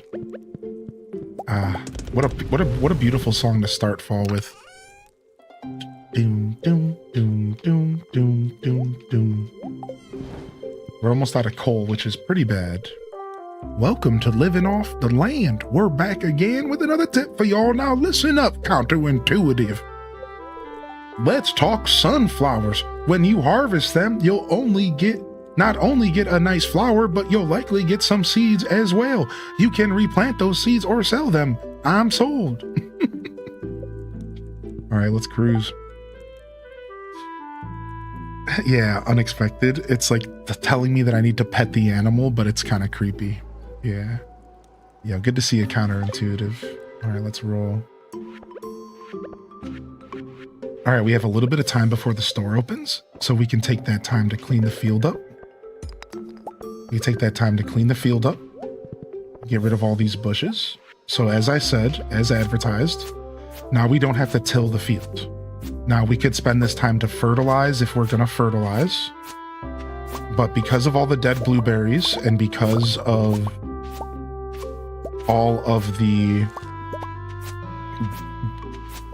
the wheat that we planted down there, not only did we keep that retaining soil from the wheat, which is like the most ideal situation, we're also keeping everything tilled so we don't have to spend too much time tilling our field. So not only are we saving energy here, but more importantly, we are saving time, right? And that's the big thing here. So we're gonna go down here. We don't have our hoe upgraded, which is the big problem for our current setup.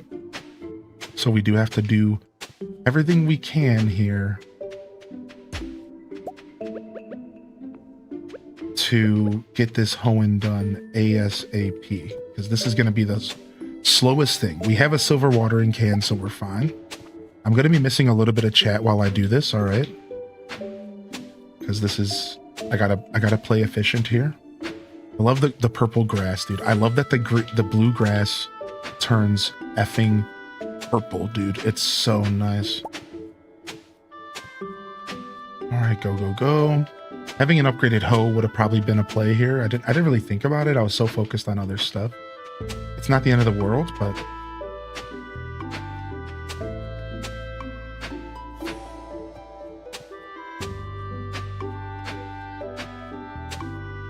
all Grab some coffee. Get rid of that. All right, go, go, go, go, go, go, go. Grab this. Oh, I put my blueberries away like an idiot. I keep doing that. Okay, and grab my bloobs. Put this wheat away. Sunflowers go here. We don't want to spend too much time micromanaging our inventory right now. We have other stuff to do. All right, it does rain in fall, sure. Just the rainiest season in the game is actually summer, I believe, in fall. Or fall, then summer. Yeah, it does rain in fall, but it's all RNG. So if it feels like it's not raining, it's just not raining for you, which could be a good or a bad thing, I suppose. All right, let's go. We need to quickly go grab these bars because we're going to try to make some last minute. We're trying to make some last minute sprinklers. So we're going to be doing this throughout the day.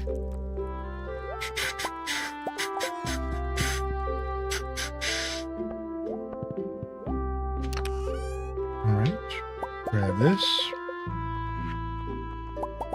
3 more sprinklers. All right, let's cruise. Let's go buy seeds. How you doing today? Itches my britches. Welcome to the show today. You put your character's hair on the wrong side of their head. While looking for a number of visitors in my DI, I have to cross my recently visited dreams list. You visited a dream called Big Meaty. All right, we'll go buy our seeds from Joja Mart since they open at 10 and we got here late. So we'll take the extra run here real quick to Joja. We'll get cheaper seeds. And let's go. We'll say hi to Claire while we're here. All right, let's go. We're going for just cranberries here to start things off on day 1. Let's begin. Shall we?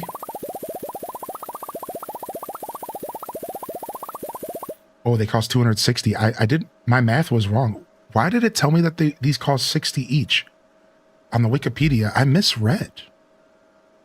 That was the sell price of the seeds themselves. They cost $216 at Joja Mart on Expanded. So my math was completely wrong. We have a way more field space than I was planning for. We have way more field space than I was planning for, which is pretty nice. That's actually a really good thing. I'm really happy about that, because then we might not even have to water ever. So we're just going to spend every dollar on cranberries. All right, and then before we... Yeah, just every dollar. What are your goals for this playthrough? Perfection. We are doing our first perfection run of Expanded. This is our second Expanded playthrough, and this will be our first perfection run of Expanded. So that's our major goal. Major goal. Ooh, I got the trash catalog. Yo, trash catalog twinsies in the chat. Nice, dude. Sick, dude, sick. All right, let's go. We should have enough time to do everything we need to do. Now knowing that I'm not buying 1,000 seeds, I would have saved even more money if I would have realized that we're actually not getting a ton of seeds. We're doing the same exact amount of seeds that we did in summer. So this is a little bit lighter than I planned for. I overspent a little bit. I guess I didn't have to purchase the house upgrade. That was 10K, but we're fine. We're still going to be making a ton of cash. Like, don't get me wrong here. I'm just criticizing myself because I did really bad math, and it shows. I did real bad math.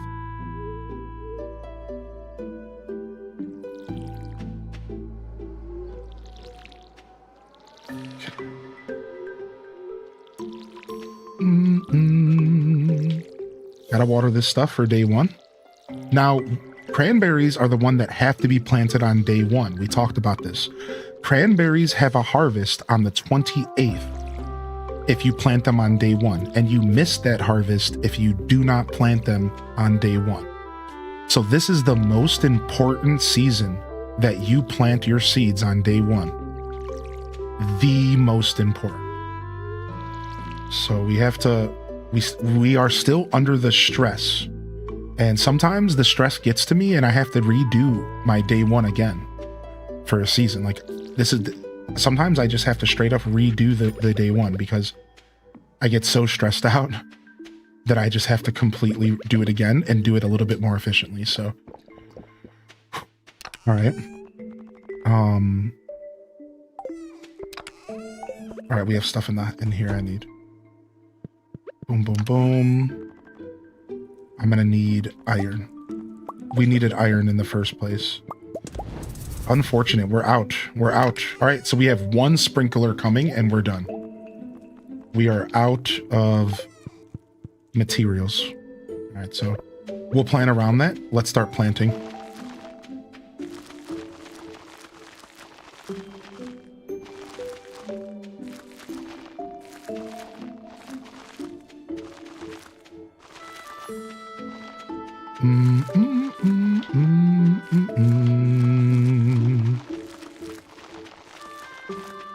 Boom, boom, boom.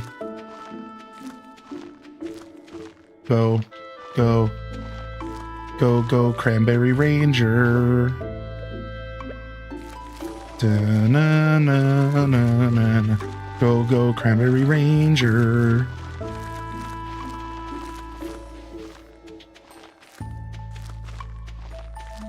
Oh, I didn't want to do that. Trying to be careful about misplacing. I want this to be nice and clean. Boom. Boom. Boom.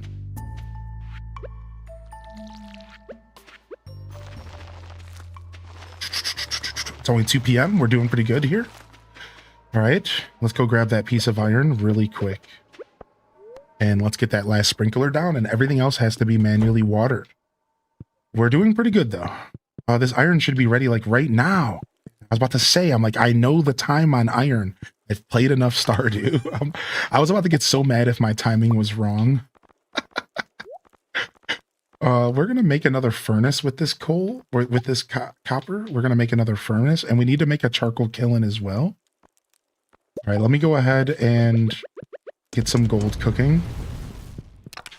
All right, we'll come back. We'll do all that stuff later. We got to remember that, though. All right, boom. Grab a sprinkler again. Finished. We're finished with all this junk. Let me grab my milk pail out of here. We're going to need that. Don't know what I'm doing with hay yet, so we're just going to throw the hay in the seed bin. And my new trash catalog in here. All right, let's go. Don't know where I left my horse at. I guess we'll figure that out later. All right, so we are going to have to do some daily watering, but not much, as you guys can tell. As you can tell, not much at all. But we are going to have to do some daily watering. And to answer that question, I will not be saving space for future sprinklers here.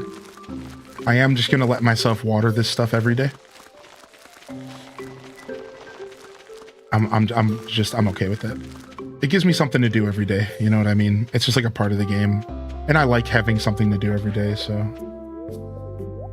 All right. Now we have more seeds to plant, though. So let's go get the rest of that stuff. We did not get the pumpkins from Gunther. I forgot. And we totally have stuff to give him. We could probably go get the pumpkins from Gunther now. Let's go do that really quick. Let's go see if we can go get the pumpkin seeds from Gunther by turning in all of this stuff. All right. Let's go do that really quick. Because remember, we have the mine carts now. So we can do this stuff real fast. All right, let me just check and see if there's anything in here that he needs. Diamonds are forever. All right, fire quartz, ruby. Any James Bond fans? All right, let's run over to Gunther's real quick. Let's go drop that off. Yo, what up, Gingy Ginger? Run up here, go to town. And we might be able to get those pumpkin seeds to plant for free. And I'd like to get those planted now if I could. It'll help me better gauge what I'm doing. Sean Connery Bond? Yeah, I'd have to say Sean Connery Bond is probably best Bond. But yeah, Sean Connery Bond is probably best Bond, yeah. Probably. There's some good Bonds, though. Too many people sleep on Timothy Dalton. Bingo bongo, got it? Grab our singing stone while we're here. Too many people sleep on Timothy Dalton, man. Dalton was a good Bond. He was just only a good Bond for like 2 movies.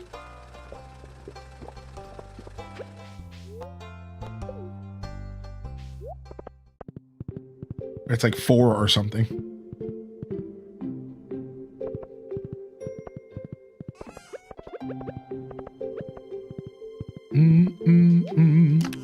All right, what else do we got to plant? We got 8 rare seeds. We got only 2 broccoli seeds. Weak. We could have got way more. We should have been looking for broccoli, I guess. Guess we'll plant this. Well, I guess we'll use the rest of our retaining soil, and we could do some more retaining soil. I wasn't gonna, but we might as well, right? We'll plant these sunflowers as well. I wasn't gonna make more retaining soil, but we might. We might make a little bit. I just don't want to waste all my stone, dude. Like, stone is actually really useful, y'all. Ooh, nice. New achievement, DIY. I'll just grab, like, a little bit. Just to, like, just because. Like, just a little. But stone is pretty important, dude. We can't just be blowing through our stone.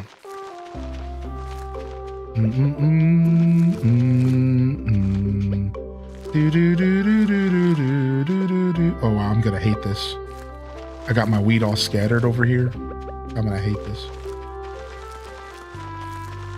All right, let's see if we can get some retaining soil going. Why not? Might give us a couple days where we don't have to do much, which would be kind of cool. You know what I mean? Like, it might be nice. Might be nice not to have to do much some days. All right. We have to water, so let's do that first, just to make sure we're staying consistent. Then we're going to keep planting. We're going to do more hoeing and more planting after a word from our sponsors. Has you or anybody else that you know suffered from transvaginal mesh? Wait.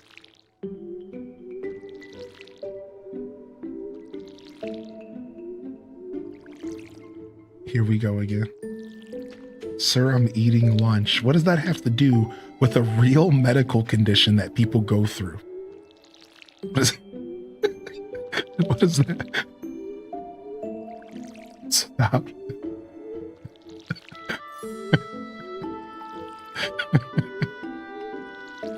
And it's fish. You're well versed in it, or no? The truth is that I'm a fake doctor like Dr. Phil. I just saw something on TV and I'm just pretending that I know what I'm talking about. Oh, shots fired.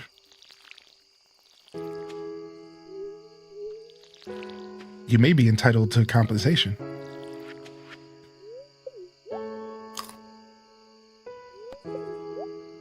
It's my money and I need it now. My name's Mark and you can count on it. I do recommend Gin-Gins. You got that right. I do. All right, we're gonna go ahead and plant some more. Because we're a little crazy and we like suffering. Suffering. We like to suffer while we play Stardew. You see. Yeah. So we plant way too much stuff.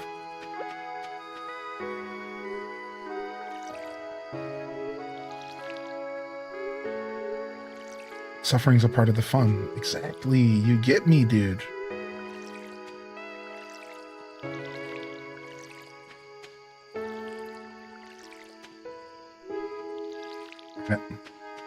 Itching to fire up your own game. Suffer ring. Hey, Balloon in the Twitch chat. Have you ever played Coral Island? I have. You can find my Coral Island playthrough on YouTube. We played when 1.0 released. We played Coral Island when 1.0 released. So we played it twice. We actually played it in early access for one single episode.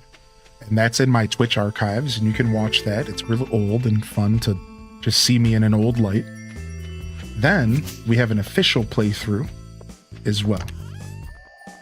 I just realized that I never took care of my animals, and they're already in bed. So hats off to my animals already hating me, probably. And we just started this journey together. What is this animation? Hold on a second, chat. Look at this. Look at this animation and this sound effect.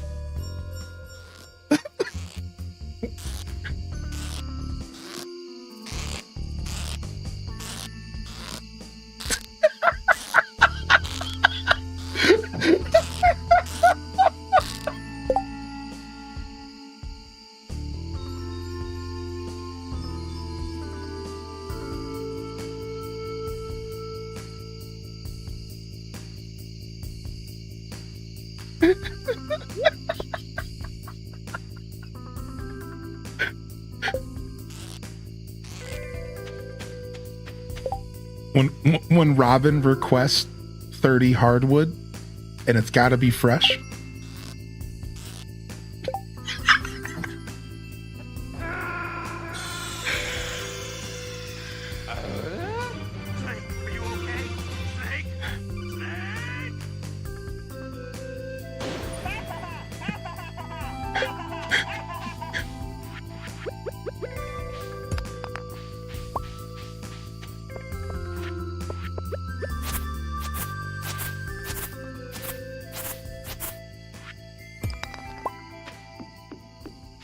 Time to end stream. It was that bad? Fair. Fair, dude. Yeah, I can't pet them. They're asleep. Yikes, I'm the worst cow owner. They're gonna be pissed. I didn't even milk them.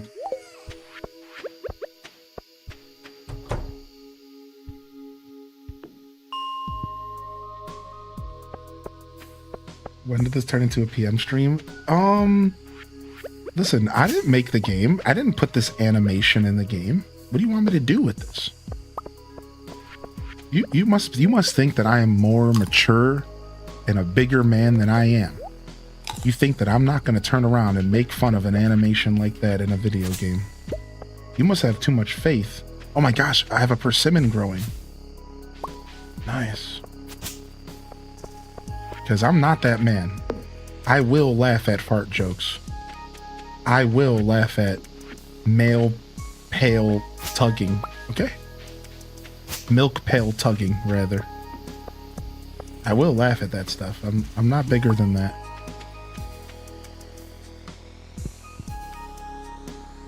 What's up? How you doing, Gothic Plant Witch?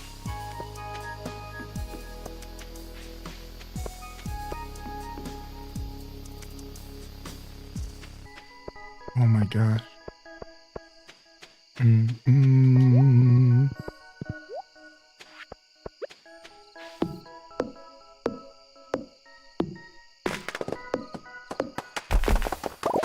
Ooh, yeah. Give me that hardwood. Nice. That's some good stuff right there.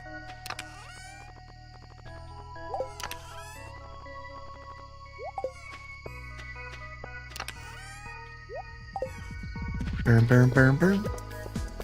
All right, day one success. Day one fall success. We did it. Our YouTube audience doesn't like those types of jokes, I don't think. Sorry, YouTube chat. You guys might be new here. My bad. Welcome to the show, though. Ooh, I love this song. This might be my favorite song in the game.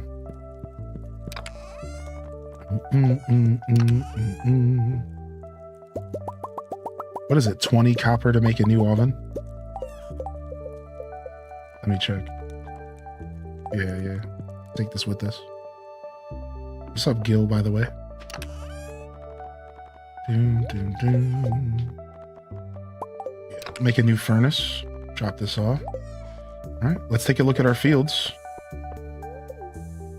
And it's Penny's birthday. Let's go see what Penny wants. Penny's not the worst to gift, right? An emerald or a melon? We should have an extra emerald or melon.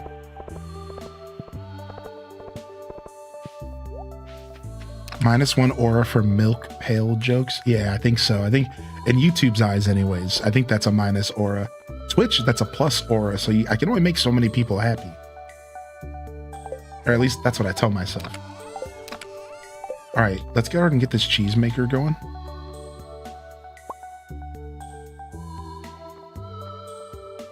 Get that cheese maker going. We really need more copper because we are just hurting. We could start getting mushroom logs going, and we could start making mushrooms if we want. We need a charcoal kiln as well. How do we make a charcoal kiln? I also need a seed maker. I need 10 coal. Please not copper. Frick. All right, let's go get some copper cooking right now.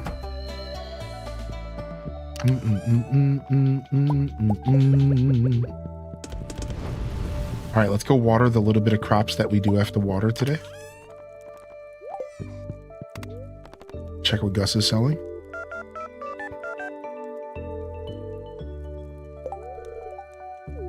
Oh, I didn't see what he said, but I don't think it was Lucky Lunch. All right. Cheese press is officially here, which means we can start taking our milk and plopping it on in there. And here we go. Here is our official field, everybody, that we will be watering. Not too bad. Over 350 crops planted again. And while I'm actually a little disappointed in myself because I thought I was going to be going a lot harder for fall, I kind of mismanaged my funds and got a little excited about buying certain things. And I probably could have easily planted 1,000 cranberries and got away with it. Secretly, I'm not mad. And why is that? Because now I don't have to spend every day watering and turning this into another watering simulator. We're actually going to be able to play the game this way. So while maybe we're not playing as efficiently as we could be, we're still, like, this is going to be more enjoyable. And I'm kind of here for that. I'm kind of here for the more enjoyable ride versus the watering until 6 p.m. in-game everyday ride. Because if you think about it, I just said 1,000 crops. This right here is roughly 400 crops in front of you. Could you imagine what this field would look like if I added another 600 to it?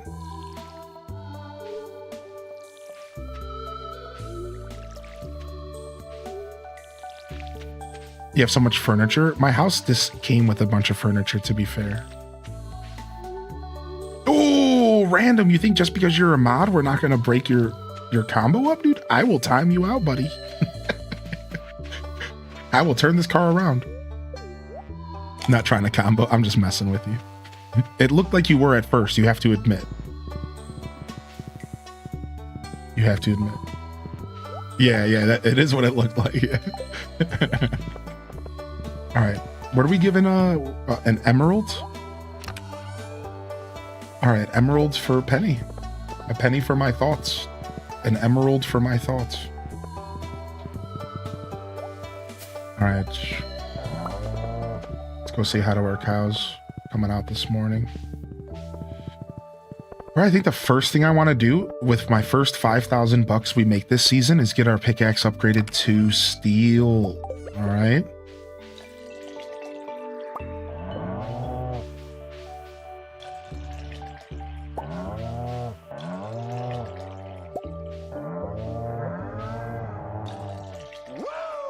That's definitely going to be our first goal.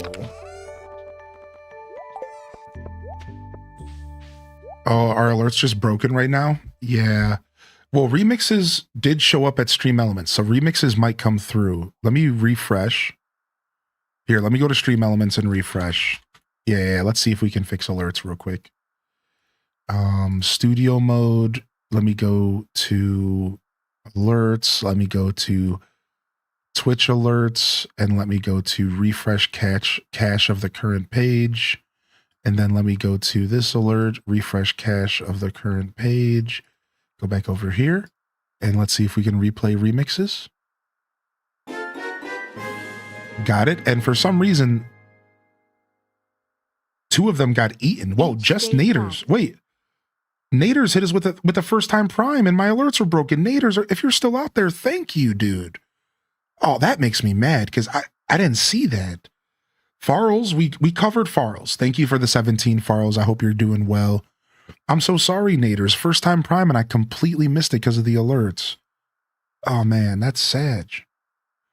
So sorry about that, Naders. If you're still out there, thank you for your support, dude. It goes without saying just how much I appreciate that, dude. Thank you very much. Okay, so Stream Elements is working again. It was just being a dork.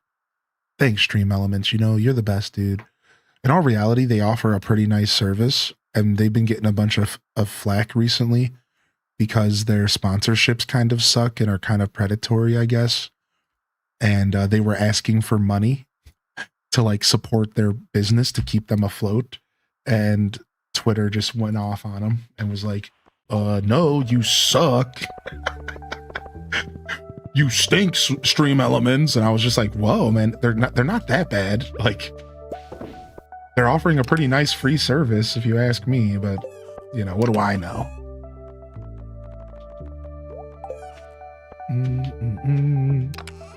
All right, we'll just put our cheese in here for now.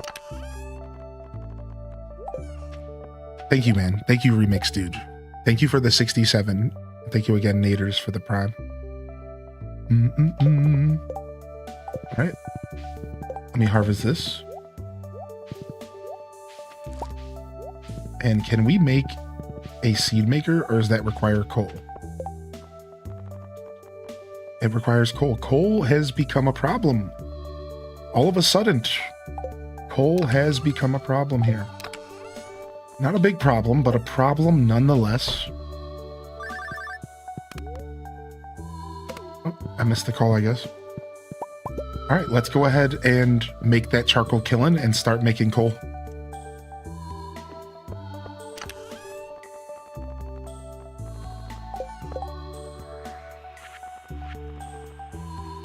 All right, 1 charcoal kiln up. Boom, put that there. And then we just got to start grabbing wood and making coal, man. 1 charcoal kiln's pretty pathetic, but we're doing what we can around here. All right, field is looking great. Let's head to Penny's birthday. We're leaving our farm. We are officially leaving our farm before noon in fall. This is unheard of for me, dude. This is crazy. Like, what? Like, what? I'm leaving my farm before noon? I'm going too easy on myself, I think, here. I think I'm washed. I think I'm washed. Oh, let's hope that we get a mushroom tree this season, so we can do mushroom farming.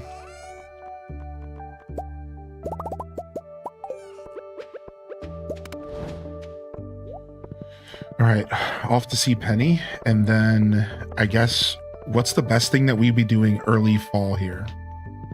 So mining is obviously on the table. Foraging is on the table as well. What else? What else could we be doing to set up success? We could start getting to know the townsfolk just a little bit more. We could increase our cash flow. And the best way to increase our cash flow is going to be starting to fish, because we want to start getting our passive incomes increased. Oh, there is some cash flow. We unlocked the bulletin board. This is what we could be doing with our free time. Oh, yes. Well, hello there, Hylian. You showed up at the perfect time. Yes, indeed. Is our new special orders board. Yes. Robin and I built it from scratch. Oh, some mushroom farming. Yeah. Lewis, all you did was hold the nails. Got him. Ignore her. Oh, let me explain. You see, with Twitch Farm back in business, the local economy is really picking up. As a result, some of the local townsfolk have been asking for a way to source local ingredients for their personal projects. Business or personal project. So Robin and I came up with an idea of a special orders board where people can post bigger jobs than would make sense for the old billboard outside of Pierre's. Yeah, for example, I plan on requesting for hardwood for making a bed I want to make. I won't put you on the spot, but if you could help me out, you can just accept the job from this board. Who knows, maybe if the bed turns out well, I'll start selling them at my shop. So what they're referencing here is that these bulletin board requests are really special because these unlock special items in the game. Ooh, I missed the pun there. So, for example, you can only buy the computer in the game after a specific quest. There's certain recipes and items and features that become available throughout the game as you unlock more bulletin board requests, as you successfully complete more bulletin board requests. So it's a really nice feature added to the game in 1.5, I believe, that really lets you kind of stretch your wings as far as getting some of this stuff. So now we just got one of the best quests, community cleanup. This leads to the fiber recipe, I believe, right? I think. Or we could do 25 gold star vegetables, which is really easy because we have cranberries. I think this one leads to the fiber seeds, and we want the fiber seeds. So we're going to do this, which means we are going to be fishing. Now, fishing in the ocean is the best way to get trash, right? I want to say ocean fishing is the best trash source. No, that's not true. Does it have to be the ocean for the quest? No, so that we can just go fish it like in like the pond where Shane gets drunk in that cutscene, right? Because I don't have, oh, I do have water on my farm. Yeah, you're right. You're right, I have like a river on my farm. Level 100 mines. Oh, the mines. Oh, and we could be getting cave jelly at the same time. Ooh. All right, where's Penny at? The water right outside of the spa. Okay, Penny's coming. Perfect. Hey, little rat. Hey, little rat. Hey, Penny. Happy birthday, dude. She's not used to such kindness. Oh my gosh, Penny, you're so sad, but I've somehow never romanced Penny in this game. But that comment that she just gave me is really making me question myself now. Maybe we should romance Penny. Maybe we should save her from the wrath of Pam.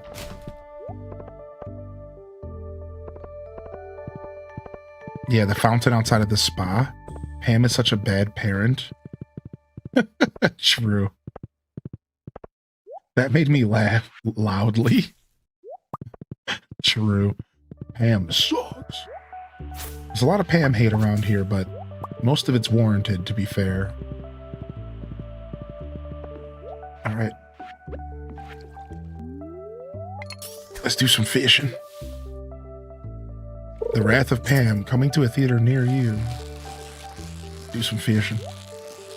Yeah, Penny's Pam's daughter. That's right. There's some Stardew lore for you. What's up, Litbrit?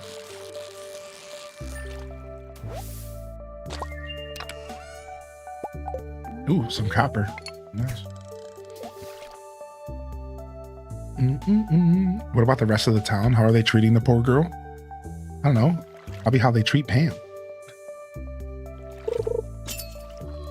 As many files as you've done in Stardew, you've never done a JojaMart run?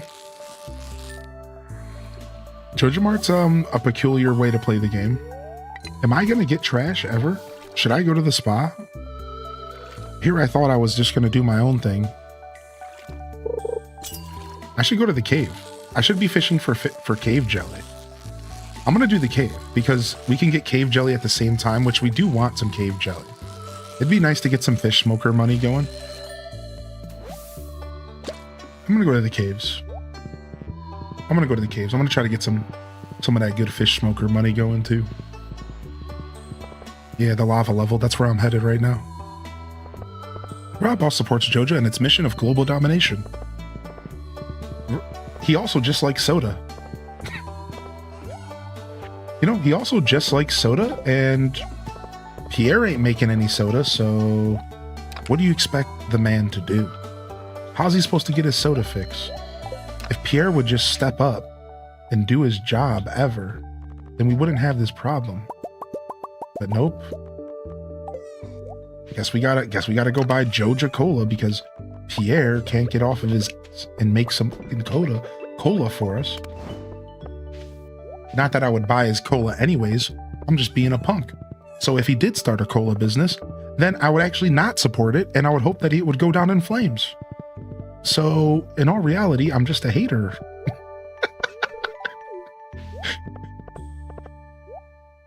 Wait, hold on.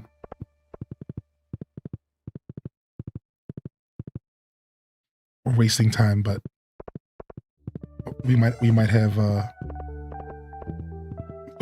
something we need to grab here.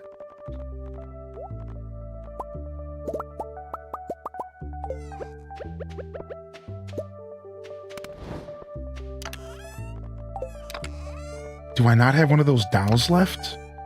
No, did I give it to Yaz for her birthday? No, why would I give her that doll? I needed it. I'm trying to get the Meow Mare. Whatever, let's just go fishing. I almost feel bad for Pierre, almost. Mega regret giving up my freaking ancient Tao to Yaz. In hindsight, that was stupid of me. In hindsight, that was such a dumb decision.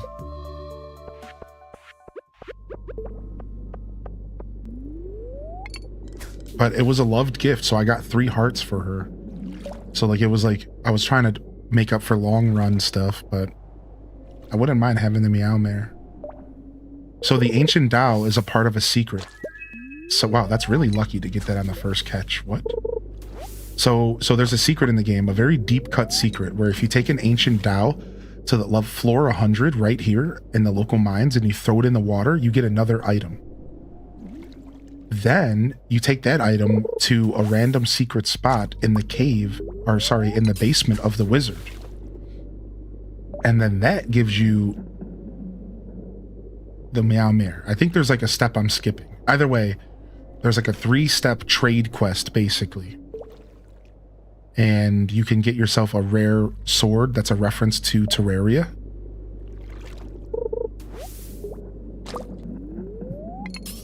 If you keep it. So yeah, you'll get another one, don't worry.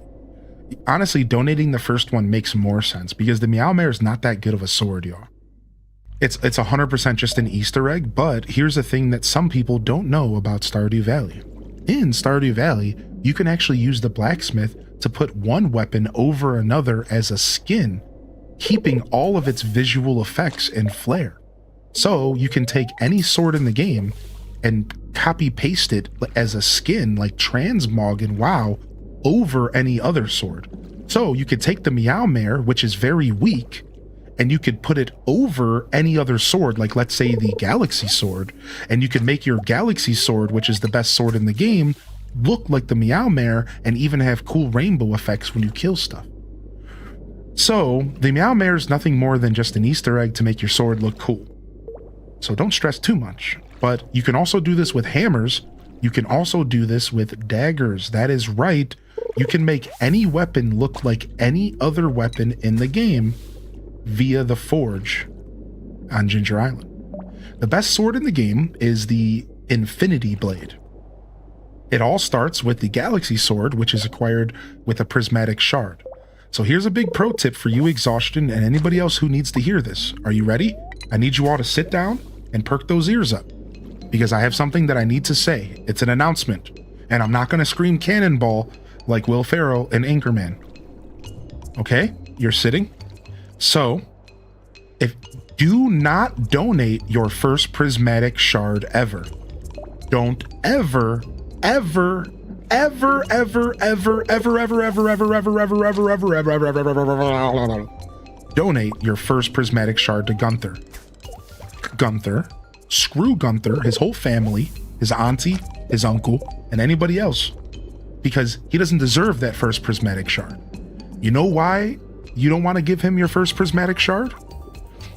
Because you take it to the desert and you hold it above your head like your Link from The Legend of Zelda in a specific spot between 3 mystical pillars, and lightning strikes down from the heavens and the goddess Hylia herself will summon you the best sword in the game, the Galaxy Sword. And this is where your best sword journey begins. Once you accomplish this goal of getting the Galaxy Sword, you can then pursue the end game, which allows you to take the Galaxy Sword and evolve it via an excruciating process of collecting 3 Galaxy Souls. And if you manage to collect 3 Galaxy Souls, you can use them at the forge and you can create the Infinity Blade, or Infinity Hammer, or Infinity Dagger, because there's actually 3 Galaxy weapons, and once you unlock the Galaxy Sword, you can go purchase the Galaxy Hammer or the Galaxy Dagger, so you do have a choice which one you use. And then you can turn it into the Infinity version. And to go back to the original question, the strongest sword in the game is in fact the Infinity Blade, which is the evolution of the Galaxy Sword, which is acquired by holding a prismatic shard above your head and going to the desert. And that is how that works. Yo, happy birthday, Sith Angel. Hey. Can we get some birthday love in the chat for Sith?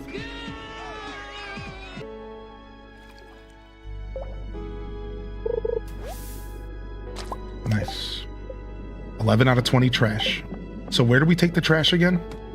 Is it the... It's the thing by the train station? So we can just go home this way and drop it off? Yeah, there you go. So that's how you get the best sword in the game. And then again, you can make it a hammer or a dagger if you want, but that costs money.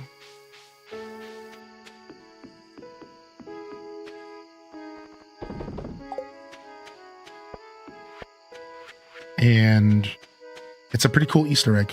And not everyone knows about that, especially if you don't play a ton of Stardew or watch a ton of streams. Now, I think there is a secret note about the Galaxy Sword. I think there's something in the game that will allude to it. So you could have found this out on your own, technically, I think.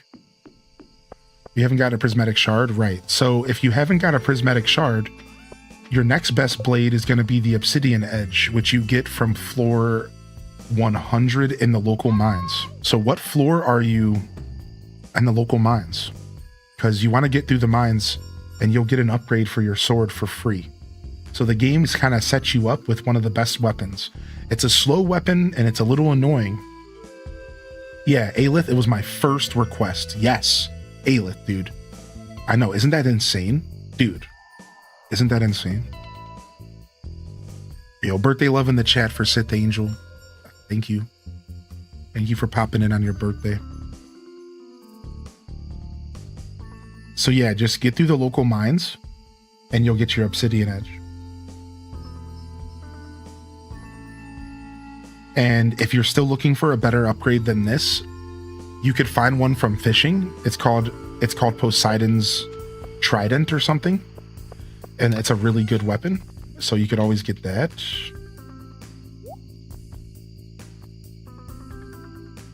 Boom, boom, boom, boom. And then there's also one that you can purchase at the Adventurers Guild that's like not too bad, but it costs a lot of money. I do not recommend you go purchasing that kind of stuff.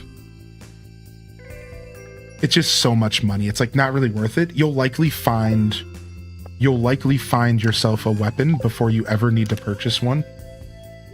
So I don't really recommend anybody ever purchase any weapons in this game. Like, not really. You just don't really need to be buying weapons unless you're buying an alternative to the Galaxy, like I just mentioned earlier, and you're just trying to get your Galaxy weapon on.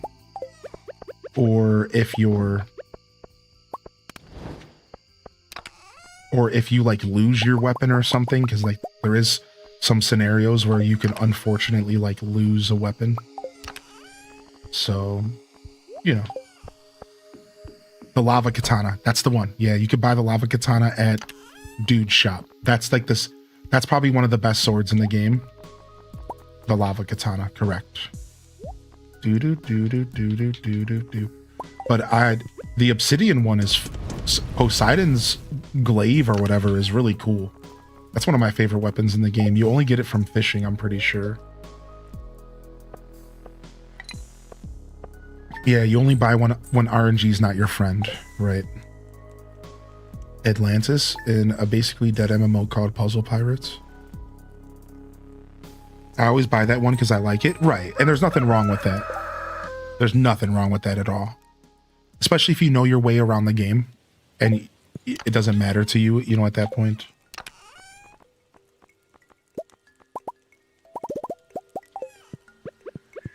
Getting this... Oh, we forgot to bring our last oven in here.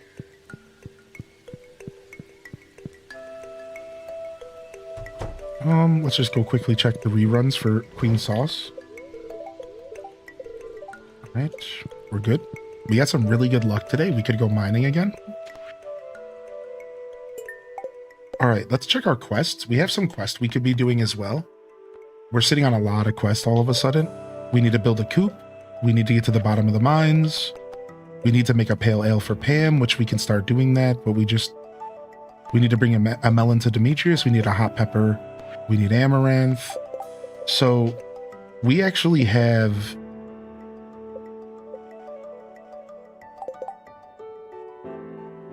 the recipe for kegs, but I don't have the iron to make it. We really need to get into the mines. We need iron. We need copper. We are really hurting in that department. We really got to get into the mines. Let's just go. You should save a forest sword to reskin. Oh, that's so smart. I sold my first forest sword, but I will be keeping one. I love that idea so much. I love that idea so much, actually. Grab my tent. Grab a Joja Cola to drink here today. And let's go ahead and water these crops, dude. We don't have much to water. I'm just going to carry my wood around because I'm going to be using it and the milk while we're here on the farm for the day. So, just to make my life easier. Yo, happy Sunday, BZ. BZ, thank you so much, dude, for popping in over on the YouTube today. And welcome back in here, YouTube gang. I really appreciate y'all tuning in. If you're new here, don't be shy to hit that subscribe if you want to be here for more Stardew content and the continuation of this 100% playthrough. I also have tons of Stardew content available on my YouTube, and if you just go and check out the playlist, and if you're on Twitch, !YouTube, please. And a ton. I have a 1.6 playthrough. I have like 2 or 3 old playthroughs I'm going to be adding soon. So it's really a very Stardew adjacent community. If you're looking for more stuff to jam out to, maybe when I'm not here live, I encourage you to check that out. Welcome in here. Welcome to the show. And also, again, good morning, Twitch chat. How we feeling today, Twitch? What's up? What's up? Did you find the weapons laying around the extended forest? I did. Well, at least I found the wooden sword so far. I haven't gone to the extended forest in a little while. We just didn't have time in summer. So now we have the time to do a lot of stuff this summer. I really freed up time this summer with these sprinklers, so we are good. Like, we have so much free time now. Ooh, I just found an apple tree. I just found an apple tree on my property. Perfect. Let's go ahead and dig our way through to this apple tree real quick. And then we'll take care of our animals. Just did a 3-mile walk. Let's go, dude. Dolores, get in it. Nice. We'll take some free fruit trees on our property.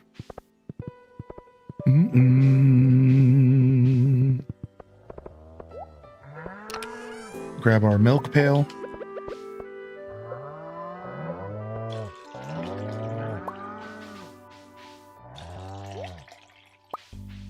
When Dazabound shows up in your stream. Okay, I'll stop. I'm just kidding.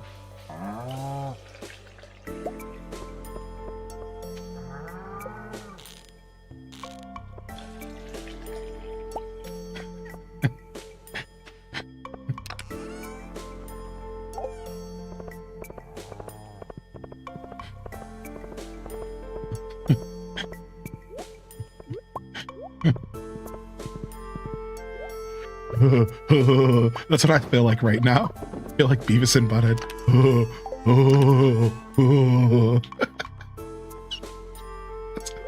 That's what I feel like right now. I'm such an idiot. What's up, Lala? How you doing, Lolo? Welcome to the show, Lolo. Good to see you.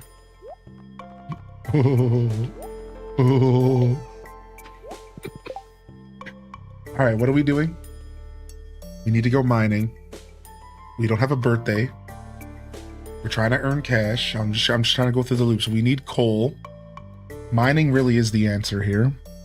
And then I would like to clean more of my farm up, but we're going to take advantage of this really good luck day. We're going to take advantage of this really good luck day, and we're just going to go hit the mines up. Let's go. I am Cornholio. New sound bit when. All right. To the mines, baby. Floor 110. Oh, we have the community center thing we're doing. We're fishing up garbage. Let's not forget that. Yeah, Exhaustion, do you mind me asking how far you are in the local mines? What's up, Brandon, by the way? How you doing today, buddy? I didn't see your message. That's okay. I don't think you wanted me to. Yo, we'll see you later, Gar. Good luck with the chickens, and throw up a lurk if you can lurk. Lurking is valued and is appreciated. Thank you very much. Oh, we're having such good luck. We're getting staircases for breakfast, basically. It's nice.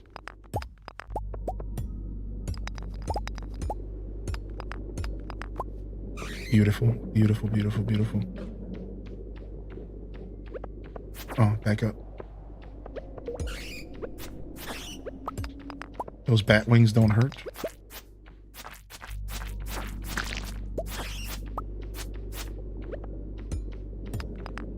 Boom, boom.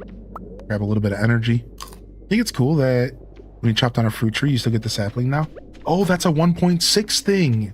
So you can move fruit trees around. You're right about that. Oh, that's a new thing they added. Yes. You can move fruit trees around. I don't know if that's new, but it's new to me. At least in my memory of the game. That's so nice. I can finally move those. I can move all the fruit trees around my farm that are out of season, that aren't producing fruit, and start building my orchard like I've wanted to build my orchard this whole time. Because that's our goal. Our end game goal for this farm outside of perfection. So Vanilla Honey, if you're still out there, and I think you are probably gaming. So Vanilla Honey asked earlier, what are my goals for this farm? And, well, what are my goals for this farm? Well, perfection is our main goal, but we plan to turn this farm into a lumberjack farm. And while I'm not limiting myself to a challenge run, because I don't want to deal with that, I just want to play the game efficiently and try to get perfection in a reasonable amount of time. I will be turning my farm into a lumberjack farm later, and we're going to be farming up trees, and we're going to be farming up fruit. And we're gonna we're gonna step away from the crops as we go into like later game. Like mid game, I will be converting to a full blown out orchard, and we will be walking away from crops.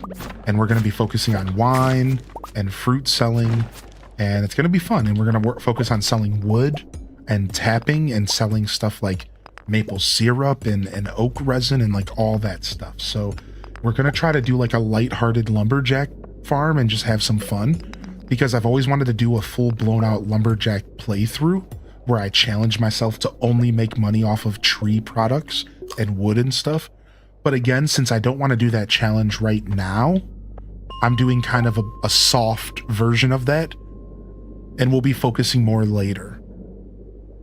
Watching the stream on YouTube and my TV, is easier than Twitch, but like I said, I like chatting through Twitch better, so you're on both. Oh, nice. A lot of people actually do that. Yes. No need to apologize at all, BC's Art. A lot of people choose to chat on Twitch but watch on YouTube, like on their TV. I do the same thing now. Nowadays, I watch a YouTuber and then I chat on their Twitch chat. I've been doing it for Diablo 2. I've been watching this guy named Mr. Llama, and Mr. Llama's on both platforms, and that's how I do it. That's how I do it. If you don't want to mine, you can buy coal. That's true. I forget that I have the option of buying coal as well in this playthrough. All right, we made it to 115. That means we're close to 120. I think we can actually make it to 120 today with the luck that we're having. Shall we? Yeah, Mr. Llama's a goat, right? He's a good guy. He seems like a good guy. Don't put anybody on a pedestal, but Mr. Llama seems like he would take the shirt off his back for anybody if they asked. He seems like that kind of guy. Yeah, there is a longer delay on YouTube. So Nembo Tavi, the way that I have my YouTube set up is a longer latency to trade for subtitles. So if I want to have captions on my live stream on YouTube, I need to have a longer delay. That's the trade-off for YouTube.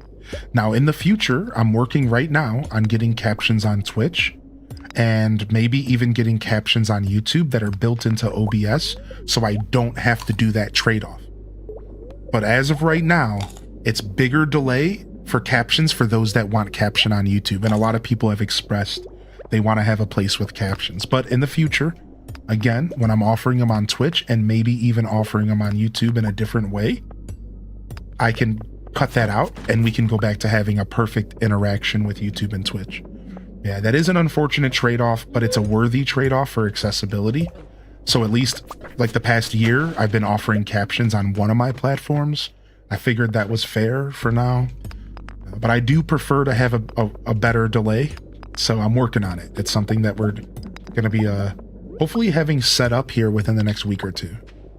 I reached out and got some help. I've never been one to do that. I'm always doing everything myself, but I reached out, got some help from a fellow creator for some captions that they use, and they set me up with a link. So all I need is a Zelda and I'm good. You get no, never mind. Anyways. All right, 117. Here we go. Hey, level 7 mining. Beautiful. And apparently no mining music for us. We're just going to sit here and listen to the silence of the game, apparently, because that's just what they want me to do. Like, we haven't heard a single song. And we've been in here for how long? Like, this game hates me with mining music. Oh yeah, no problem. Enjoy the gifted sub, dude. I just like to support my community. No problem. Thanks for taking the time to tune in today.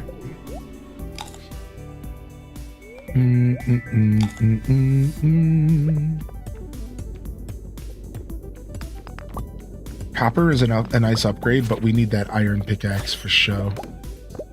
We need that iron pickaxe for show. Alright. I don't see why we won't get to floor 120 and we could start our Skull Cavern journey.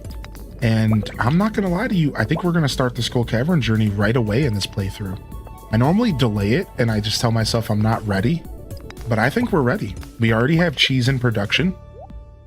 I think we're going straight into the Skull Caverns as soon as we unlock the bus station.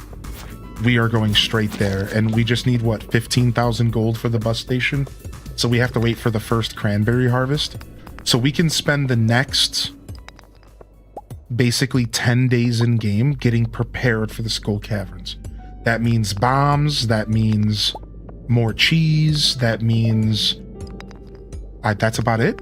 Bombs, more cheese is like pretty much all we need. And we'll be okay, at least. Yeah, I have slingshot. I do not have explosive ammo, which is something that we could work towards these next 10 days. And then as soon as we get our first cranberry harvest, we're going straight for that bus station and we're locking in. So we did the mine carts first, everybody. Yeah, I do have a single jade. I do not have a way to clone it yet, which usually you get your first cloning machine from the community center. I unfortunately am not going community center, so I haven't got a cloning machine yet. So I'm not sure how you unlock that, but I think you unlock it you unlock it through mining? And probably soon. We're at level 7, so we'll probably get it while just doing this process, right? We'll probably just get it while farming gold up. If I had to guess, I think we'll be okay. Is there a way to set up favorites in the Discord? I would like to make certain folders stand out. I'm not sure. So are you talking favorites? Are you talking about servers? Like full blown out servers? Or are you talking about channels? Are you asking like, can you make certain channels in the Discord like stand out compared to others so you're not interacting with the channels you don't like? Right? Like if you understand my terminology, and I can help you figure this out for sure. Level 9 mining for cloning. Okay. All right, we got it, everybody. What did we just get out of that chest though? What did we just get out of that chest? The skull key. The key. We got the key. Yeah, that's what we needed. Okay. All right, we're done. Let's go clean up our farm for the rest of the day.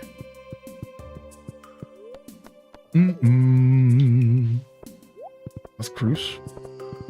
Spend the rest of the day cleaning up that farm, baby. We got so much farm to clean up. This is like basically foraging. Channels, the Animal Crossing, Wave the Fam. All right, so here's my best advice, all right? So what I want you to do, Saya, I'm not sure if you're on mobile, but what I recommend you do is if you right click a channel, you can mute it. You can right click a channel and you can mute it, and it kind of fades it out, and it makes it to where it doesn't bother you when there's unread messages. What I recommend you do is right clicking either a category, so like gaming discussions or community center or community board, I think it's called, and mute it. That's the best thing you can do for now in my Discord. I do not have it to where you can turn certain channels on and off. I unfortunately moved away from that because I was having some issues with a bug. So I know a lot of modern Discords make it to where you can just turn channels on and off. I had to move away from that feature because of an issue. And until they fix the issue, I can't go back to that. So you do have to kind of deal with that. You have to, just the best thing you can do in my Discord is mute the channels you don't want to interact with. And that would be like your best, like a reverse favorite. Yeah. Yeah, you can also mute the whole Discord, correct. Yeah, nice. What's up, M Online? Hey, dude, good to see you. And like I said, I can go back and see if they fixed it yet, but I was just having some poopy issues with Discord being a punk.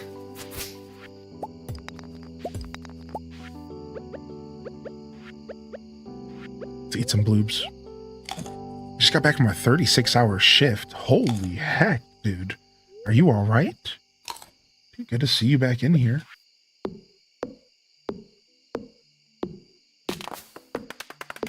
Yeah, mess around with the muting feature in Discord. It's really nice.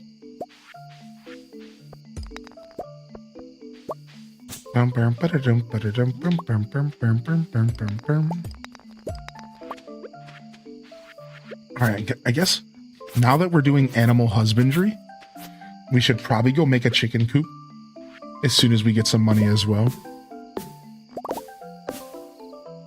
I know, right? I know, right, Eloboo? Ooh, are you enjoying Star Sand? Okay, so our little 2-hour session was worth it. You're enjoying Star Sand. Good, good. It's pretty cheap and it's on sale, so hopefully you got the sale. It was good, right? Is it not a good game? Like, it's totally a good game. It really is. Like, it has all the makings of a solid game. I only played for 2 hours, so I can't say for sure, you know? But, like, it had all the makings of a pretty solid experience. So, I think it's a winner. I think it's a winner for sure. You've already put 7 into it? Nice. Nice. Easier on the eyes now a little bit? Yeah, you can get all those notifications out of your face a little bit, Saya. Right. I'm glad you're comfortable enough to ask. It goes to anybody. Listen, y'all, if you are not that good with Discord, please just come and ask us. Please. If you're not that good at Discord stuff, because Discord is a bit of a steep learning curve, and between myself and this community, the community and I, we will gladly help you navigate how to make Discord the best possible experience for you. So just come and ask, man. Don't be shy. Nobody's going to give you a hard time for not knowing. We ain't that kind of community. Those communities exist, but that's not what we're doing. We ain't those folks.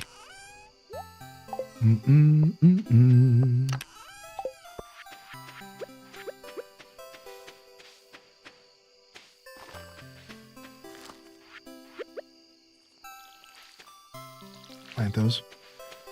Really like Star Sand. Sadly, to report a bug I'm experienced with them. Hopefully they'll fix it in a timely manner. Yeah, you know, that early access grind can be a little bit frustrating at times. One of those things where it's like, it can definitely take away from your experience, that's the sucky part, you know? So hopefully it's not. And hopefully you're chilling. All right, you can tell that we're engaging in some later days. I'm not sure if y'all noticed that, but early we were going to bed at like 9 because we didn't have the energy and we didn't really have a ton to do, even though like I play efficiently. But now you'll notice we're staying up till 2 a.m. every night. Why is that? Because now we have the energy. Now we are at the point in the game where we have way more freedom. See, so and this is the beauty of the Stardew Valley experience. There's this beautiful level of progression as you go through the game, and like now we have way more of a reason to be staying up most nights.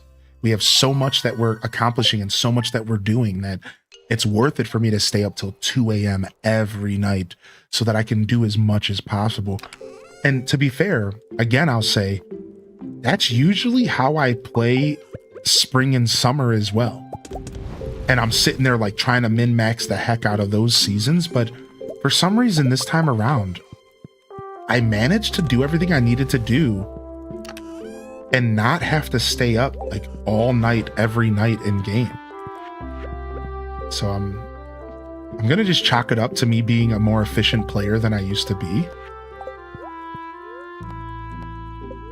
Welcome to living off the land. No, man, because I planted 350 crops in summer. But the retaining soil gave me more free time. Yeah, I don't know. I think I'm just a more efficient, and I think I used more efficient strategies this time. Where I didn't feel the need to like micromanage little details like foraging for that one single extra crop, right? Normally spring and summer, I'm starving for food in the game. I'm looking for every seed I can get, every forageable I can get. So I stay out every night until 2 a.m. Whereas this time it's like, I was good. I'm like figuring out where to put my efforts in the game, like more efficiently. If you're a farmer in a small town, it's likely you'll be invited to create a grange display at some point. Typically, a grange display consists of 9 items that best showcase your talents. Shoot for high quality, high value items, and make sure to have a variety as well. Fish, minerals, artisan goods, fruit, and vegetables are all good to have. Okay, buddy. I don't know if you already talked about it, but what did you think of Fire Red Leaf Green coming to Switch? I'm excited. I love Gen 1. I'm a Gen 1 baby. So you are definitely going to be seeing me diving into those games. And I think that $20 is a fair price tag. Maybe not our favorite price tag as a community of gamers, right? Maybe we would prefer them to do something different, but I think it's fair. I'm going to go ahead and take the plunge. I'm totally going to check it out. And I'm excited. I'm excited. I need my blueberries. Yeah, I'm excited. I don't know if I'm not going to be playing it on day one, but we're probably going to play it before Pokepia comes out. And I think it's a perfect build up to Pokepia, since Pokepia is very Gen 1 focused, at least seemingly. So it should be fun. It should be a fun little journey for us. Yeah, I think I'll let myself sit back and enjoy those games, because they're not terribly long if I really want to do a playthrough on Twitch. You know what I mean? Like, they're not terribly long, but there is like a lot of extra content. So I don't know. I haven't decided yet. I'm thinking I might just pick them up and play them just casually for a little bit. We'll try to do maybe a speedy playthrough. I mean, we managed to beat X and Y in 5 days. There's no way that Fire Red and Leaf Green's going to take longer than that. Right? I don't think so. Like, if we beat X and Y in 5 days, I imagine we can do Fire Red, Leaf Green in a handful of days. Right? Like, I imagine. I don't know. It's been a long time since I played those games.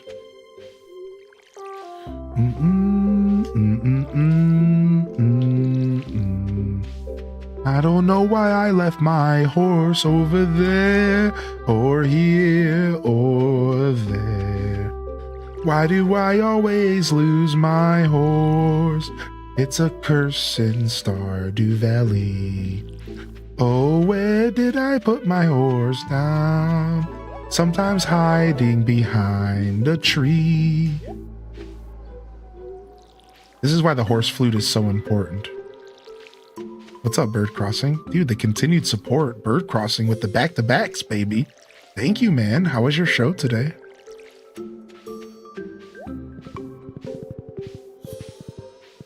I don't know where I put down my horse. Where did I put down my horse? Where did I put down my horse? Of course he's sitting behind that bush that I can't see.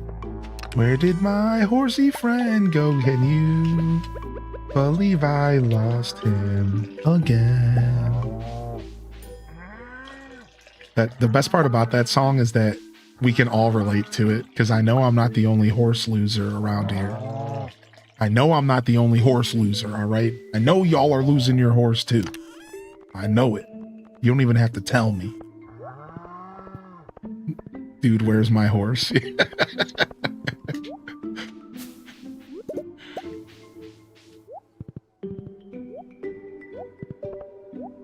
I'm a horse loser too.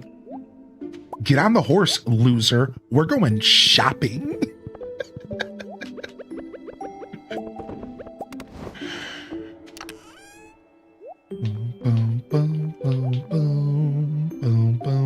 Where am I putting my artisan goods back here? Yeah.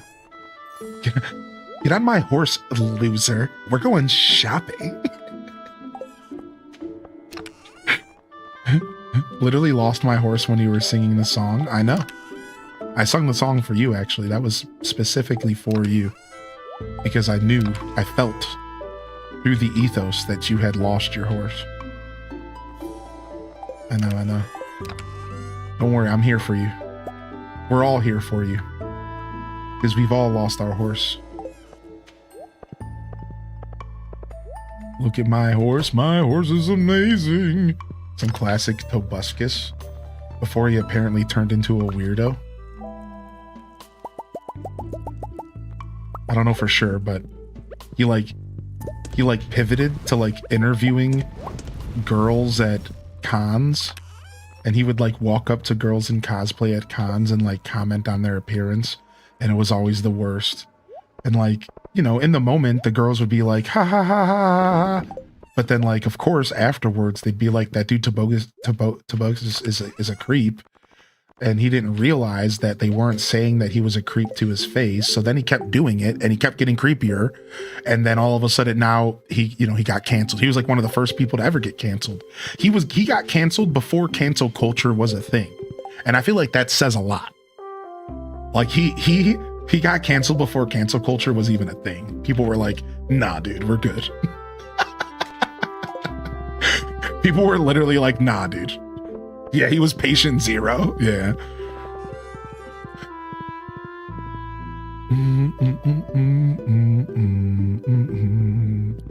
Oh, did he come out as abusive towards his partner? Oh, I didn't know it was bigger. You know, I've heard about that. I heard about that. We're talking about Tobuscus, this random Minecraft Let's Player. His career started by being a Minecraft Let's Player, and to be fair, he kind of paved the way a little bit for that. Like he was one of the first Let's Players that like really blew up, I'm pretty sure. So what was I doing? My brain farted. I need more iron. I need more copper. But was there something else I was doing? Hold on. Our brain fell out of our ears. Loading.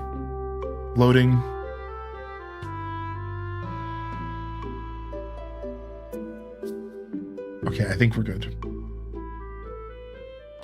All right, let's just go load up some iron. Oh, we were about to fish up some trash. I remembered. The loading happened. Thank you, Crafty Giraffe. Yeah. We were going to farm up some trash. All right. Well, we still do need iron and we still do need copper. So we're kind of doing a little bit of everything, I suppose. And it wouldn't hurt to get some more stone as well. Oh, and the suit sprites could provide us some coal. So not a bad deal here. Fine, I'll open Stardew.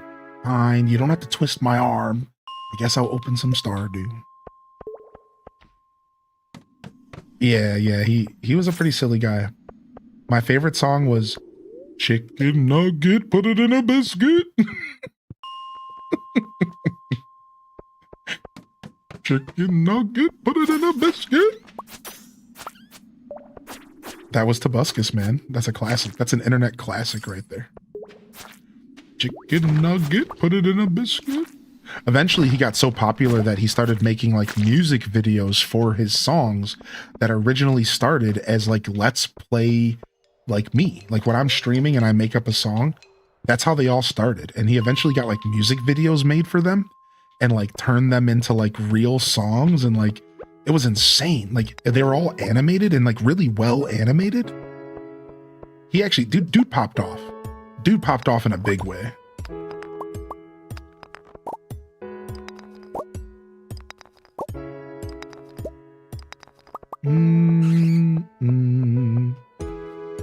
What's up, Gears? You burnt out of No Man's? It happens. Yeah, do you like my sword, the diamond sword? Diamond, sword, diamond, sword. Something along those lines, right?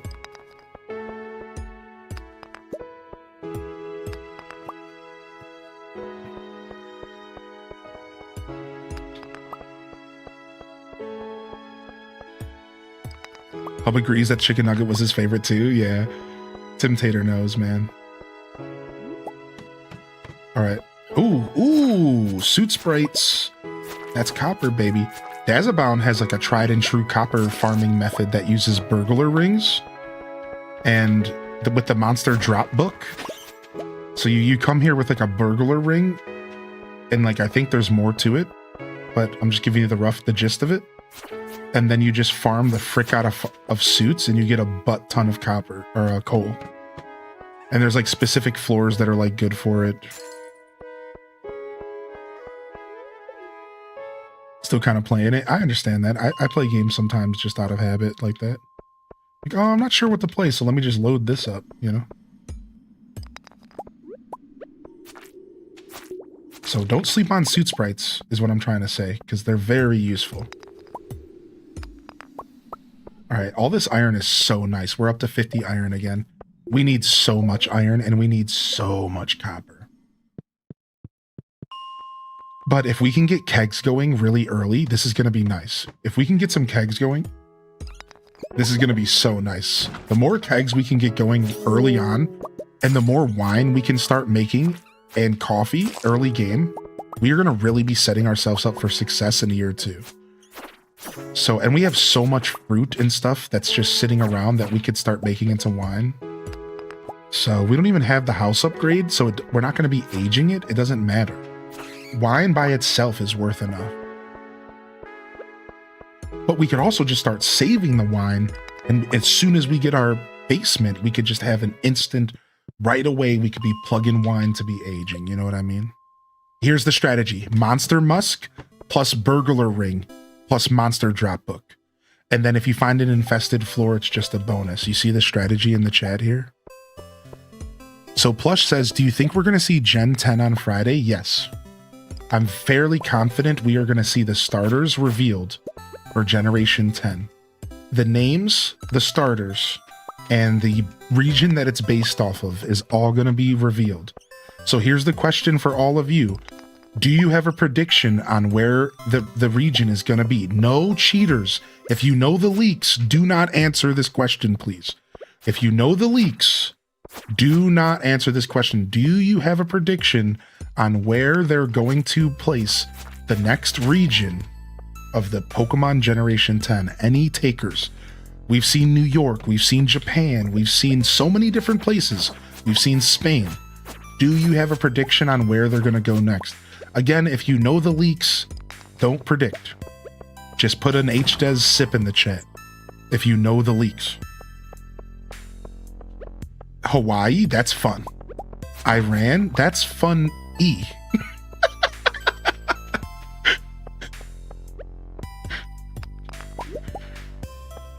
Sun and Moon was Hawaii. Oh, you're right. Sun and Moon was Hawaii. You're right about that. So Hawaii's been done. Yeah, Sun and Moon was Hawaii. Yeah. Zelda Anniversary didn't get mentioned. I know. It will later this year. I'm pretty confident in that. Ireland is a fun answer. They've never done Australia. That would be great. Aussies would be great, dude. That would be fun. All right, let's go fish up some trash.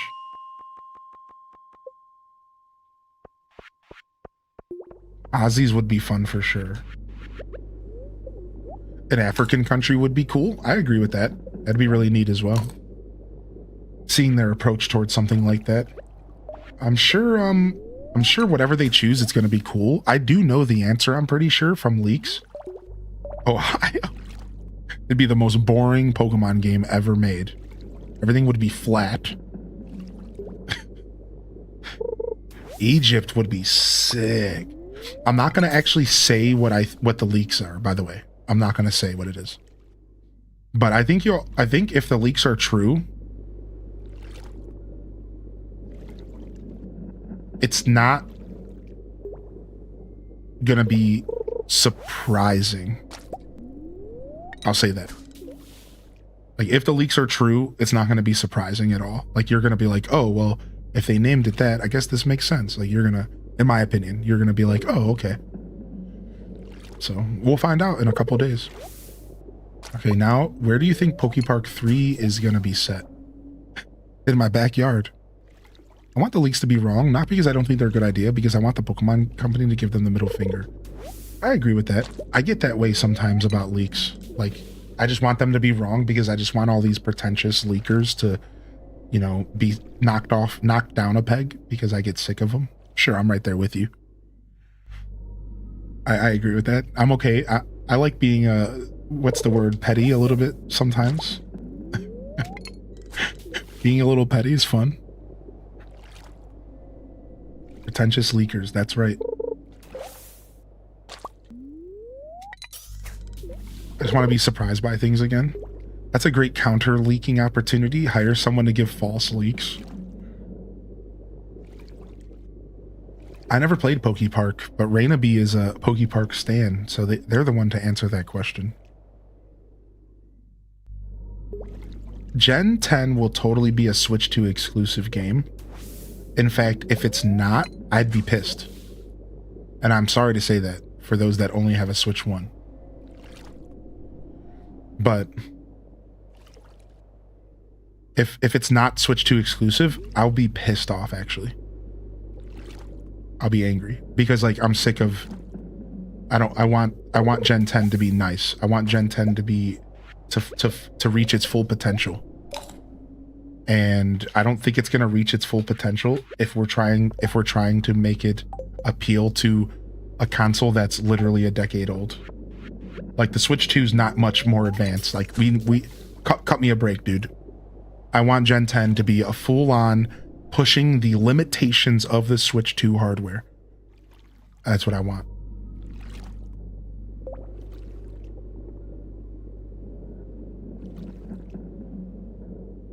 You playing Stardew made me reopen Stardew save where I was going for perfection, and I'm so lost in the sauce. Oh no. Going back to a save file after you haven't played in a while is by far the hardest thing to do. It's so difficult, dude. Switch got 2 Pokemon games, that's plenty. Yeah, I mean, we got Scarlet and Violet, Legends Arceus, Legends ZA. Right? I think so. I think that's plenty. I think it's time to move on, man. And again, I don't say this in a hateful way, and I really, really do think that the community understands that. Like, I don't say this at all in a negative or hateful way. Like, I understand the Switch 2 is very much pricing people out, and it sucks. I really do. I have empathy for you. You know what I mean? But it's time that we get new games, dude.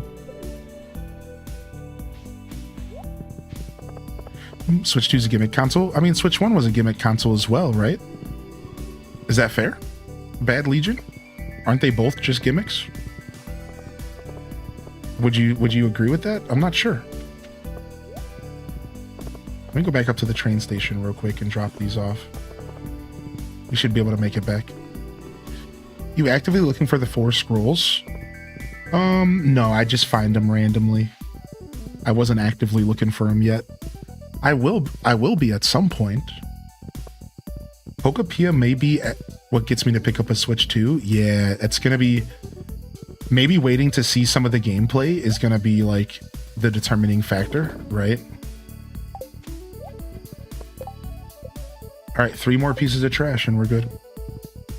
Switch 1 got exclusives out the gate. Switch 2 is the Wii U of this console. But didn't we get Donkey Kong Bonanza and Kirby Air Riders? And weren't those both Switch 2 exclusives? Am I misremembering?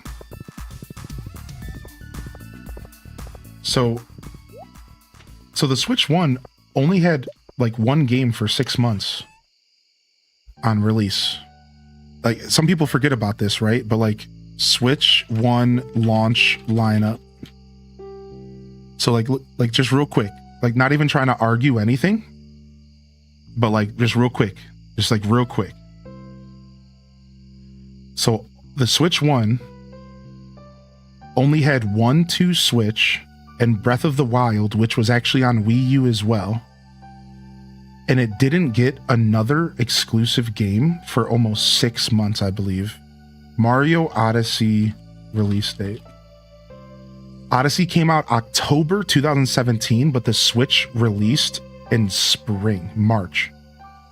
So think about this for a second. So we didn't get Odyssey from March to October. And the only game that was a Nintendo title before that was official was Breath of the Wild. And 1-2 Switch and Just Dance 2017. Shovel Knight Treasure Trove. I Am Setsuna. So I'm not at all saying you're wrong, but what I am saying is that if we're going to have a conversation about the knowledge that is available on the internet in front of my eyes right now, the Switch 2 actually had more exclusive titles than the Switch 1 on release. And I just proved that by just looking it up for 2 seconds. So I'm not sure where you're getting your information, but we can go ahead and move on. You know, I'm just getting one guide. But I was real confused by that comment because I don't think it's factual. I think that was wrong. But you're totally entitled to your opinion, by the way. The Switch 2 totally sucks. Balls. And I hate it. I'm right there with you. But I also... I lied. I'm actually lying. I actually love it. Hold on a second. Never mind. I take that back. It's great. I'm having a good time with my Switch 2. I love it. Sorry, I tried to pretend and be like the internet for like a second, but I love my Switch 2. It's great. JK. It's awesome. No cap, dude.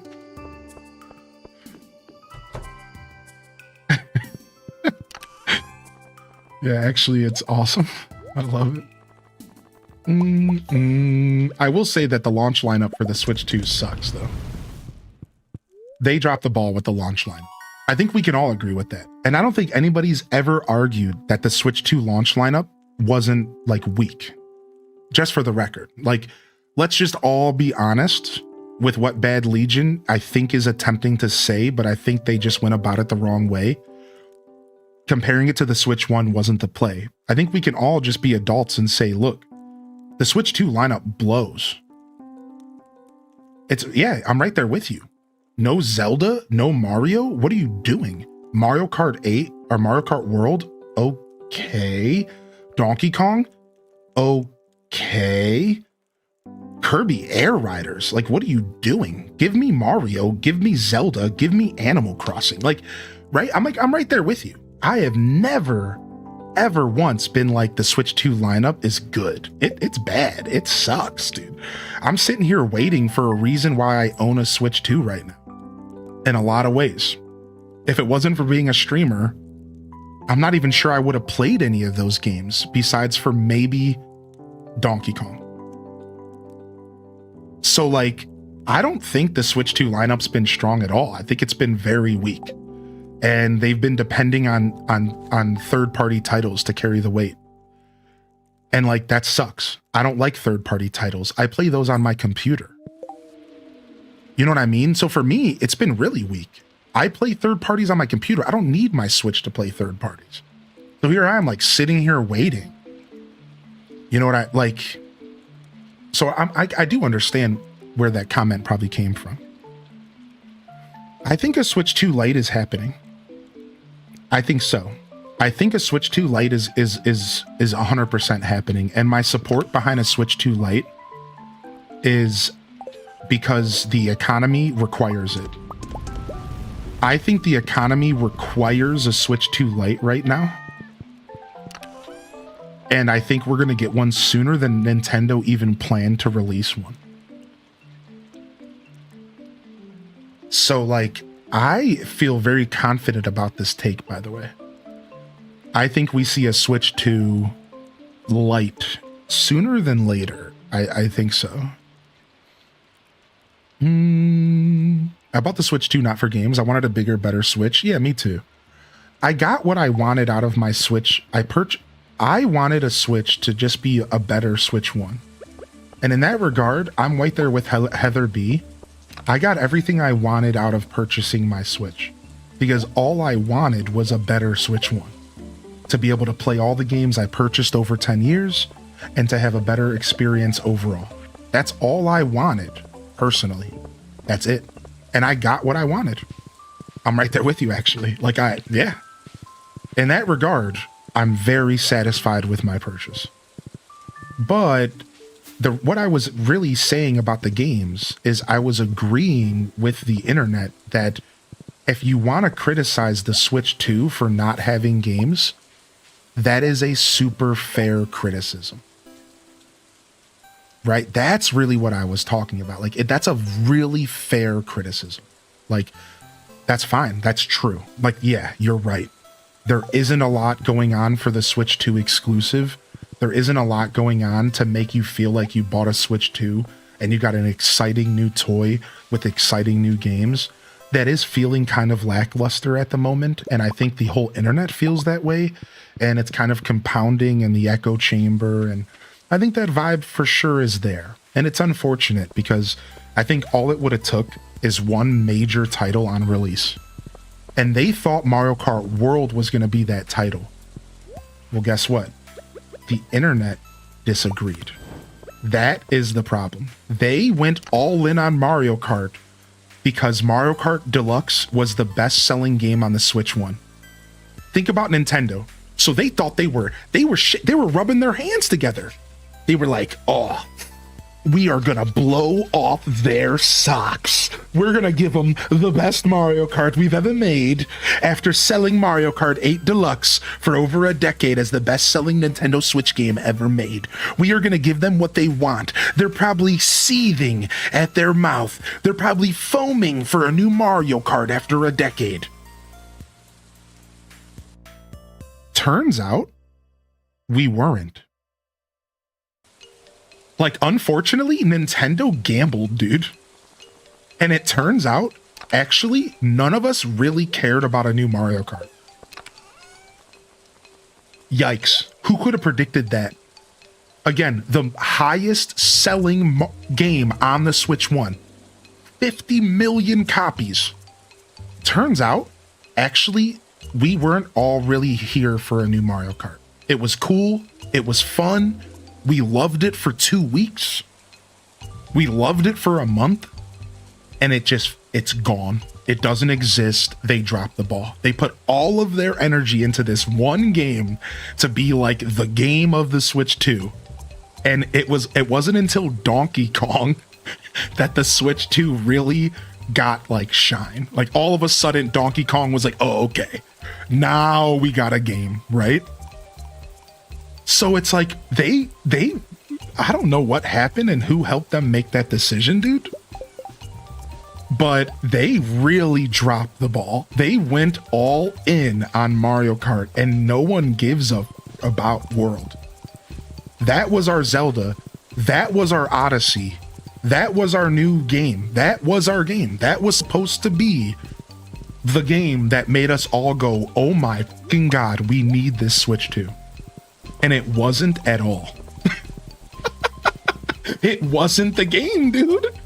It wasn't, dude. And then Donkey Kong came out and it kind of made people's jaws drop. But even Donkey Kong didn't really do it.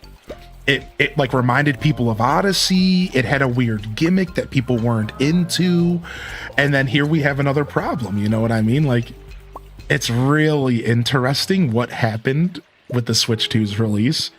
I firmly believe that, like, they didn't know what they were doing there. Now, we say all this while I bet you Mario Kart sold really well, and I bet you the Switch 2 sold really well. In fact, I know it did. So we can sit here and have this whole conversation, and then we can go look at numbers, and the numbers don't lie. Everyone did buy Mario Kart. Everyone did install it, and everyone did play it. So, like, weirdly, while it wasn't a success, it doesn't matter because they made all of their money off of it. So, you know what I mean? Like, so like, what are we even talking about?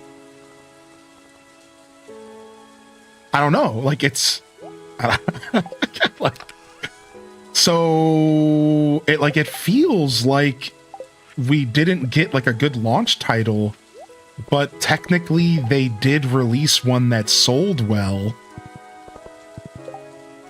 And like, we are all just kind of left like waiting for the next game. Like, it was just all weird. It was the weirdest launch for me ever as a gamer, but I'm having fun, so it doesn't matter. All right, looks like I'm giving Fabio a blueberry for his birthday. That's an easy one. I only have it because of the bundle. Right. Most people only have it because of the bundle. Yeah, right, exactly. Yo, what's up, AVG? Good to see you, buddy.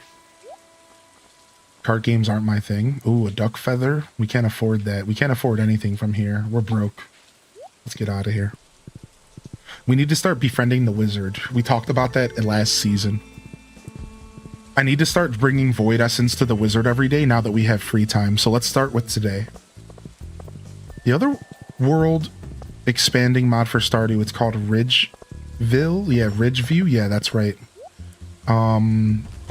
Somebody just tuned in this morning and they were playing it. So I think it's good. I think it's been pretty cleaned up, and it's been updated for 1.0. I think so, yeah. I think it's good now. Ridgeside, that's what it's called, right? Yeah, it's good. I'm fairly certain it's been updated. The kinks have been worked out, and you should be good now. Yeah, it's a lot better than it was a few years ago. Yeah, I've heard really good things about the recent updates for it, so. Gaming consoles are so expensive. Yeah, right, Pyrotechnic. Well, that doesn't help to this whole conversation, right? What's up, Wizzy? Alright, we're gonna start building up a friendship with Wizard. The Wizard does a lot on Expanded, so if you are taking an Expanded journey, you're gonna want to get that Wizard friendship up a lot, because the Wizard actually unlocks a bunch of content for Expanded. I don't remember the details, so I apologize, I can't comment on it more. But I know for a fact that the Wizard is a very, very important part of Expanded, more so than the other important parts of the game. He's very smart, or he's very involved in the story and in like the content. So what if Concerned Ape says we can marry the Wizard? People are going to start popping off. The Switch 2 is $450, or it was $500 for the bundle. And that's where it's going to stay, and nothing's been announced yet. There are predictions that it will go up in price by the end of the year because of all the stuff happening with RAM shortages, so there is a good chance it'll be up at $500 at some point. There's a really good chance in that. As of right now, that chance is not here. That time is not now. And it could be until the end of the year before anything actually happens. Or it could be really soon. Recently, I watched an analyst talk about it. Their prediction is that Nintendo Switch Online is going to go up in price. I think that's actually probably the best prediction. I think instead of them increasing the price of the Switch 2, they're going to increase the price of the subscription fee for Switch Online. That's the next price that's going to go up. That's what I think is happening. So he just sits in his cabin all day, and I can't go in his cabin. What? What do you want me to do? He just sits in his cabin all day. I can't gift him his gift for his birthday. What? Is he gonna go to the bar tonight? Doesn't he go to the bar on Friday night? Is it because it's raining that he's not gonna go to the bar? He's gotta go to the bar.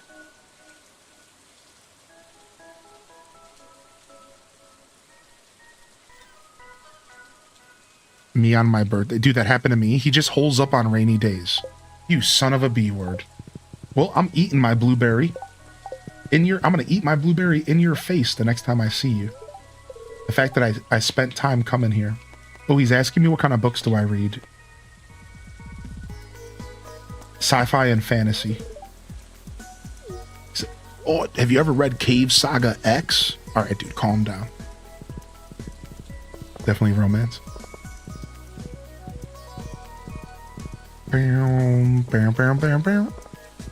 Alright, I guess we're going back to the caves. We're gonna finish this trash journey, get it wrapped up and over with, and then we can maybe farm some more copper. Seems good here. We got a good amount of iron farmed last time. We're having bad luck, but whatever. I really just want to get the trash quest done. That's the reason I'm doing. I just really want to get the trash quest done. Once I get that out of the way, then I'll just do whatever.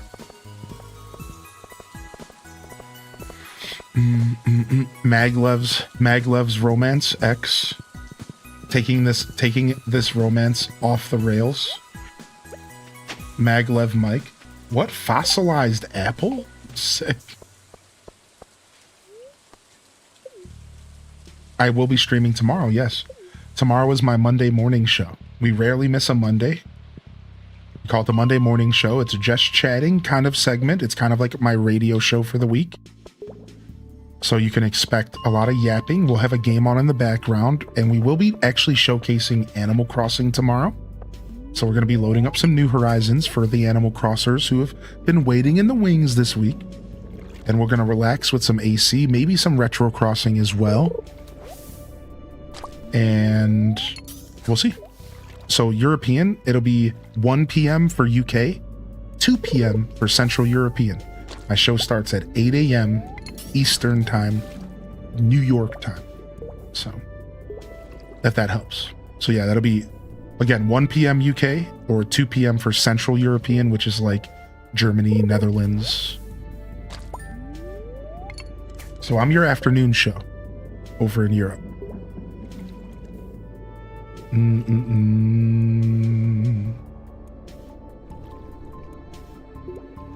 Yo, I see you out here, Sailor Scout, getting that 7,500.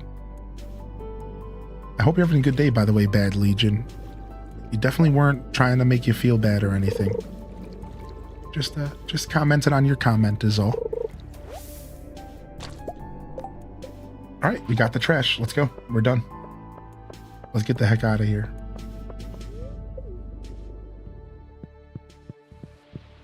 Yeah, I'll be around by the time. I always go for like 4 hours minimum. So if you're going to be at uni from 2 to 5, I'll still be here for about an hour when you get home, if not longer. So that's what I offer here as a creator. So for anybody who's out there who's maybe new, I offer 4-hour minimums anytime I go live, and rarely do I step away from this because I just want to always give you something to look forward to. So you can almost always look forward to that. At least a solid 4 hours. Sometimes I go for well after, sometimes I'll go well into the afternoon and evening, and I'll be here for 6 to 8 hours, right? My average is about 6. But that's what you're looking forward to. You'll get a solid 4 no matter what. Yeah, these weekend streams have been good. Yeah, I'm happy I'm here today. The time difference is going to throw me off when I go to London. All right, let's burn the rest of our energy on our farm.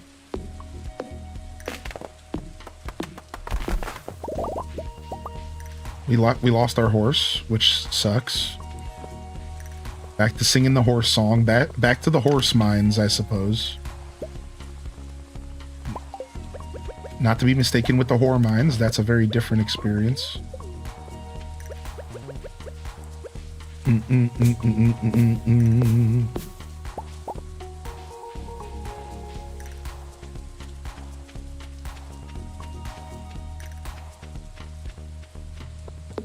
Yeah, I'm glad you've been enjoying the show, dude. Boom, boom, boom, boom. Here, take a sub on the house. Enjoy some emotes, all right? You have to move in a week. Oh, nice, dude. Congratulations on the move. Hopefully it's a good thing. Hopefully it's all good. Not every move is always positive. I know from personal experience. You probably get a good, decent hoedown there, though. Wait, did somebody say hoedown? Woo-wee. Some spaghetti and some meatballs. Thank you. Oh, yeah, no problem. No problem, no problem. Just like to give back to the community. Enjoy, dude. Bow, bow, bow, bow, bow.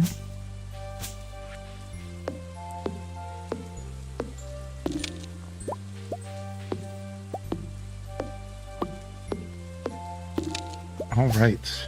Cleaning up this greenhouse. Ooh, some mahogany, some good old hardwood.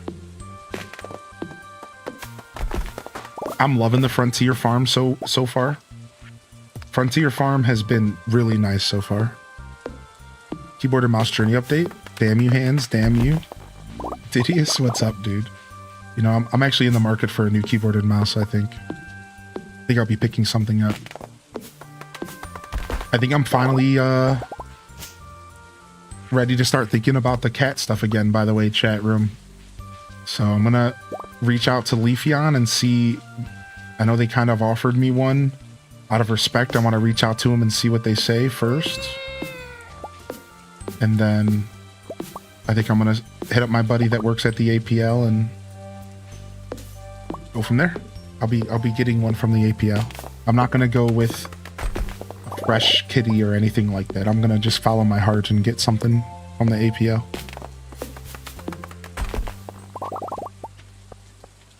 Is the desert festival where I get strawberries? No, you would get it from the egg hunt. The egg hunt is where you get that. The egg festival. Easter or whatever it's called. Kitty descent. Whoa! What? Paying forward the gifted sub? You didn't have to do that, dude. Aw, I just wanted to treat you, man. Thank you, dude. That was very kind of you. You totally didn't have to. Thank you. Thank you very much. If that cat isn't mean mugging, I'll be disappointed. Yeah, I want the meanest cat.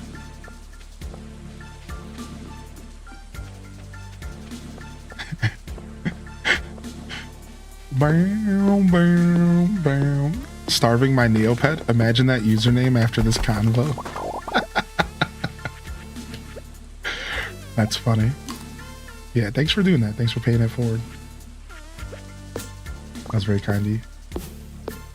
Snaggletooth cat named Oscar the Grouch. Didius has plenty of oranges if you want a good trip. Yeah, I talked to Didius about it. Didius offered Diddy. Let's not make that mistake. Didius offered to bring me a cat way in the past.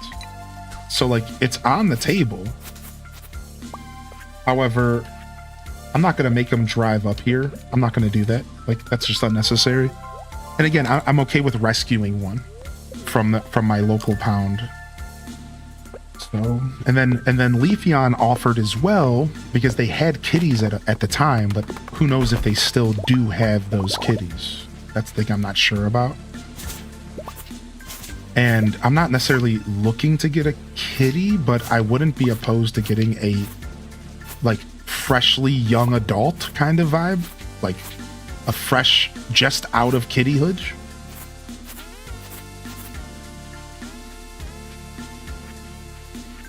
Like that is something I'm kind of into as well. But I'm not really into getting like a kitten. I think as much as I would love to go through the bonding process of getting a new kitten, right? Like I would love to go through that bonding process because I know that that's like the play. I really understand that. And like, I've always wanted that. You have to understand, like, I've always wanted to go through that bonding process with a cat or with a pet. But I don't know if I want to go through the process of having a kitten. And that's just the truth, because it's a lot. I think for more than one reason, I would prefer to just get a cat that's like a little older, a little further along in its journey, make my life a little easier to, you know, come to terms with the whole journey in general, and then maybe avoid some of the pitfalls that do come with kittens, which would be like destruction, chaos, motherfuckers say what? Sorry, that's a reference to a song. Because, you know, I think as we all know, kittens can be a little bit more destructive and a little bit harder to manage early on. You know, especially if you start adding stuff like potty training to the mix. And I'm trying to be realistic, and it's like, I ask myself, you know, how much of that stuff do I want to do? Like realistically, how much of that kind of stuff do I want to do, right? Like realistically, how much potty training and all that stuff do I want to deal with? And well, the answer in my heart was like, not much, right? Like, again, like that process does seem special, but like, I think I'm okay with skipping that process. Maybe one day I'll be in a position in life where I will be comfortable going through that process and I can do that wonderful bonding and really start from the beginning with a cat, and like something, again, I've always wanted to do in my whole life. I've always really, I can't stress it enough, so I'll say one more really. I've always wanted to experience that with any pet, but specifically with a cat. But I'm gonna go ahead and pass on that this time. I think that that's not in my cards. Again, and for a couple reasons, right? It's not just like laziness, but that's definitely part of it. Sure.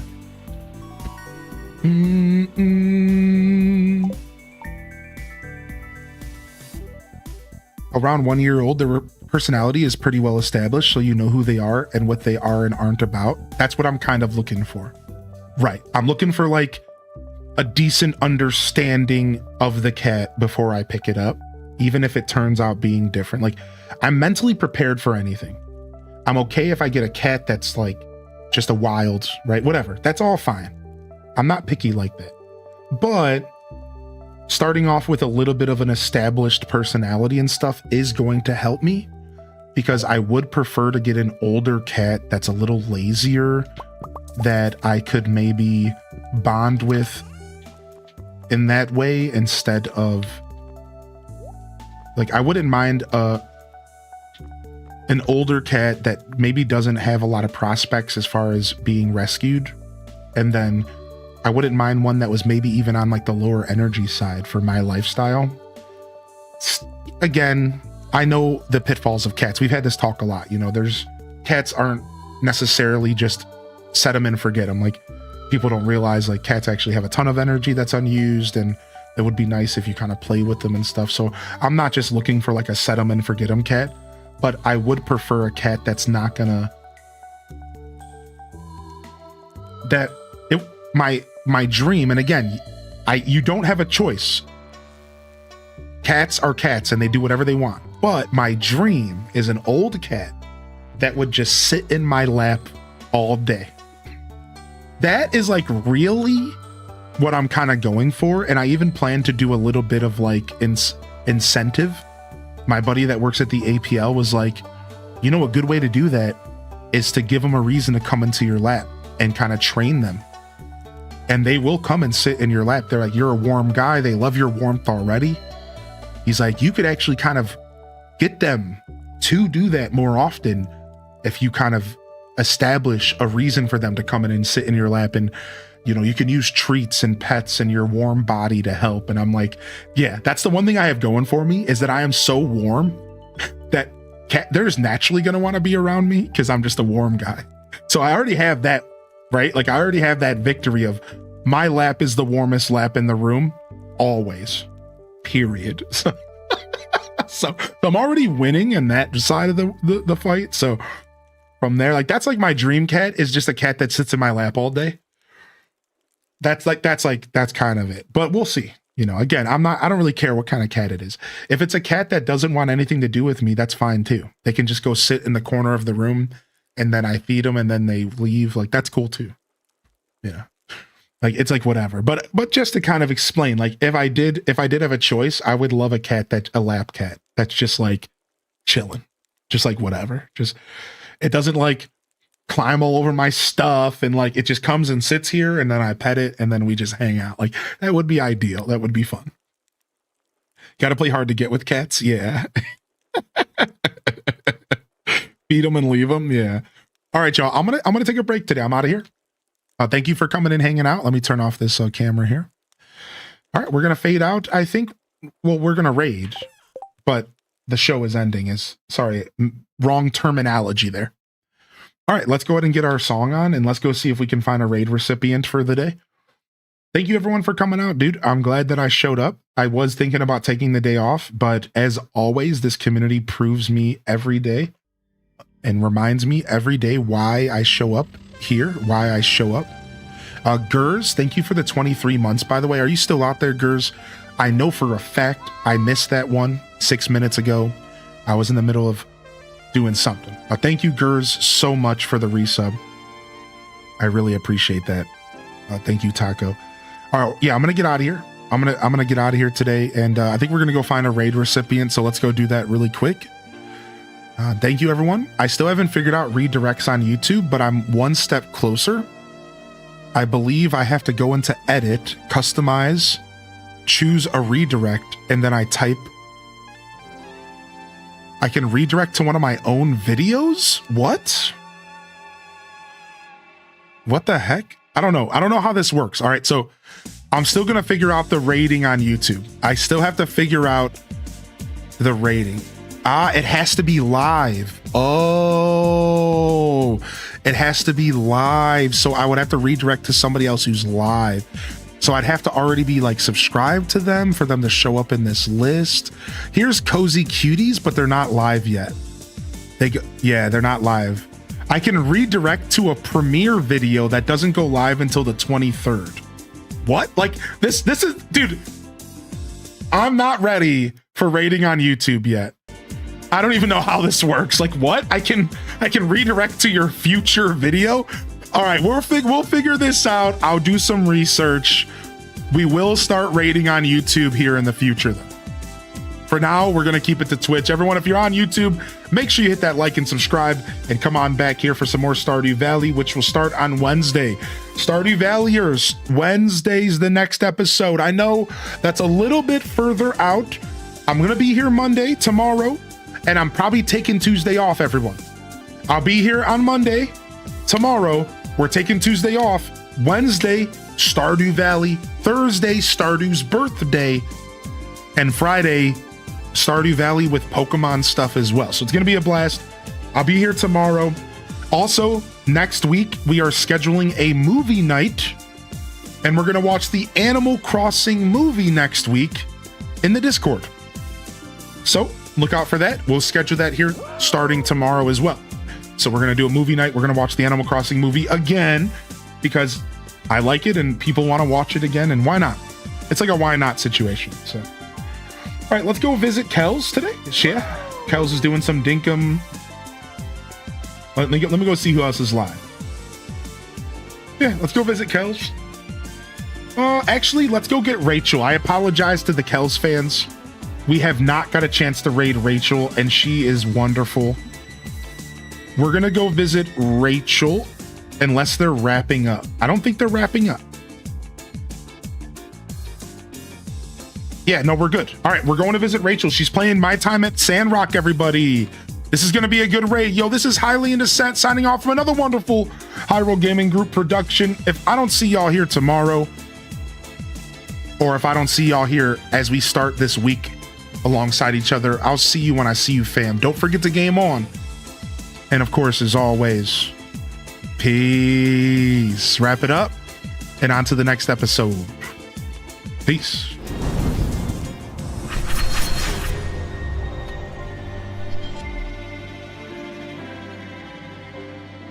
All right, y'all, we are getting out of here. Go check out the Hyrule Gaming Group. Go check out our stream teams. Give them some love.